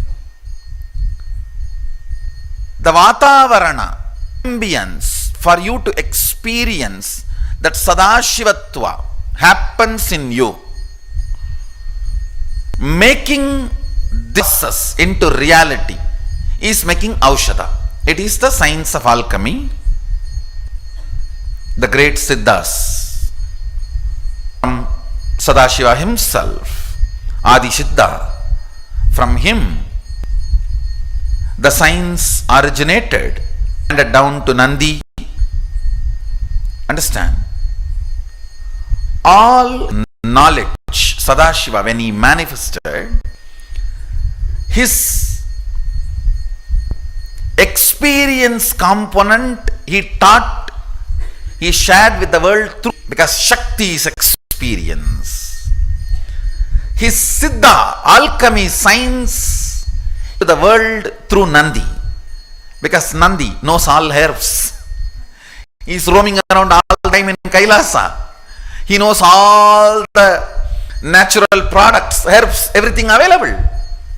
So this alchemy science, Nandi mastered. So from Nandi, the Sampradaya of Siddhas brought this science to the world. So let's bow down to Nandi, Mahanandi, and invoke his presence.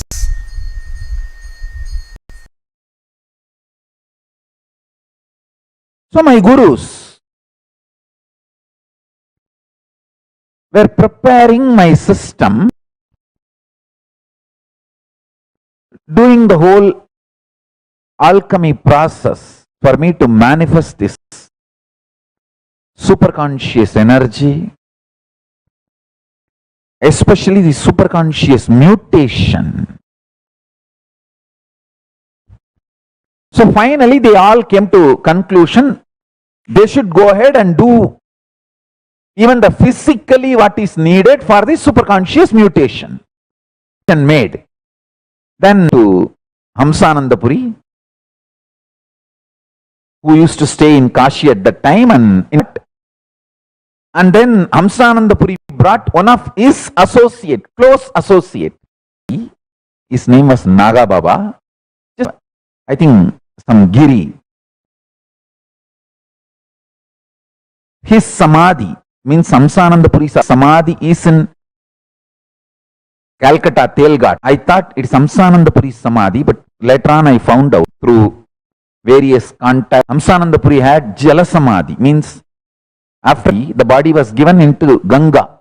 So he did not have the Bhu Samadhi. His associate, also part of initiating me,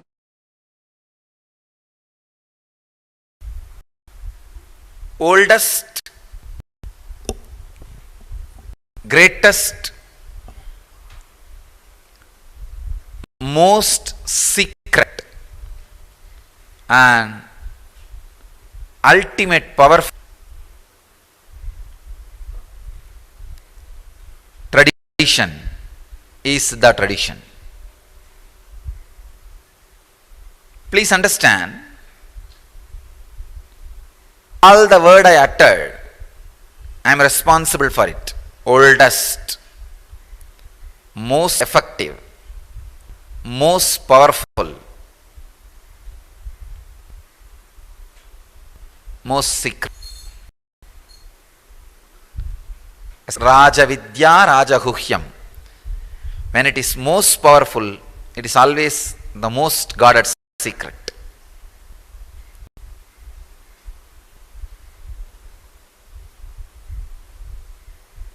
It is the greatest science of the inner world, comprehending all dimensions of the inner world. Medicines to heal the body,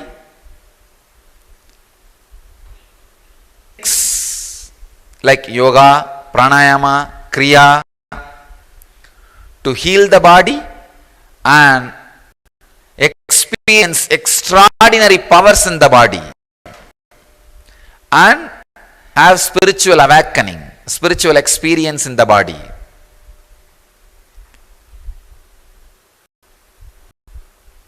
Yantras, mantras, tantras, techniques to handle the whole cosmos as they want. Most comprehensive, most life affirmative, means not just moving away from life in the name of some concepts.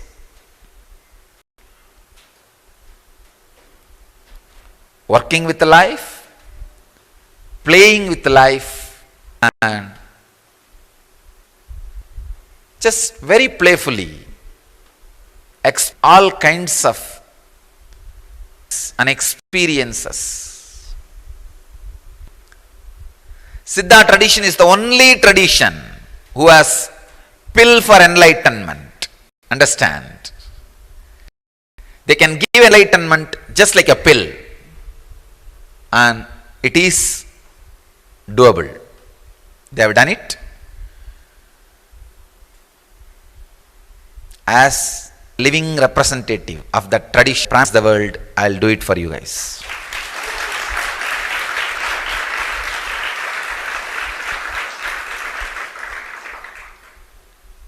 Awakening the non-mechanical parts of the brain can be done with herbs without you being tortured or disturbed through any sadhana.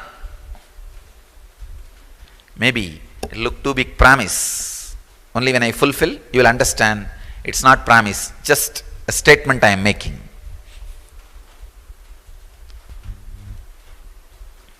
If I say after this satsang, I am going to get up and walk and go to my morning meeting, it is not a promise, just making a statement which I am going to do.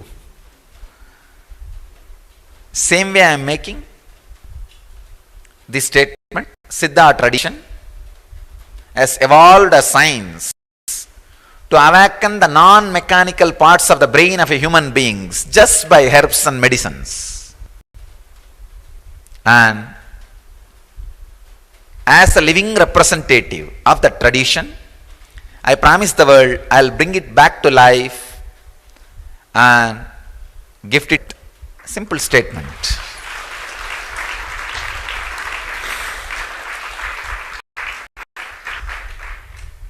It's a science. It is possible. See, there are some parts of your, if it is awakened, some of the understandings which will become reality. 2 days before I was talking about illusion and reality. Life is faith, understand, that's all, nothing else. Whatever you know as reality appears as reality because those parts of the brain is awakened. If some other parts of the brain is awakened, suddenly something else will appear as reality. That's what is happening in the dream. In the dream, different parts of your brain is awakened. Your brain enters into different chemistry. Suddenly you see a different reality. Siddhas have mastered the science of putting your brain into the ultimate chemistry, which we call alchemy, rasvada.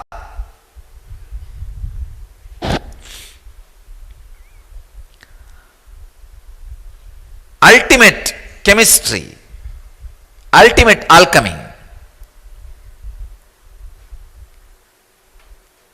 It is possible. Just putting your brain into a different chemistry. Suddenly you see the ultimate reality. I was trying my best to work with people so that they will also put little effort to have enlightenment, so they will understand the importance of it. Now I saw even for the little effort people are not ready. Sometimes what I call as little has different meaning for what people call as little. So I decided to open the tradition of no effort enlightenment. Not even low effort enlightenment, no effort enlightenment. See, Vedanta is effort enlightenment. Is high effort enlightenment. Zen can be called as low effort. Siddha tradition is no effort enlightenment.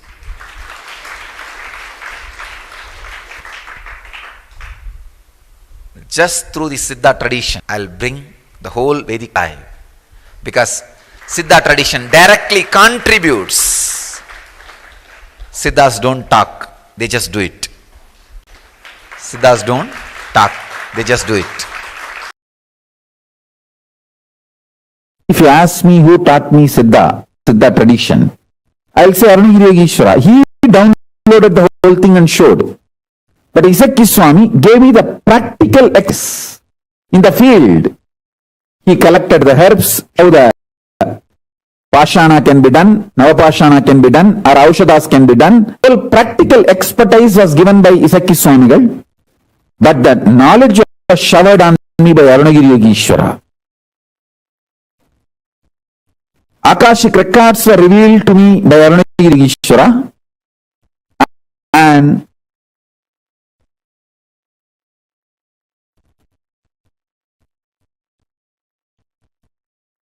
Isaki Swami gave me all the practical expertise. That's the first. Second, Tiruvannamalai is such a beautiful system. Many of these gurus of different dimensions of a mastered dimension. I tell you, the mastery Yogananda Puri had on yoga is extremely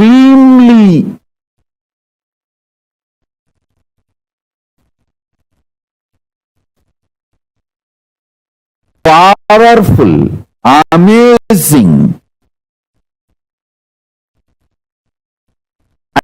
I don't think any other human can master yoga to that level where he will just tie the steel thread on his chest, he will inhale and tie that and exhale, and that thread will go to pieces. Mastery of pranayama and yoga. It is not that he has done this only once, he has done this multiple times in multiple stages. He had 43 when he was in the deathbed, and he did not die. Hospital said that what is going on in him. He stops the heart and starts half an hour. They got frightened. So they sent him home. In the home, he said, all right, I'm going to leave the body, and he left the body. He's beyond any medical science. He's beyond any medical science. He taught me the knowledge of becoming Kayakalpa Degi. Even when you leave the body, it will not rot. It will not. See, the whole spiritual revision was done to me by Arunagiri Yogeshwara. It as a practical expertise was done by Raghupati Yogi in yoga tradition. in Siddhartha Swamigal. So, I had a very powerful ambience, beautiful ecosystem. That is what I am struggling to reproduce. I think with the grace of Paramashiva, I will make it happen. Grace of Ganapati, Paramashiva, Kailasas, gods and goddesses, I will make it happen. All the great beings, ex-masters in each field was available to me. Same way in Vedanta. I can't even imagine beyond Annamalai Swamigal. He can just sit in Nirvikalpa Samadhi and Sahaja Samadhi forever. Unbroken Sahaja Samadhi.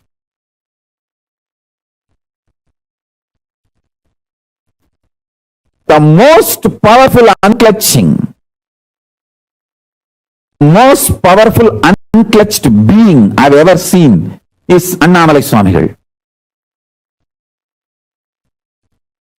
Even when his eyes are open, you can look into his eyes and see that he is unclutched. He is in Nirvikalpa Samadhi. Only in his eyes I realized anybody can come in front, there will not be any expression in his eyes. He will be just seeing, but there's no reaction from inside. Such pure Nirvikalpa Samadhi. One side, the great Siddha Swamigal. The other side, great Yogi, Yogananda Puri. The other side, great Shakta, Tantric, Acharya, who achieved Shakti, Kuppammal, Vibhudananda Puri. The other side, Annamalai Swamigal. I'll try to introduce the Siddha tradition to you all more deep before getting into the medicinal and other aspects of Siddha tradition.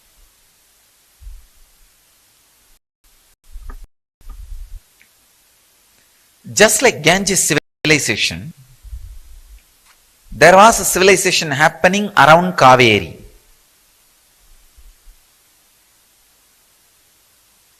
The thing with Kaveri is, the Kaveri was flowing in the area where a lot of hills, intense, dense forest. Please understand, with the Ganges civilization, it was more plains, and because of that extraordinary floods,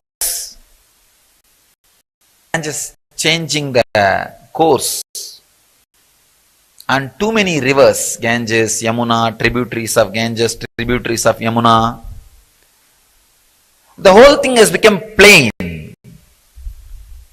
The possibility for forest doesn't exist. But with the Kaveri, the possibility for forest remained. So this civilization happened in the hills and forest and river. So naturally, the technology evolved in such a way, a lot of wisdom, truth about herbs and the plants started happening in this Kaveri civilization. All the extraordinary achievements, all the extraordinary discoveries happened in the Kaveri civilization, were organized and systematized, evolved as a system, as tradition, by a group of enlightened mystics and masters called Siddhas. I can name hundreds of them.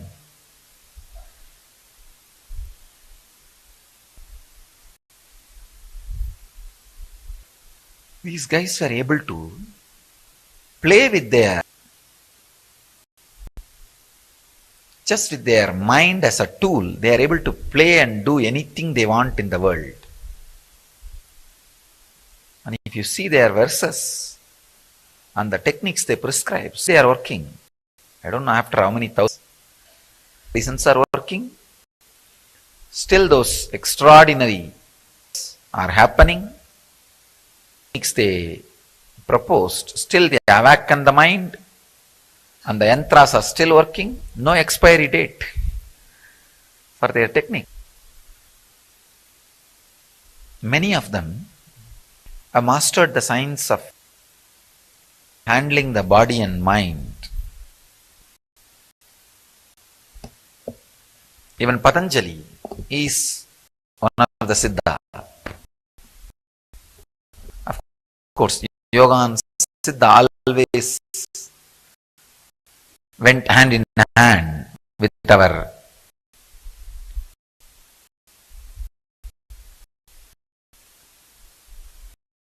Siddha science. It's a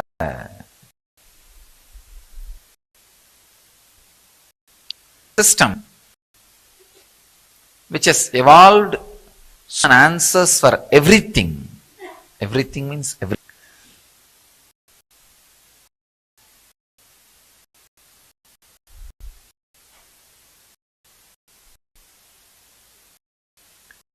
If you want to change signal when you are driving in the road, Siddhas have a technique. If you are stuck in the railway crossing, get to be lifted, Siddhas have a technique which still works. That's a surprise. Not just technique. It works. Very powerful people, very powerful techniques, and very powerful tradition. It is so vast, I am really awestruck and wonderstruck. Which part to start first? Which part to next?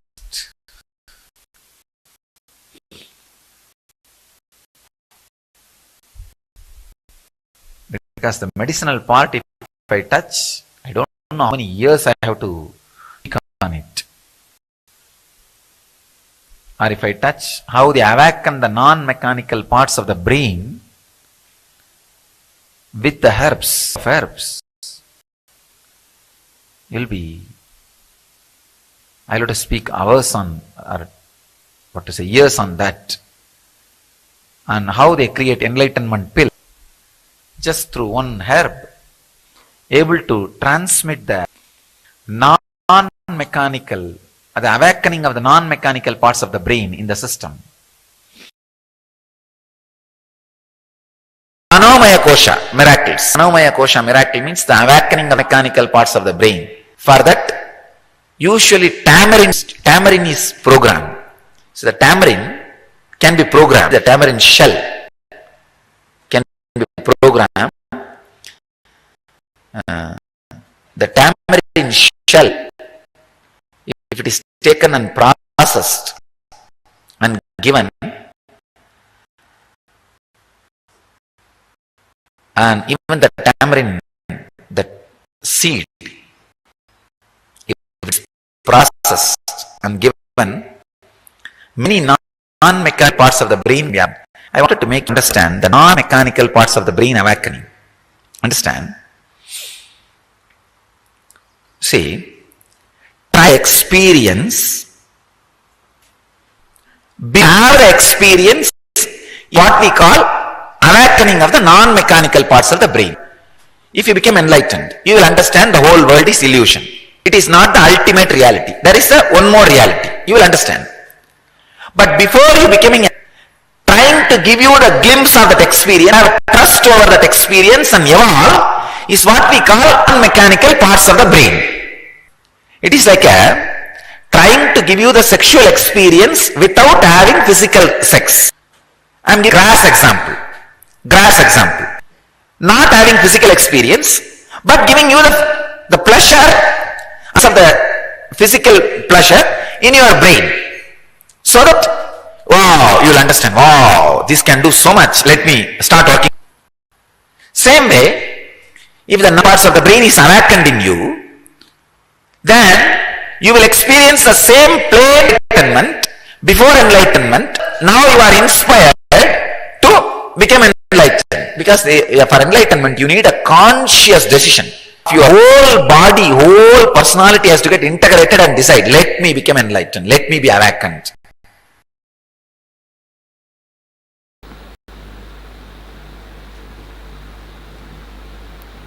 I'll define Kundalini Shakti. Please. Kundalini energy is inner potential bioenergy which is available in your being in the form of potential only with the right method and process. When you awaken in you, realization in you, listen,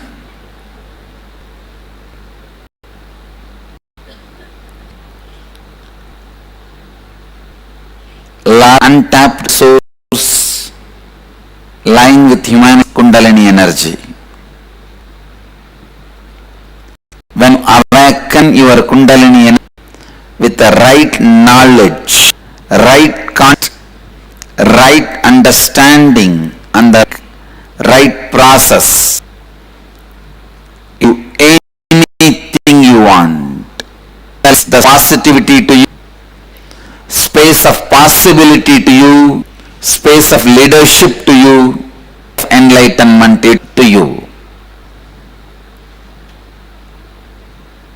Kundalini is Saru. Anything you want and start wanting anything. All the techniques, kriyas, yoga, pranayama, meditation, process, rituals, everything is only to awaken your Kundalini either partially or fully. Vivekananda says beautifully, even during your intense prayers, it is your Kundalini which is awakened and answers to your prayers, responds to your prayers.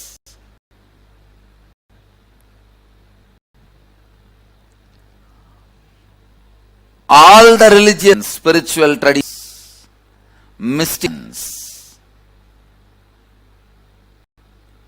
work only in the Kundalini energy. If you remove the methods and process of awakening from any religion, they will socio-political. It is the Kundalini awakeness brings us to religion. It is the Kundalini process brings religiousness to spirituality to sessions.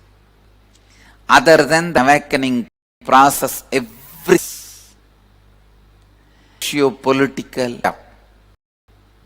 socio and regulation.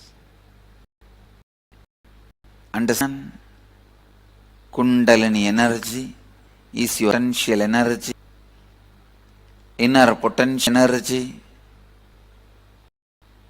logical psychic,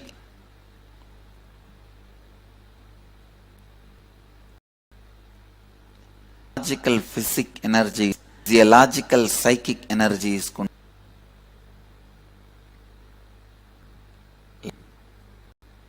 Psychological physic energy is sex. Physiological psyche is Kundalini. Means if it is established in psychological space but flows towards physical plane, it is lust. even though it is established in the physical plane moving towards the psychological plane, it is Kundalini.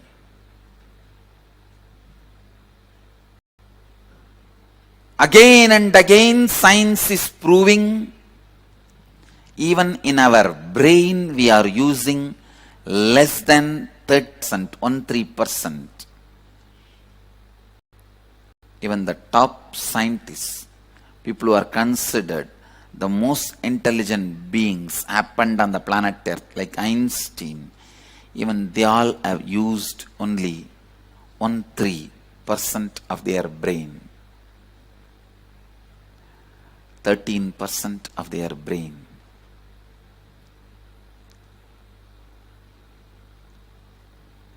Then most of us must be using much less than that. Listen, brain has two parts. One, mechanical parts, which takes care of your mechanical functions of the body. Movement of blood, movement of intestine, movement of the heart, movement of lungs. Just the mechanical basic survival need management part. Same way, in your body, practically your whole life you are in bandh. You allow only basic survival mechanism to function. Lungs, heart, intestine, the minimum need. That is what I call mechanical parts of the brain. There's other part, non-mechanical parts of the brain, which is endowed with extraordinary powers. Please understand, powers like a telepathy, teleporting, materialization. They are no more just mystical or mythological. No.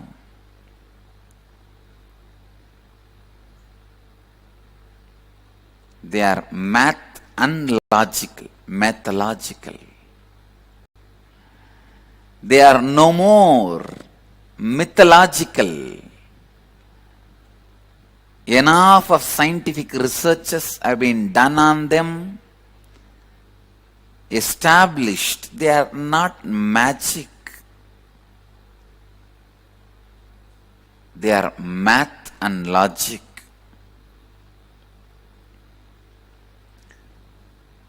The possibility for telepathy, teleporting, Kundalini, awakenings, extraordinary powers like materialization, all these are available in every one of us. Our brains are hardwired to experience higher possibilities, higher consciousness. That part only I call it as non-mechanical parts of your brain. Please listen. There are tons and tons of scientific research done on telepathy. Recently I was studying an article. Two persons are made to sit in two different rooms and asked to meditate. If a light is flashed in front of one person's eyes, the other person's brain also responds to the same light, reacts to the same light, as if light is flashed in front of the other person's eyes, even though light is not flashed in front of his eyes. Like this, tons and tons of researches are done to prove the power of telepathy, teleporting, materialization, to prove the possibility human beings have. The inner potential energy you have, the possibilities you have, is what I call non-mechanical or brain. Awakening your Kundalini directly awakens the non-mechanical parts of your brain, and gives you the extraordinary powers like telepathy, teleporting, materialization, and what not. And it gives you the space of positivity, possibility, leadership, and enlightenment. Your brain is hardwired for all these higher possibilities. Just because common man did not have access to science does not mean it does not exist. Just because common man does not have access to the country's treasury, you can't say country's treasury does not exist. Same way, just because you do not have access to these extraordinary powers, don't think these powers don't exist. Listen. Kundalini Shakti can directly make you more productive, more aware, more conscious, intuitive, ultimately rich.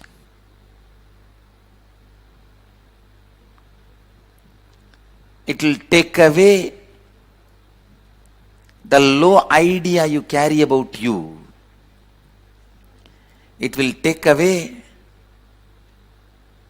the lower self-image you carry about you. It will show you your possibilities.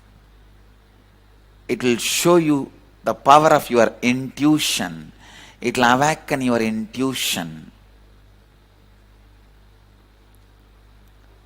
It will awaken your intelligence. You will forget tiredness and boredom. You will do smart work, not just hard work, smart work. And with this smart work, naturally you will see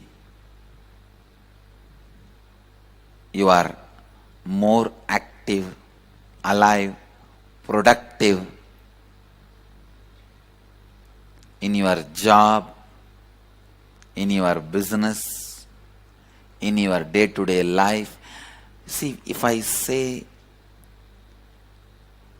what all ways Kundalini will be useful to you in your day-to-day life, it will look like if you win a lottery of 100 crore, you can buy a best shaving blade,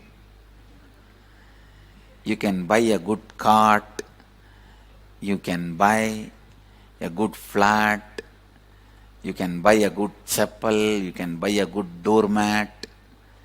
If I make this statement, how funny it looks. That is exactly it will look if I say what all you can do with Kundalini energy. You can just do anything. It will first bring the space of positivity in you, possibility in you, and it makes you a leader.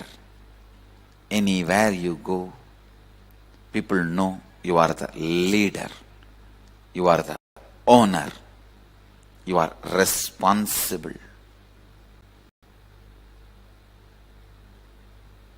The energy center. It is because of non-availability of the right technique and right gurus, people are in a way from the Kundalini Shakti, and the weird ideas about Kundalini started spreading. Fear about Kundalini started spreading. When your Kundalini is awakened, you can just program your biomemory as you want. Just declare when your body is functioning, when your body is responding to the Kundalini energy, at those moments declare yourself, I am the space of positivity, integrity, space authenticity, possibility, space of responsibility, leadership, space of enriching, enlightenment. Simply your body and mind will radiate it and universe will respond to it.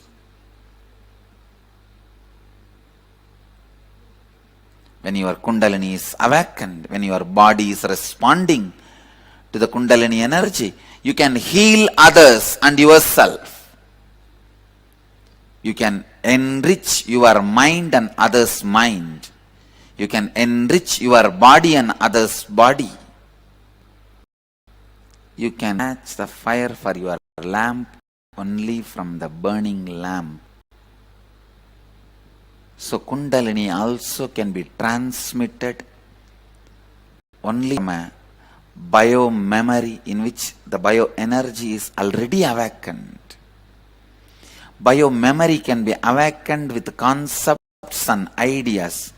Bioenergy can be awakened only by living it and enlightened consciousness. Only in a bioenergy in which the enlightenment is happening, an awakened bioenergy, awakened Kundalini only can transmit that into another one body, another one person's Kundalini.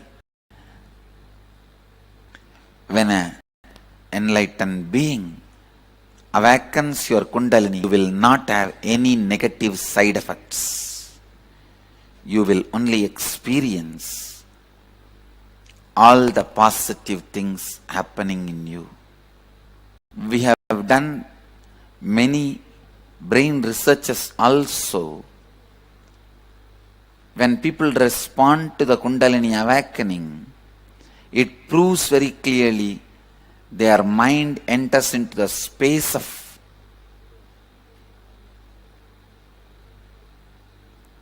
restful awareness, high restful awareness, highest awareness and the deepest rest.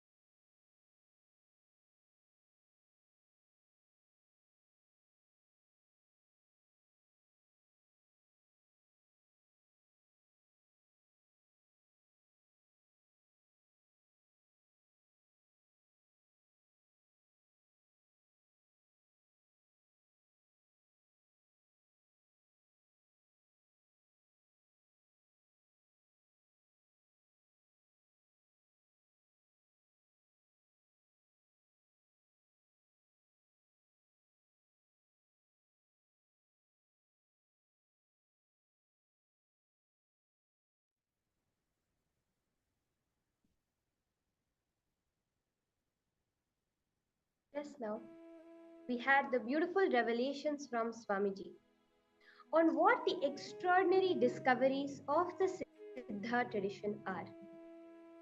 How each and every step, what the Siddha tradition revealed to us, are just extraordinary. From the science of alchemy to the science of Siddha medicine, understanding when living with the plants, how the plants themselves talk to you, reveal their secrets to you, is this science of the Siddha tradition. The meaning of Siddha literally is the perfected being, the being who is right, who is completely ready, who is perfect at its extreme. That is the literal meaning of Siddha. A person who has achieved all that there is to achieve.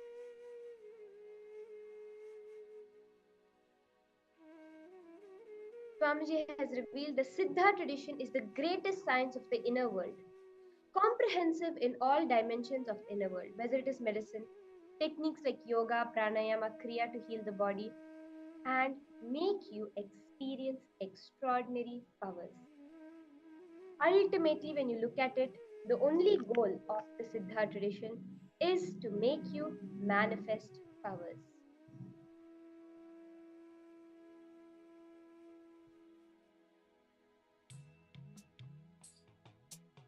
The Siddha tradition has come down in the Avichinna Guru Parampara, the unbroken lineage directly starting with Bhagavan Paramashiva himself. From Paramashiva, the Siddha tradition was revealed to Bhagavan Muruga, the beautiful son of Lord Paramashiva, of Bhagavan Paramashiva, whose inner space is invincibility, whose inner space each one of us will be experiencing today. From Bhagavan Muruga, it was revealed to Rishi Agastya. From Rishi Agastya to Idaikadar, to Konganavar, Sudharanandar, to Bogar, Pambati, Kudumbai, Agappe. Like this, it passed down the lineage of all the great Siddhas we hear in our Hindu tradition, to Paramahamsa Shivananda and to Maunaswami Narayana Swami, who was a direct disciple of Paramahamsa Shivananda, and from Maunaswami Narayana Swami directly to the Supreme Pontiff of Hinduism, Bhagavan Sri Nithyananda Paramashiva. This is the ancient lineage which we are all able to experience today. Take a moment to bow down to give your gratitude to this lineage, because of which this great science is available to each and every one of us.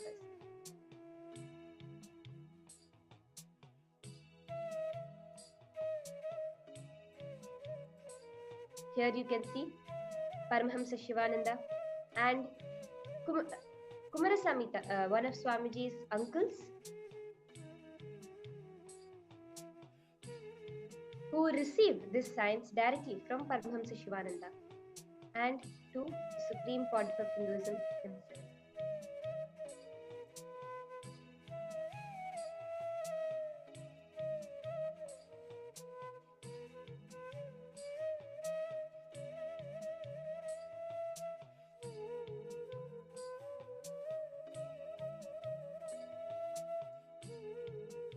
So take a few minutes now to share your extraordinary understandings from this session.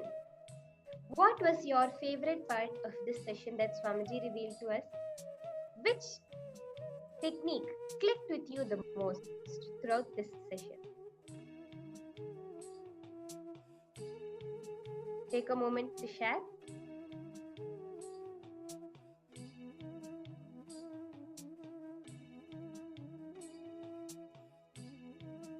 What do you think about this science of alchemy that is being revived by the Supreme Pontiff of Hinduism? How it's breakthrough to humanity? How do you feel that this is so important? Why is the reviving of this tradition so important, do you think, that from the revelations given by the Supreme Pontiff of Hinduism, which part of it do you feel was the greatest blessing that you can receive today?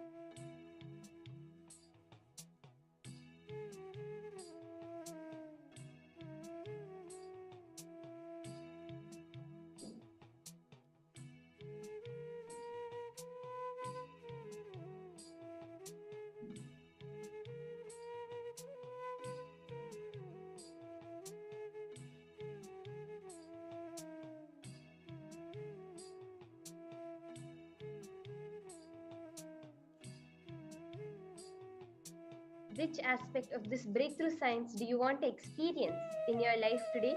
You can also take a moment to contemplate on that and post it in the chat.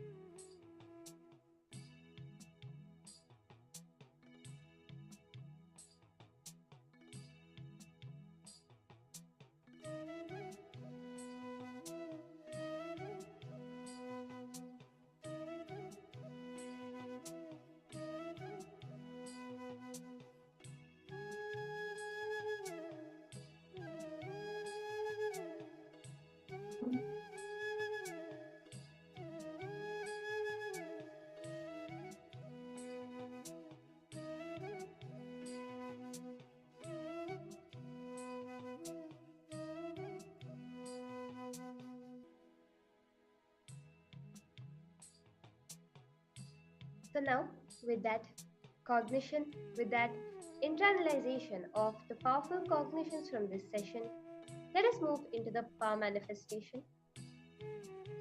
We are going to be experiencing during the power manifestation, as we have from morning, one of the direct revelations from the Siddha tradition, the science of alchemy. The science of infusing a thought current into simple matter to manifest powers, to make that thought current as a part of you. That is the power of alchemy products, by which Swamiji has energized certain alchemy products and certain aushadhas that act as a direct bridge to the cosmic energy, almost like a deity. They do not require any maintenance, just intense connection. These alchemy products can radiate the energy of Paramashiva, of the power manifestation science, and change your very neurology to manifest powers. This is one of the greatest revelations from the Siddha tradition that Swamiji has revived for all of us to experience today. So as we get into this power manifestation round, I request all the participants to sit straight and cognize the depth of the tradition you are experiencing today. This science of looking at any distance, at any information through a Krishnashila, a granite slab, or through a mirror has been received through us through an unbroken lineage directly from Paramashiva, passed on to the Supreme Pontiff of Hinduism, revived for the world at large. With that space of intense gratitude, let us enter into the power manifestation. So now, as we have been doing, scanning the different pages of the Nithyananda Chitrakatha book. For the first round, let us scan page number 29 of this Nithyananda Chitrakatha and reveal the details of the image on the page. I request all the participants to post if you are ready to start this round of manifestation.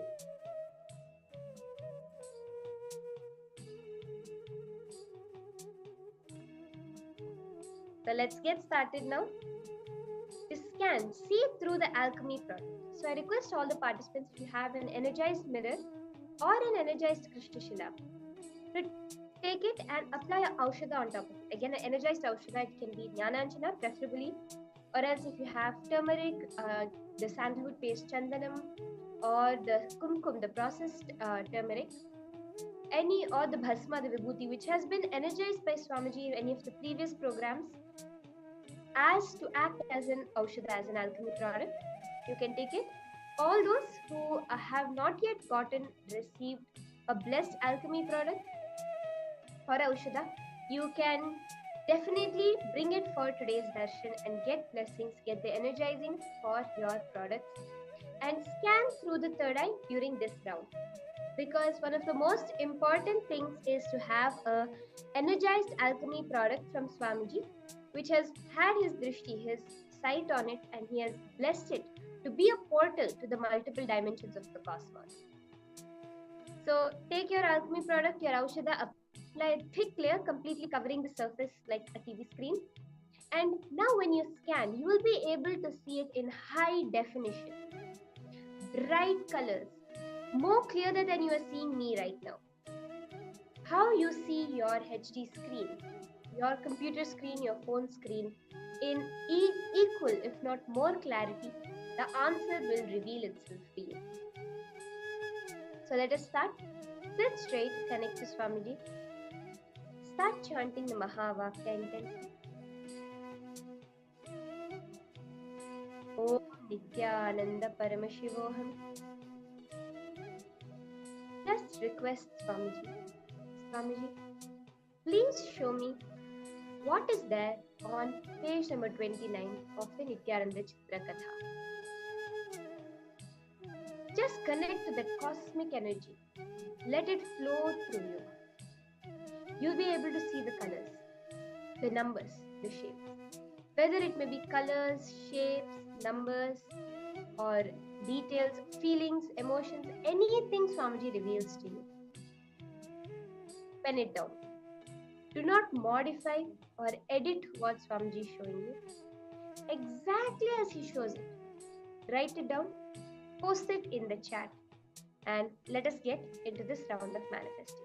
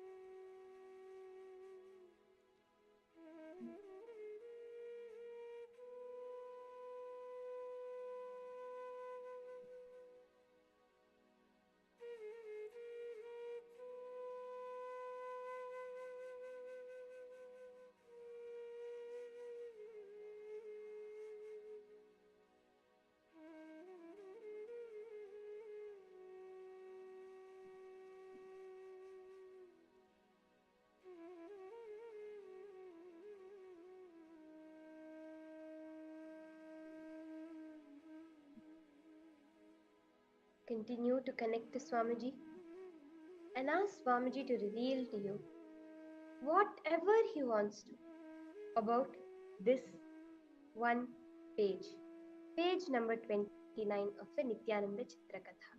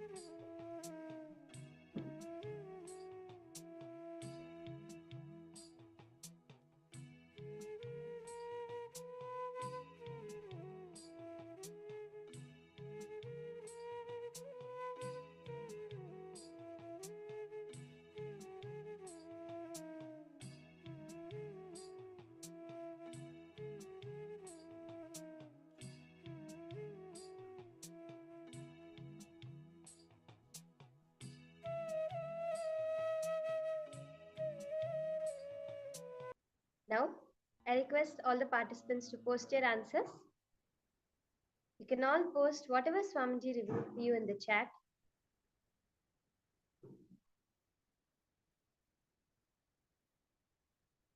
As the colors then shapes the image on page number 29.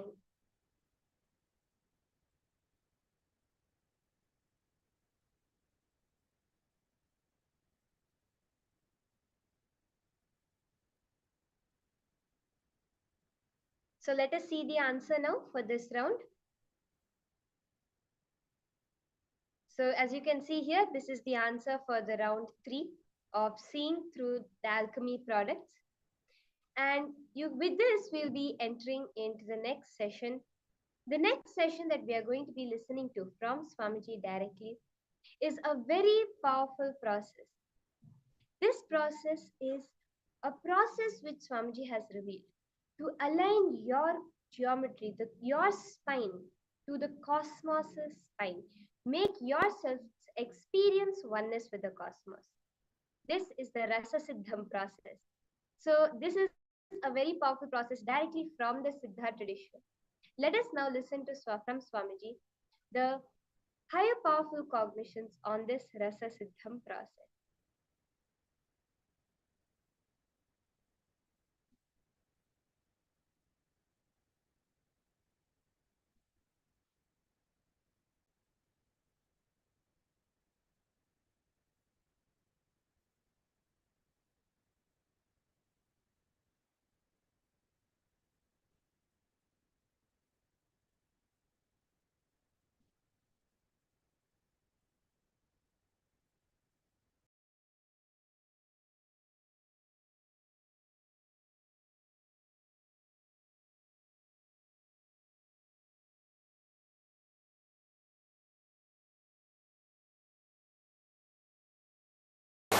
Have you heard the story of churning of the Milky Ocean in Hindu tradition? How many of you heard that story? How many of you have not heard? Raise your hand. Oh, there are enough. So I'll tell the story again. In Hindu tradition, we have a story that in the Milky Ocean, the nectar is there. It's like from milk, how the butter is churned out. Same way the nectar is available in the Milky Ocean, but you need to churn it out. So when the nectar comes out, whoever drinks that nectar will become immortal. So all the gods, devas, the demigods, all of them wanted to have that nectar. But unfortunately, the poor guys, they cannot churn the ocean by themselves. They need the help of demons also. Please understand, every line is full of philosophical truths. So the gods, they went to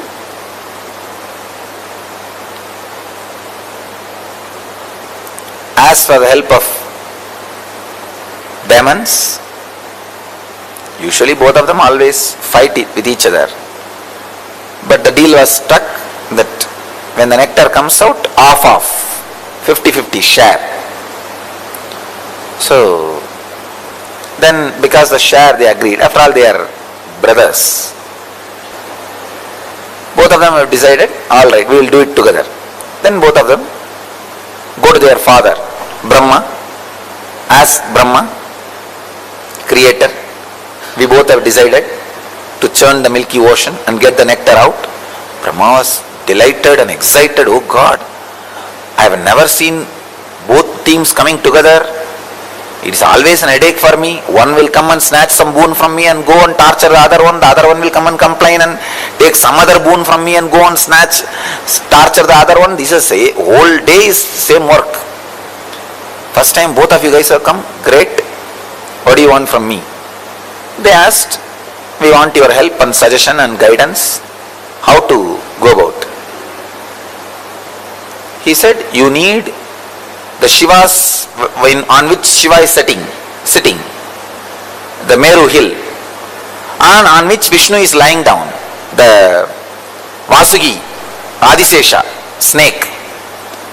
You need the hill, Meru, Kailash as a spindle, and snake, largest snake in the world, on which Vishnu is lying down. The Adisesha as a rope. These guys thought, oh God, that's too much. How to go and ask? Brahma says, no, go and ask both of them, they will give you. It's not a problem at all. But they are not able to, these demons and demigods are not able to trust the Shiva and Vishnu. They directly went and struck a deal with the Kailash hill and the snake.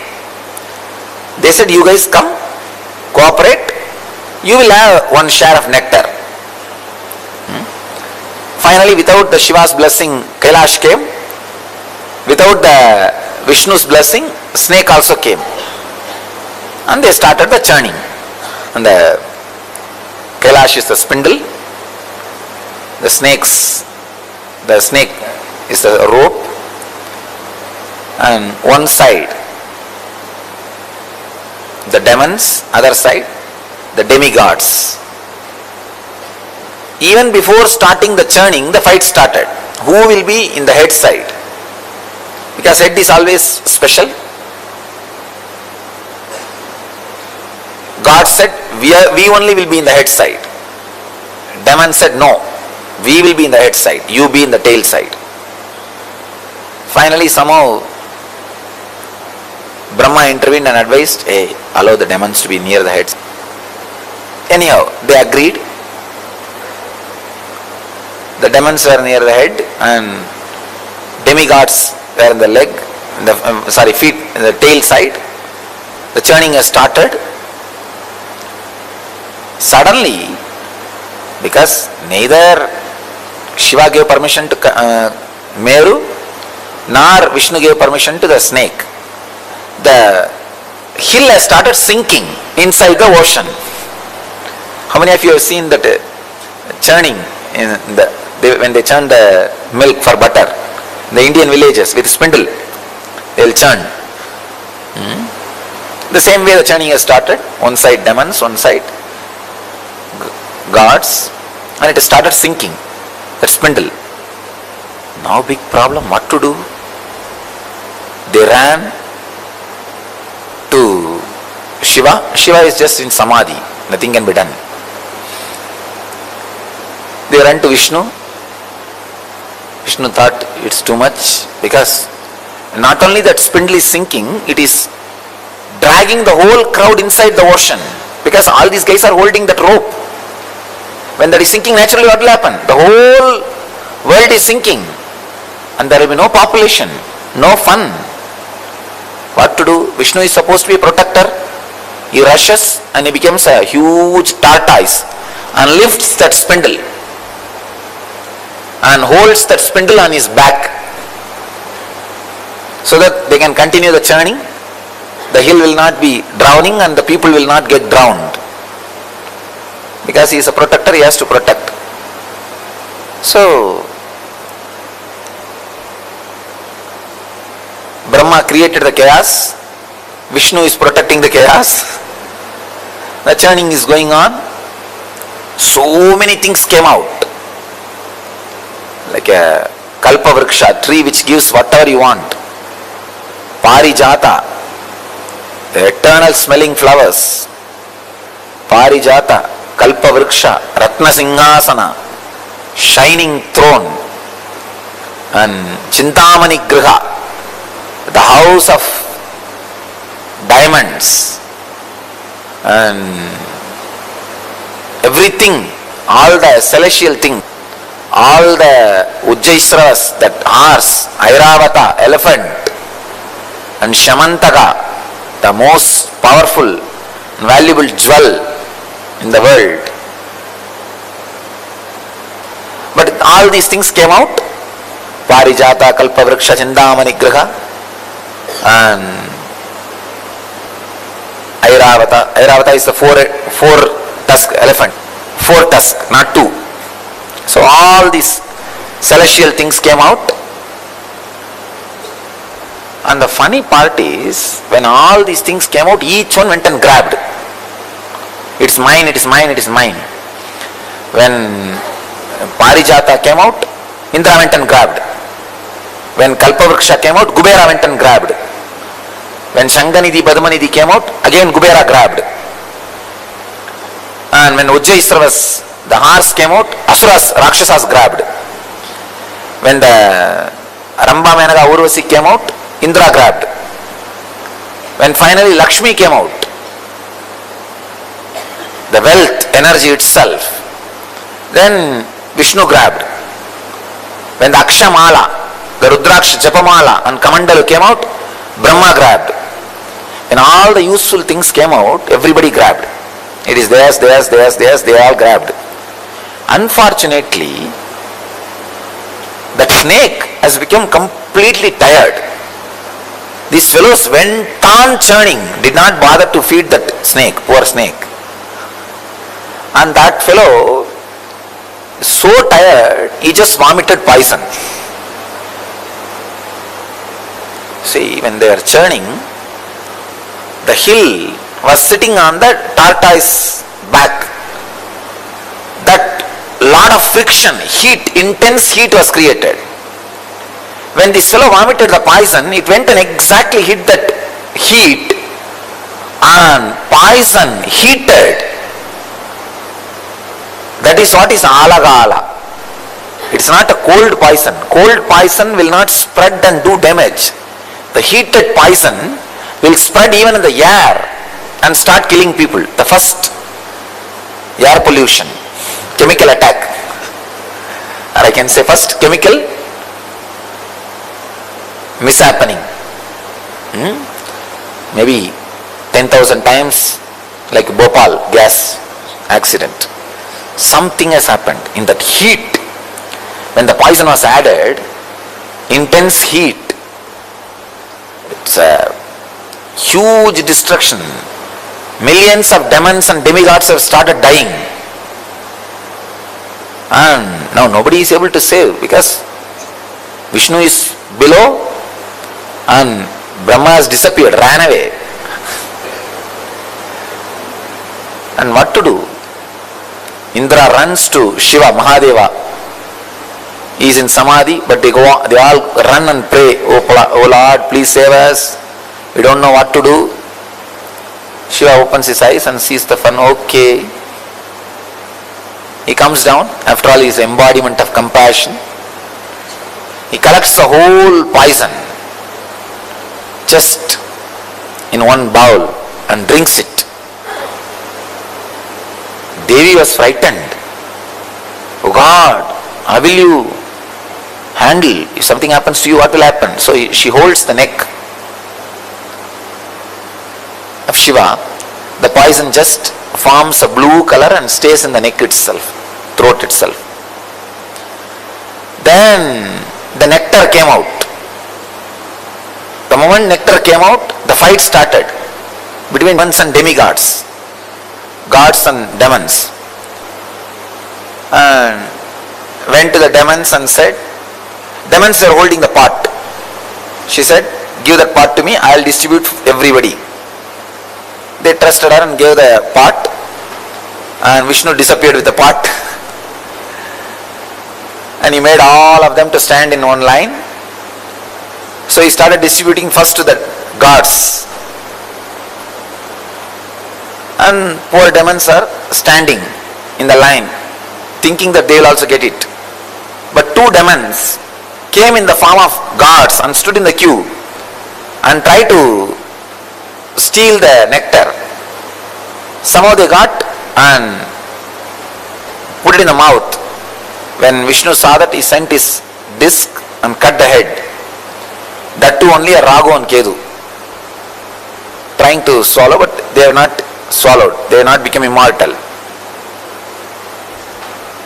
Finally all the gods got the nectar and became eternal, and demons without getting the nectar, and not only the tiredness of that hard work churning, they all died and disappeared. This is the story. Now the philosophy part.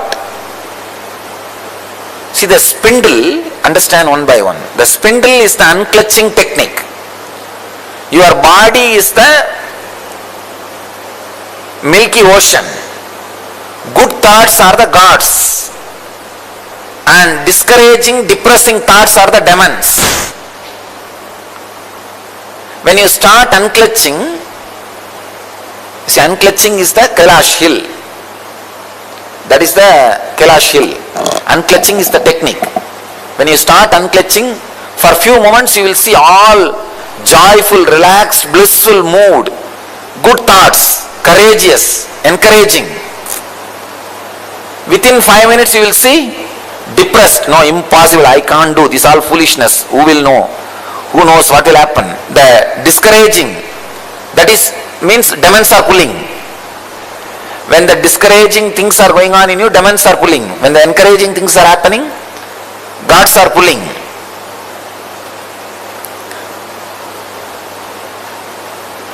The tortoise below, holding without the spindle sinking, is the encouragement which you get from master. Come on, do it. Don't allow sinking. Don't allow. Continue, continue, continue. That is the tortoise holding. And all the auspicious things comes out of that ocean. Like Kalpavriksha, or gems, jewels, wealth. These are the extraordinary powers you get. Extraordinary powers you accumulate during the unclutching process. Now you will see.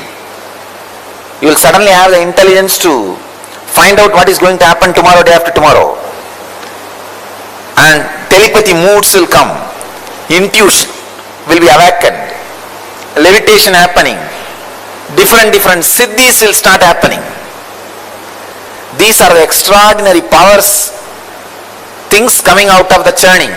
But be very clear, don't be stuck with it. Don't be stuck with it. They will all come and don't bother about it. Don't bother much about it. You will have wealth. Whole life is this churning only. And the way many things comes out. So many things comes out. Your body will become so alive, ecstatic. These are all different products coming out during the churning.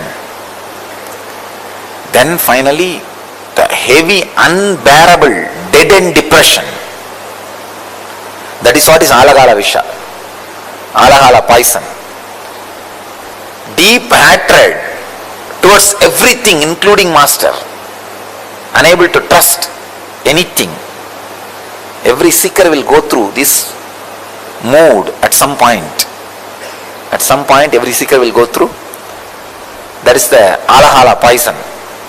At that moment, you should have the intelligence to run to Shiva, Guru.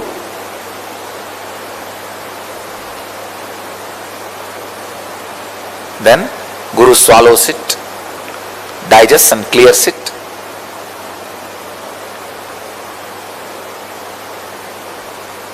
After that, when the churning happens, only then the nectar comes out, enlightenment.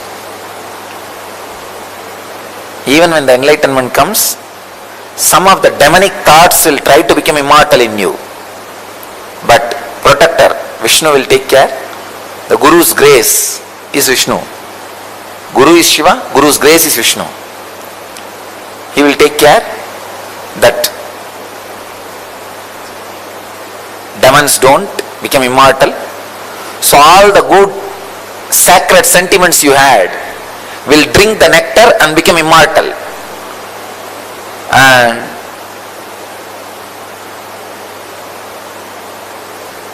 the experience of superconsciousness stays inside you eternally, like a person who has become immortal by drinking the nectar.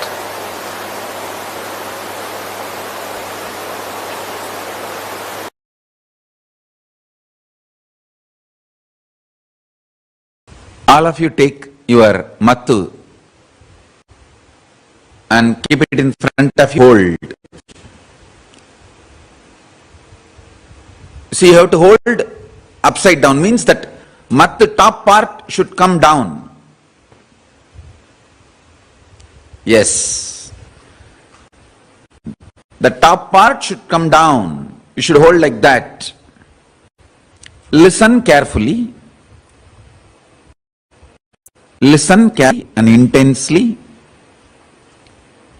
You should cognize your spinal cord, your Merudanda is the mattu you are holding in the hand. Listen.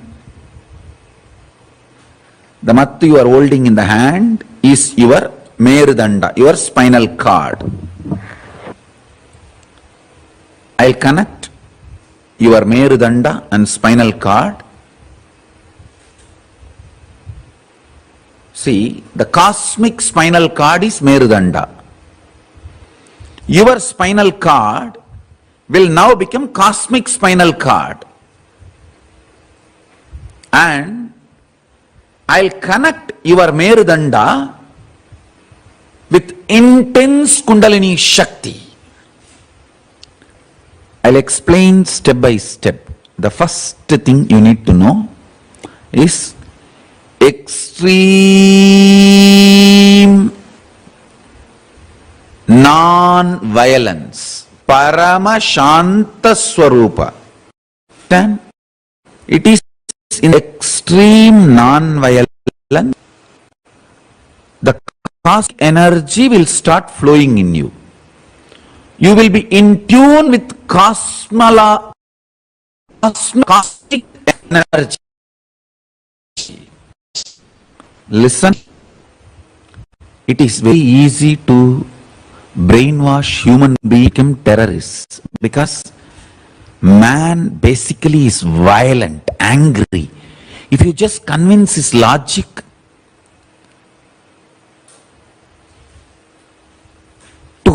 towards whom he is angry, he will become terrorist. But making you realize the non-violence and ahimsa is the real job. Understand? Making you realize the non-violence is the greatest job. Very easy to make a man terrorist. Because making a man terrorist is too easy. Brainwashing a man to become a terrorist is too easy. But here, in Hindu Gurukul, we make you completely non-violent. Pure ahimsa, paramashanta swarupa. Listen. People ask me, oh, don't we need little bit of violence to defend ourselves? Listen. All my Gurukul kids, I am not making you human being, I am making you divine being. Divine beings don't need violence.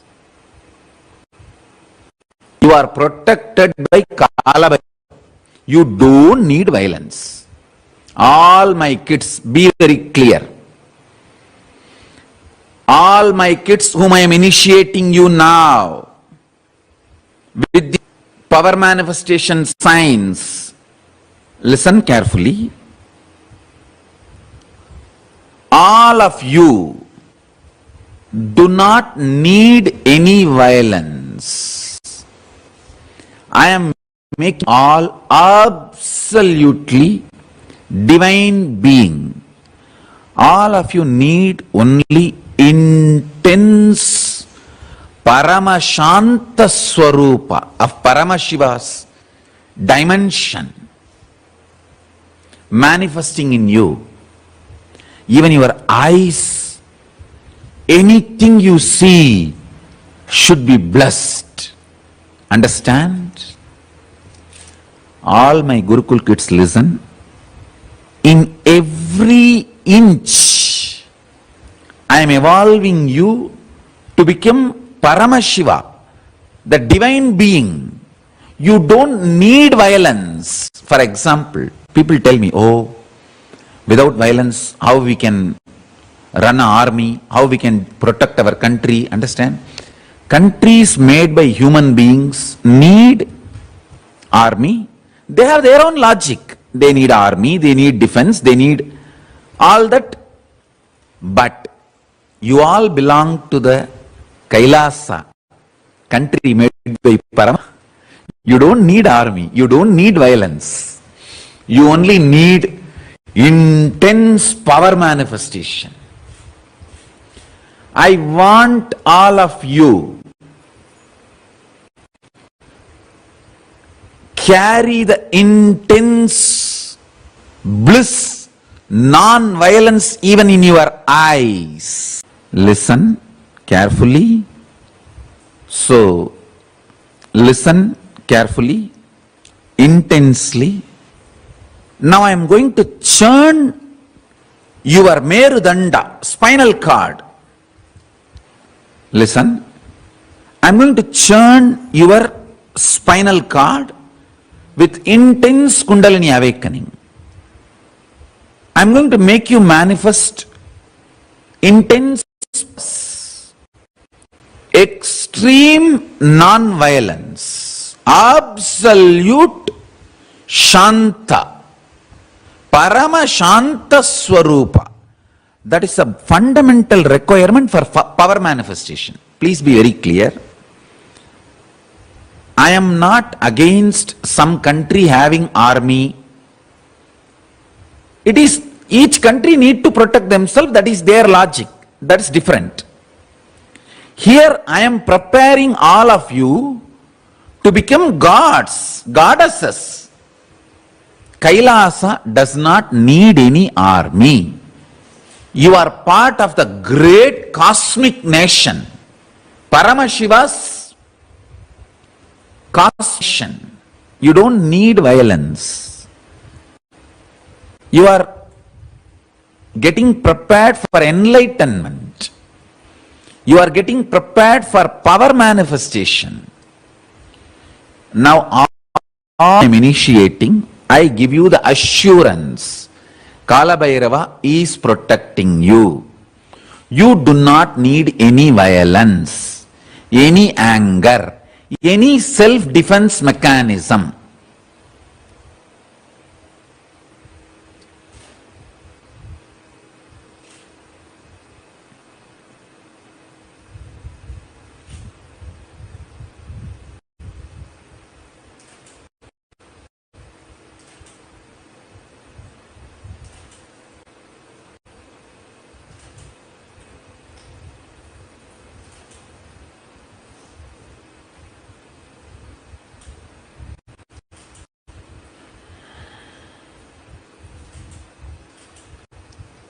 All of you listen.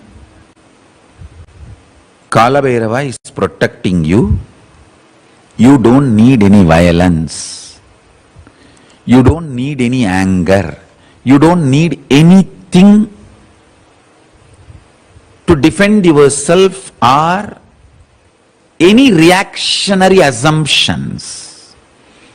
Just rest in Paramashanta Swarupa, Paramashiva. All the kids whom I am initiating now, listen carefully. This is the boon, powerful cognition I am giving it to you. If you want to test the power of this powerful cognition, this is a powerful science. The powerful science. Earlier we had kids growing the rose plants without thorn. Now start again. You cannot touch the plant. Sit next to the plant and tell, Paramashiva has blessed me. I am protected by Kala Bhairava. I don't need violence. Praying to Kala Bhairava, connecting with Kala Bhairava, I give you abhaya. You are protected by Kala Bhairava. You don't need any defense. Drop the thorn. Power of your cognition. The plants will drop the thorn. There you can test the power of the initiation I am giving you now. This is the first step. Understand, cheap people, aim of defense, justify their violence and anger which actually kills them. All of you are Subramanyas, prince and princess of Paramashiva. You don't need any defense. Paramashiva is protecting you. Kala Bhairava is protecting you. Don't worry. Only cheap people need their own defense. Actually, they don't need defense, but they justify their violence with the idea that they need to defend themselves. Forget about all of that. All Gurukul Balasans, you guys listen. Listen to this very deeply, very clearly, and cognize it. When you cognize non-violence, Paramashiva wakes up in you. Listen. Ekoham Bhagushyamaha. Paramashiva, when he manifests, when one becomes many, first thing he says, let me become many to celebrate me. A non-violent wake from the sleep in this way only. Listen carefully. See, every morning from Samadhi, first thing, why I am waking up? See, in Samadhi I am one. Why I am becoming many? The first thing, I am becoming to enjoy myself. I am waking up for my Gurukul kids who are my own. See, each of you are me becoming many. I just remember, I wake up to celebrate myself, one becoming many, and manifesting me. All my Gurukul kids are me, multiple me. Multiple me is all of you. So listen to each of the statements. I am one in Samadhi. I became many to celebrate myself. Now, first thought I feel why I should wake up is, my kids are waiting. Let me go and see them, initiate them, make them manifest me. So I am one. See, in the deep sleep. So for you guys, sleep, for me is Samadhi. The Samadhi, I am one. I became many to celebrate me. For example, a normal person, he wakes up only violent, frightened, remembering his boss, remembering his load, remembering his enemy, remembering his fear. Person who wakes up remembering his fear, violent, anger, he becomes many to torture himself. Listen to this, all my kids. See, if you develop anger and violence in your life, morning you will wake up remembering only those things. So, one becoming many to torture yourself. You are becoming many to torture yourself. In my life, I became many to celebrate myself, to enjoy myself. Whoever wakes up, becomes many to celebrate themselves, they are Paramashivas. So understand, if you become many to celebrate yourself, you are Paramashiva. If you become many and torture yourself, you are demon. All you need to do, just remove violence. If you become non-violent, the moment you wake up, you will remember only the most pleasant people in your life. So those people are nothing but you becoming them to celebrate you. when you wake up from the bed, if your first thought is, oh, let me get up to go and sit with Swamiji and attend the session, attend the satsang or attend the courtyard session, then you are becoming many to celebrate yourself. Morning when you wake up itself, if you remember your boss or your enemies or the people who torture you or people who are abusing you or people with whom you have anger, you have violence, incompletion, morning itself if you remember them, then you are becoming many to torture yourself. Understand? You have to churn and bring yourself to completion, to the level morning first thought should be the most pleasant people and beings of your life. Because in your sleep you are one. When you wake up you are becoming many. That one becoming many should be only for the purpose of celebration. Let me become many to celebrate my existence. Actually, every morning, when I wake up, first thing, let me become many. Means all my disciples, people who love me, enjoy me, waiting to see me all over the world, let me become many, to manifest me in all of them and celebrate me. That's all. And I also wanted to announce, all this initiation I am giving, I am making it available to all of you all over the world. If you all cognize what I am talking and start internalizing, cognizing, this power manifestation will work for all of you also, wherever you are. I am working focused on the Gurukul kids because I am making divine beings to serve the whole world. Understand? When a Gurukul Balasant manifests powers, it is not just for him, it is for the whole world. He is going to be the Sakshi Pramana for Kailasa. He or she is going to be direct prince and princesses of Kailasa. So I am directly working with them. But this initiation, I am opening it. The spiritual component, I am opening it to all of you, the whole world. So the initiation, I am opening it to all of you, whole world. Wherever you are, you can practice, you can bring these powerful cognitions into you, and you can start power manifestation wherever you are. Mukkayam tavirka.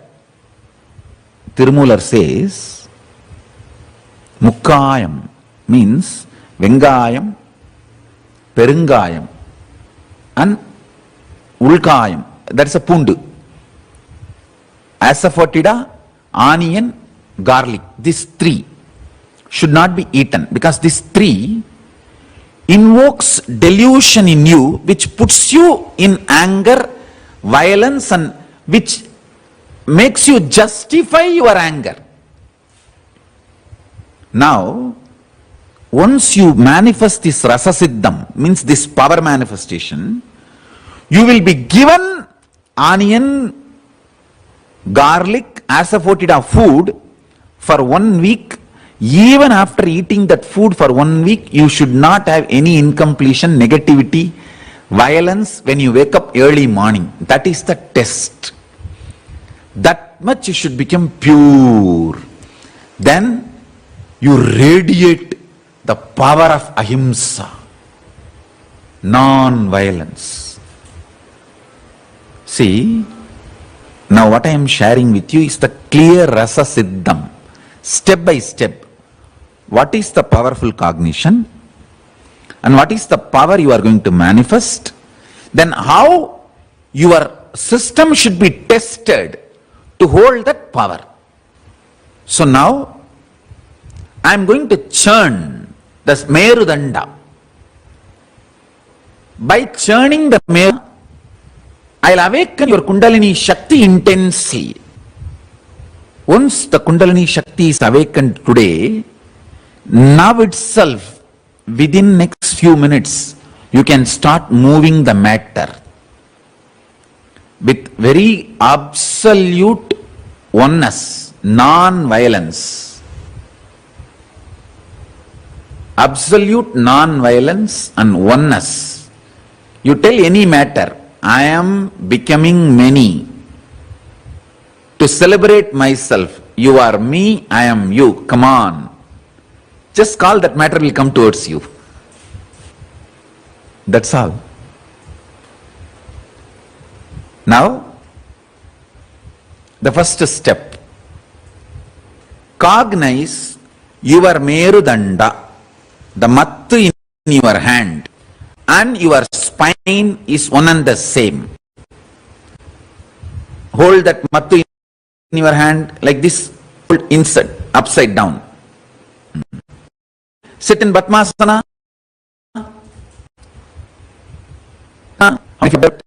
I made Padmasana without touching the leg. Listen, see here. Without touching the leg, you should sit in Padmasana. My kids should be yogis. You should not touch the leg. After sitting in Padmasana, you can touch. But when you are sitting in Padmasana, you should not touch the leg. My kids should be yogis. Come on. Now hold. The mattu, top side should be bottom. Keep on the floor and hold. Visualize, cognize, your spine and the mattu is one and the same. Because now when you churn the mattu, I am going to churn your spine. Through Kriya, I am going to awaken your Kundalini Shakti. Hold the mattu with both the hands. Hold the mattu with both the hands. Hold it. Cognize now. Do not chant along with me. You just sit and cognize. I am going to awaken your Kundalini Shakti. You just churn the mattu slowly and cognize your Merudanda. Your spine is getting churned. You are only supposed to give work for your hand and visualization. Visualize your backbone is getting churned. Cognize that. Actually, I am churning. So cognize that. If your body is lifting up due to Kundalini awakening, tie the jata above the head. The jata weight should sit on your head. Along with the jata weight, I am going to lift your body. So tie the jata above your head and sit in Padmasana. In Padmasana, I am going to lift your body. Sit in Padmasana and tie the jata above your head. So I will raise you in this posture. Continue to churn the mattu with the visualization of your spine getting churned. Tie the jata like mine above the head. It should be heavy on the head. Sticks will not work. It has to be very smooth flow in the hand. The stick which you are having, it will give a uneven pressure in the hand. You should not use that. It should be clearly churned stick like this, machined stick. That's why I told mattu. It should be clear mattu. Because your hand flow, the pressure on your hand is important. I am using the science of original acupuncture from Siddha. So the original science of acupuncture is Varma. That's from Siddhas. So this Rasa Siddham uses visualization and the Varma points of the hand getting activated. Now listen, all of you listen. You have to, with the visualization, your spine is getting churned. The mattu should machined smooth one. It cannot be an ordinary stick. There is a technology in Siddha tradition, acupressure, acupuncture. both put together called Varma. The system I am using now is the Rasa Siddham, talks about this, each of this component. Okay, now I don't want to get into those details. You just manifest powers. Let's do the power manifestation, then you will understand. Come on, start. No modern day equipments like a plastic and all that. No, it has to be Mattu. Clear Mattu. Visualize your spine is getting churned. Continuously visualize your spine is getting churned. I am actually churning your spine. So in next few days, I am going to do a process with that Kashi, Kalabhairava Prasadam. Come on, continue, don't stop, continuously do. Continuously churn the Mattu and cognize your spine is getting churned. If you don't have wooden Mattu, don't use anything else. Just sit and visualize, cognize, that is enough. But use only wooden Mattu. Don't use plastic, don't use modern day items. Because it has something to do with the pressure your body need to feel in the palms. So don't use alternative items. If you don't have what I am saying, just sit and visualize. That is okay. But don't use alternative items. Visualize, cognize, your whole spine is getting churned. Continue to churn, continue to churn. Don't chant, no sound, only visualization. And churn the Mattu. Visualize your spine is getting churned.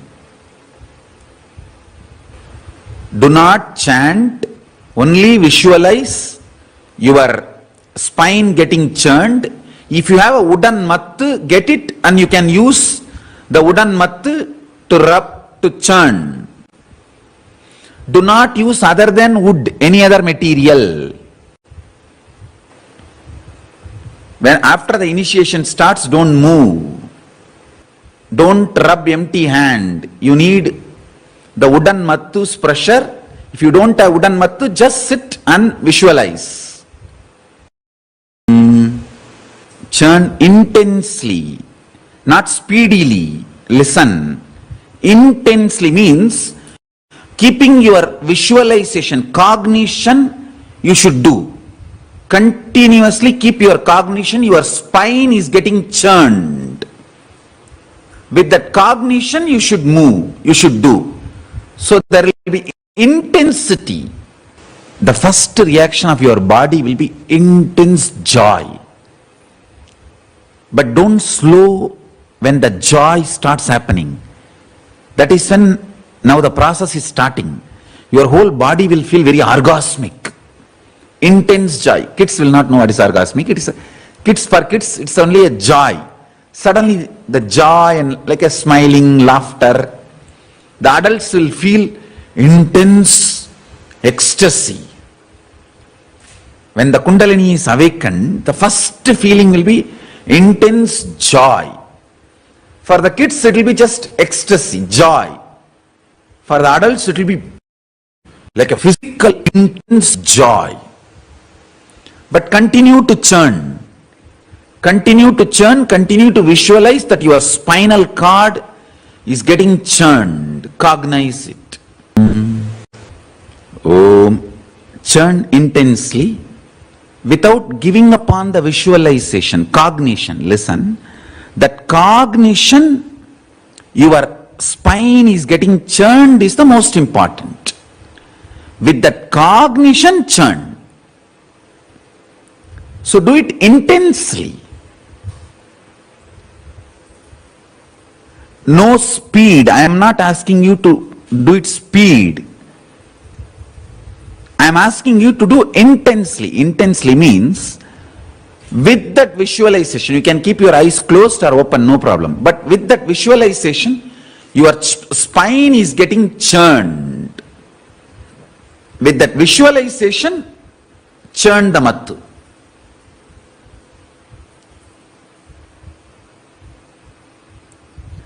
Don't worry if your mind runs away helter-skelter here, there. Don't worry. And when you feel, oh, you lost your mind, you lost yourself, come back and start doing again. That is why that hand kriya, hand work, the kriya in the hand,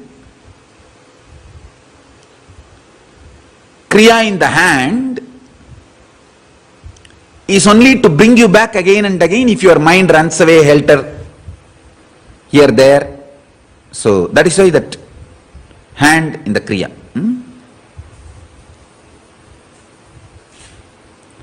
Even if your mind runs helter-skelter, don't worry. When you remember again start the churning. Again start doing. Intensity is what is needed, not the speed. When the joy starts happening inside, you should not stop or reduce the speed. Mattu should be stable on the ground. Only rotation movement is allowed. No sideways movement. Sideways movement means not stable. Only rotation movements are allowed. No sideways movements. Now, keep any matter in front of you. Tell that matter, you and me are one and the same. Come near me. Just call with a tremendous friendliness, non-violence, Paramashanta Swarupa, the oneness of non-violence. The object will come near you. Start now. Oneness based on non-violence. Extreme non-violence based oneness. It can be any object, stone, deity, any matter, anything. Just declare the absolute non-violence, absolute Paramashanta Swarupa, and absolute oneness with that object. Tell that object, come near me. You and me are one and the same. Come on, come near me. That's it.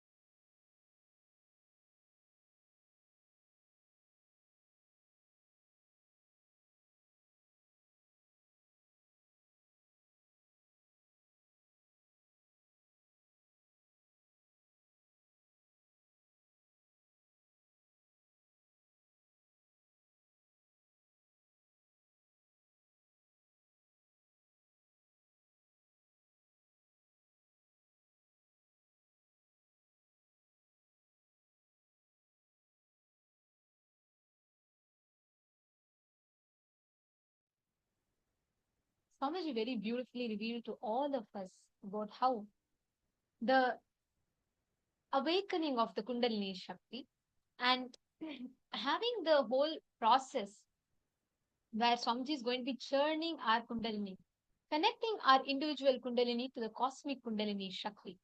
Swamiji revealed in elaborate detail about how each of us, when we apply these principles in our life, the kind of a profound impact that they will have. I request each of you to take a few minutes to share your understanding. What did you understand through this revelation from Swamiji? Because today all of us are going to be receiving the special darshan and initiation. Today, on this auspicious occasion of the Thaipusam celebrations, we're all going to be receiving the darshan of Bhagavan Somaskandamurti, and all of us are going to be manifesting this extraordinary space of invincibility just through this initiation and the process that Swamiji will be taking us through today. I request all the participants, every one of you, to please come and settle down. Very, very shortly, the live darshan will be starting. We will all be entering into receiving the live darshan of Bhagavan Somaskandamurti today. Please quickly settle down. Today, we all learned about what it is to be invincible, what it is to actually experience that ajayatva inside of us. Swamiji explained 3 powerful cognitions. What are the 3 cognitions? 3 key things that you need to remember. 1, never question the Guru. No question of questioning Paramashiva, Pati. 2nd, success is a habit. It is a lifestyle. And 3rd, have beginner's mind. Ready to reinvent yourself. Ready to learn as a fresh start. Ready to learn as a new beginner, as a new student. Having these 3 powerful cognitions, today we are going to see the initiation into these, and we are going to be receiving the blessings of Swamiji as Bhagavan Somaskandamurti to be able to manifest this ajayatva, invincibility through us. And very, very shortly, we're all going to be exactly on this occasion of the Thaipusam, where the energy of Bhagavan Subramanya winning over all the patterns, impossibilities, everything. Swamiji is going to be initiating us into that invincibility, that space of ajayatva that Bhagavan Subramanya has. And get ready to receive the live darshan. I'm going to request each of you to take 5 minutes, call your loved ones in your life who you really feel need their life. They're really working, like they're working for financial success, they're working for relationship success. Anyone from your family members, your colleagues, take a minute. See, you never know who is in search, you never know what they're actually looking for. Colleague, I don't think he's in any way. You never know what in this loved person or anyone, whoever you are a well-wisher of. It can be your friend, it can be your relative, it can be your colleague, whoever to whom you want to really share this powerful experience you are having. How many of you have any one person like that? Few people. I request all of you to put it in the chat now, because this is the time where you have this amazing experience with them. This is the time where you can take this. Please take a few minutes. I request to take a few minutes and share this video, like this link, through your social media platforms, as well as invite them. They can actually, any viewer that is watching us right now, you all can sign up and join us by going to paramashivoham.org. You can sign up and you can avail this is a free platform where you can receive the powerful Nayana Diksha from Swamiji. So take a few minutes. Nayana Diksha is where you receive the blessing, the initiation, the transmission of energy, powers, and his very inner space into you through a look. Just by seeing in the social media platforms, you get to see Swamiji, you get to have, but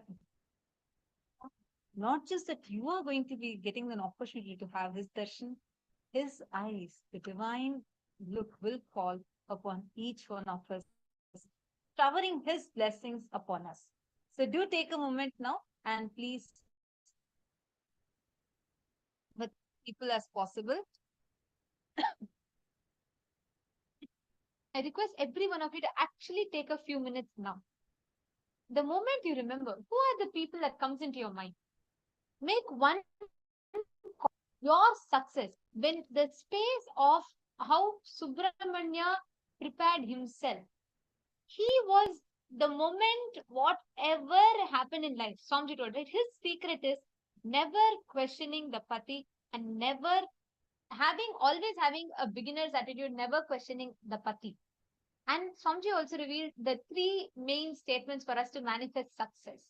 How do we actually manifest that invincibility, ajayatva?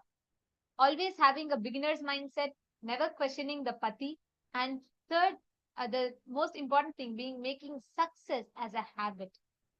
And it starts with every small aspect. How do you see how you can manifest success in your life?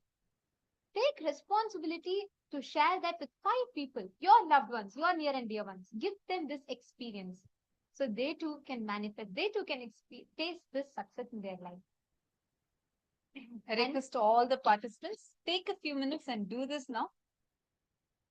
Now, as all of you are sharing this, we are going to be entering into a very important process for today. We are going to be preparing the Subramanya Yantra. Actually, today, since it's Thaipusam, we are going to be having a lot of special initiations.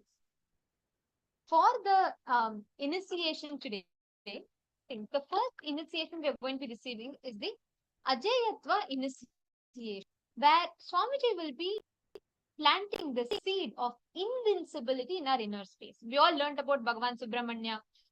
We all learned about Ajayatva. So the invincibility. The second one is Swamiji is going to be the energizing that inner space. Actually, yantra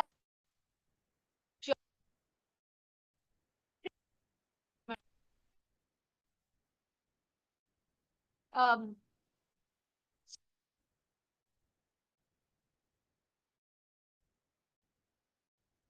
very powerful. So everyone play turmeric, sandalwood. Can I request all rather that in a small plate? It should either it could be turmeric or bhasma or kumkum or sandalwood powder. We will be guiding you all through how you can draw the mandala, the yantra, and you will be getting that energized. Swamiji will be energizing that, infusing life energy, his own bioenergy into powders that you keep, and they will as the and they will be holding the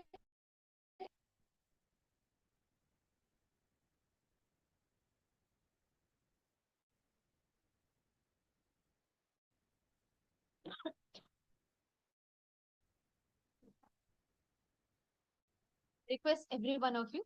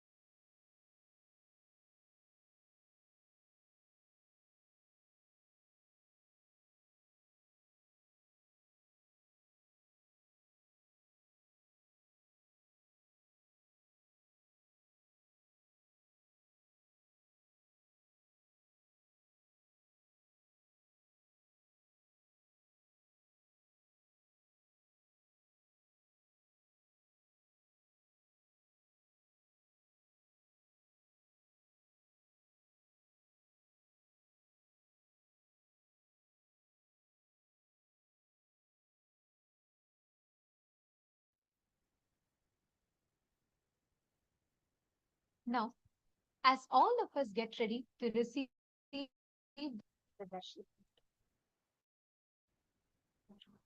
experiencing today, Swamiji will be infusing his own inner space, our inner space. He's going to be literally manifesting that secret of into us. In addition to this, we are going to be receiving Somaskandamurti is actually the main deity of Somaskandamurti is in the place called Tiruvaru. It is in the main temple, and there the deity has a unique dance. Swamiji beautifully that dance represents the awakening and the churning of the Kundalini. Today we are going to be having the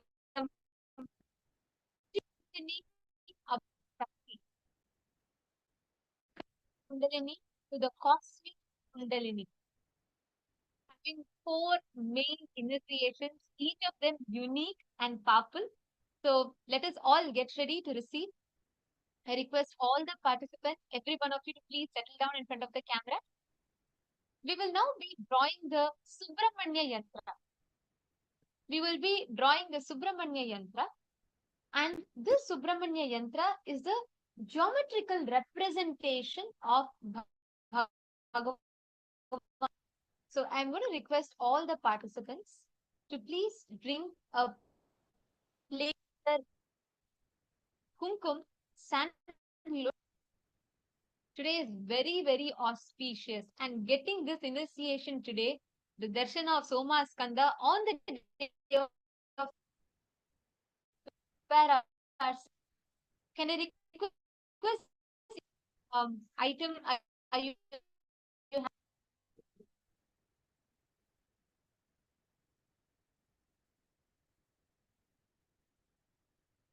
I request each of you to post in the chat. If you have kumkum, bhasma, or turmeric, sandalwood powder, we request all of you to please bring that and plate of it. So, keep camera, giving the darshan, seeing the yantra.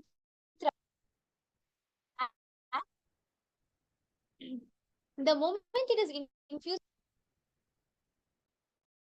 that's like a energy, which means every time you apply it, they transmit that energy and that experience to you. So I request all the participants to please take a minute and please bring and keep the the powder in front of the camera, please.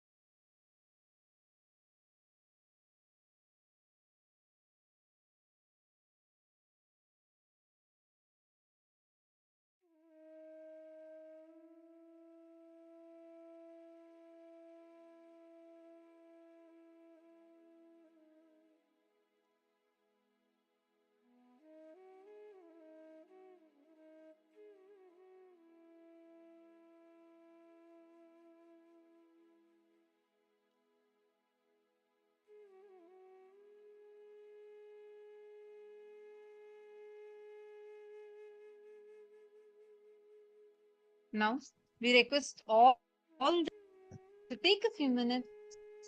This exact same. You can use a stick.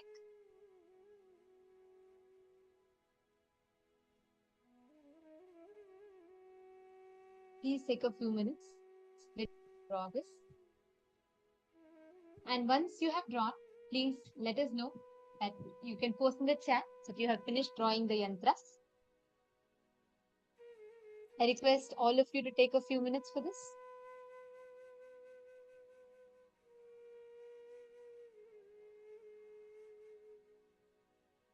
Yes. Once you all have finished, you all can post in the chat that it is done. Yes. Ma Mahasadashiva, yes, it works, ma. Ma Maria Kalinina, Ma Vani Goyal. Can I request all the participants to please come on the camera and settle down? Starting very, very shortly. And let us all prepare ourselves to receive the darshan. And it is important that each of us are preparing ourselves with all the required items for the initiation. Understand, initiation is the super conscious alchemy process that is happening in our inner space. Swamiji is himself literally extending his bioenergy into us. Crucial that all of us prepare ourselves for the initiation in such a way that we are in the deep receptive space. And when Swamiji comes and transmits the initiation, we will simply receive it in our inner space.